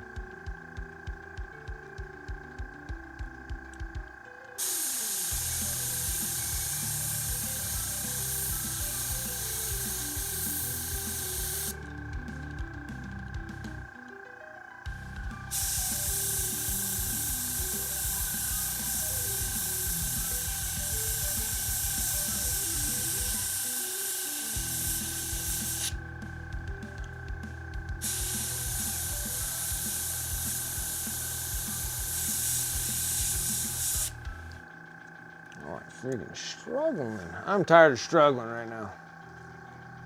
This thing's gonna just need to go into, yeah.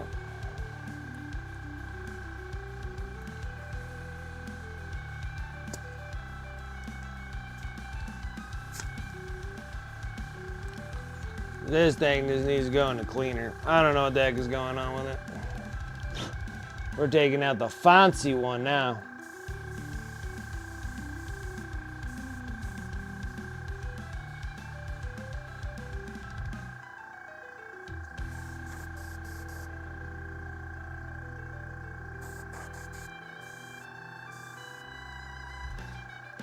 I don't even know. It doesn't even want to work on this. There's no way I have the paint too thick. It's pretty thin. What the heck is going on here?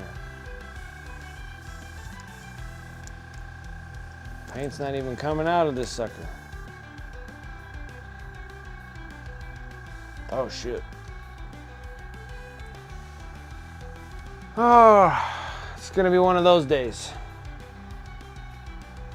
I can't get the needle to move out.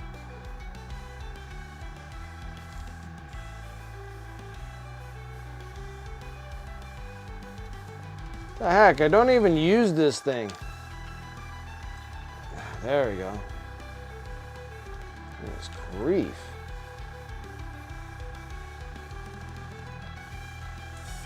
There we are. There we are. Well, I guess this is gonna be one of those days when all the airbrush gods just are fighting against me.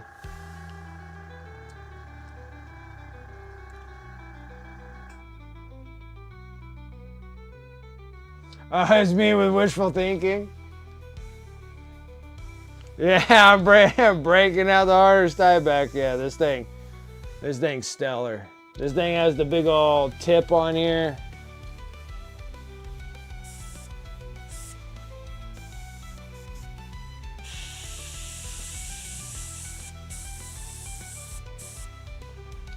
I don't need that. Let's get rid of the tip.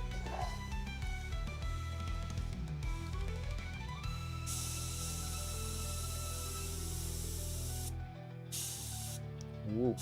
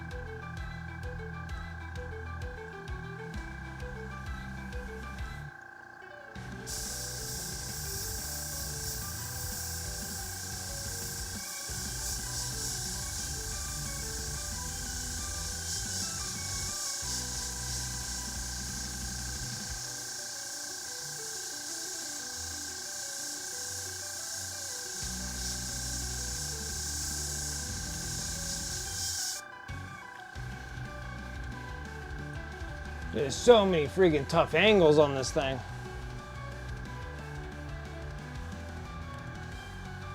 Before washing them, you want that salamander green like this. This is going up. These things are, he's looking like a lime fruit right now.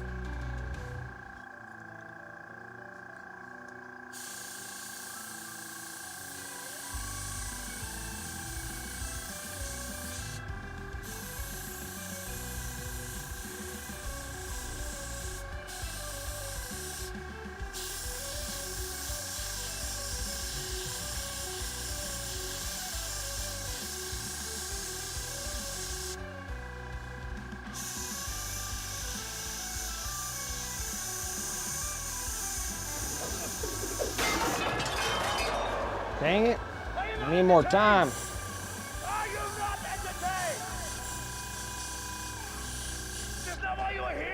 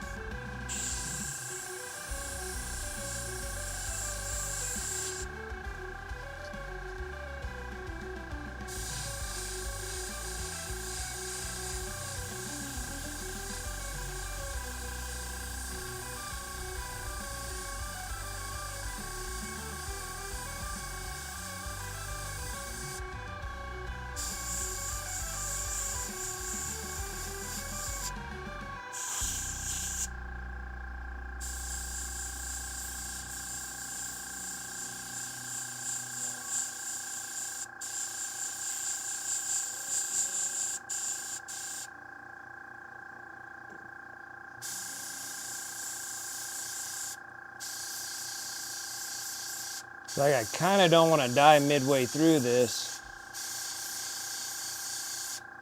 Probably shouldn't have started it to begin with, but...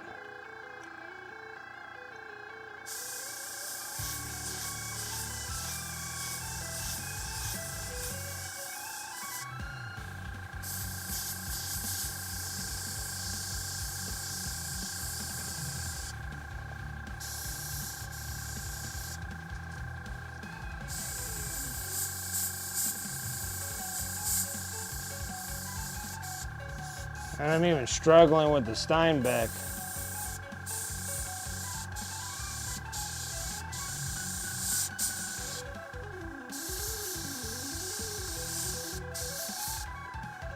Oh, wait.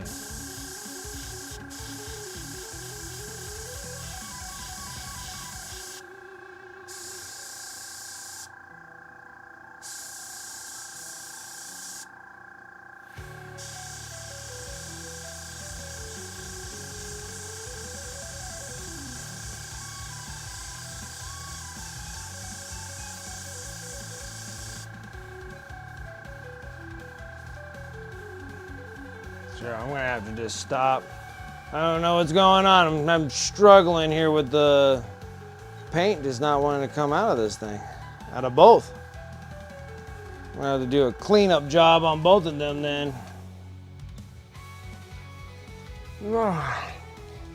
Gotta go. All right, TJ, you have a good one. I'm gonna bounce out too.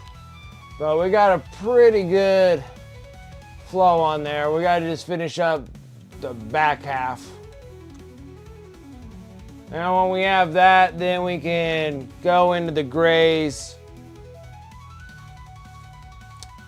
Nah, I don't think I need to go in the grays too much. I think I'll just edge highlight all the grays. But we're getting close. We're getting close. One step closer. If it wasn't being such a butt coming out of the gun, then I would have had not so much of a difficult problem here, but.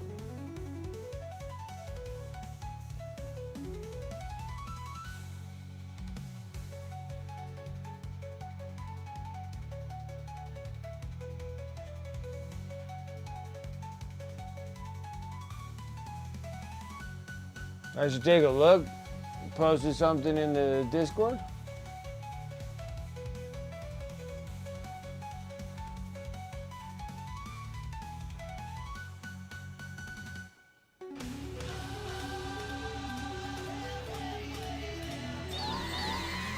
Yeah, I've seen that.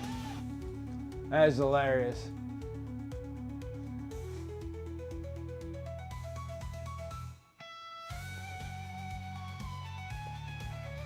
Okay.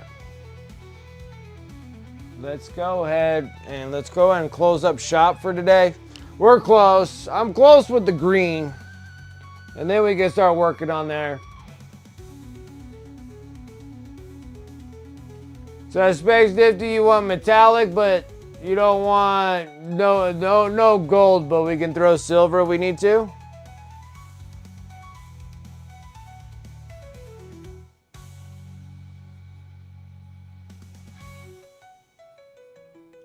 How Rick Roliev?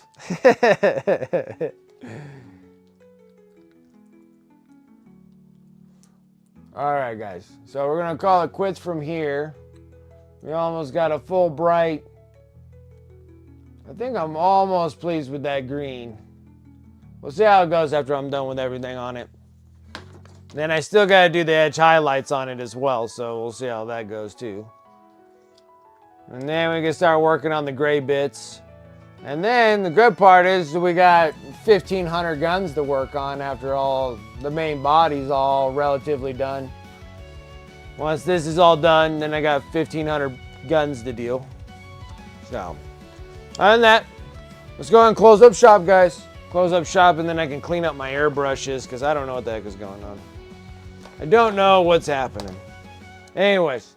Thank you guys for coming and hanging out with me tonight. I really do appreciate it. Shout out to the sponsors above. You're more than welcome to use those commands in chat, or you can go over to my Discord, !Discord, and they'll be over in the sponsor affiliate links over in there.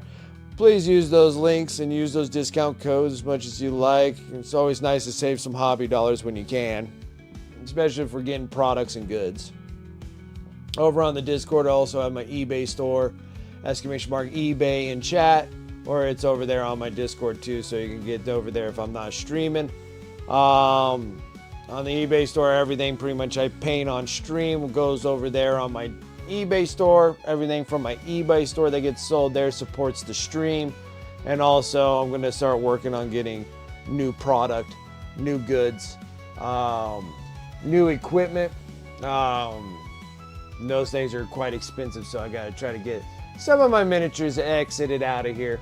And then also, I got too many anyway, so it's just, but I really wanted to paint them, so before I could sell gray plastic, but I don't want to do that. I actually want to paint some of these miniatures, so now that's what's happening. And most of the stuff that gets sold on eBay helps out my YouTube channel.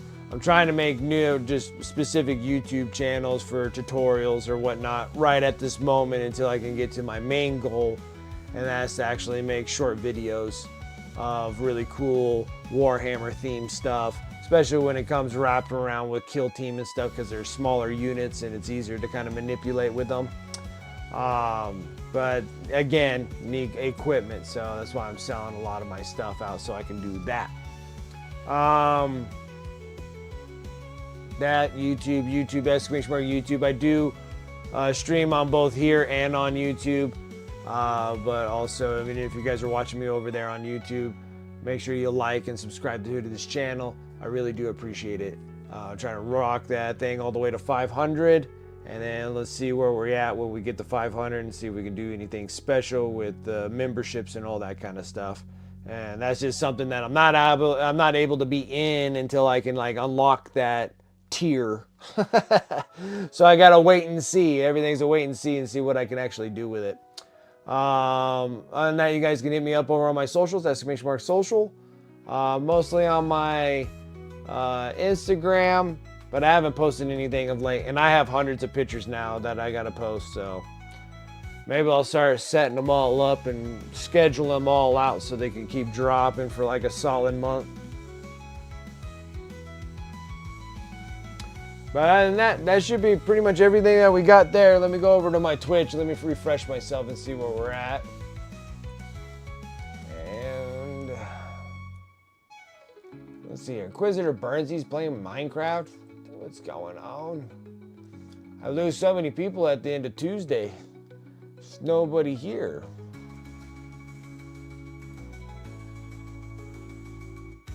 No, great. I gotta log into this thing. I gotta log in. I'm not even logged in.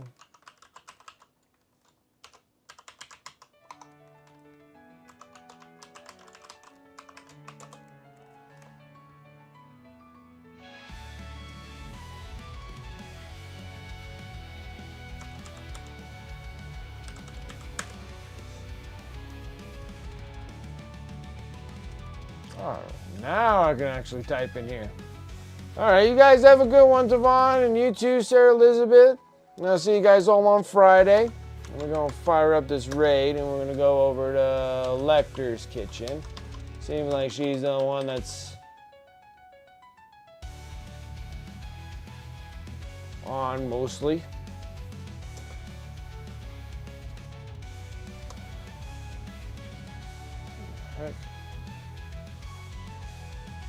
All right. See what she's up to. Other than that, guys, thank you so much for coming hanging out with me. I really do appreciate you guys coming on my Tuesday. I will catch you guys on Friday. We'll still be working on this dude, getting him up to par and see about hopefully being done with the suit, and then we can start working on the actual weapons themselves, which is a whole nother story. So, other than that, guys, thank you so much for coming and hanging out. I will catch you guys later. Have a good evening, and I'll see you guys on Friday. Till then, see ya.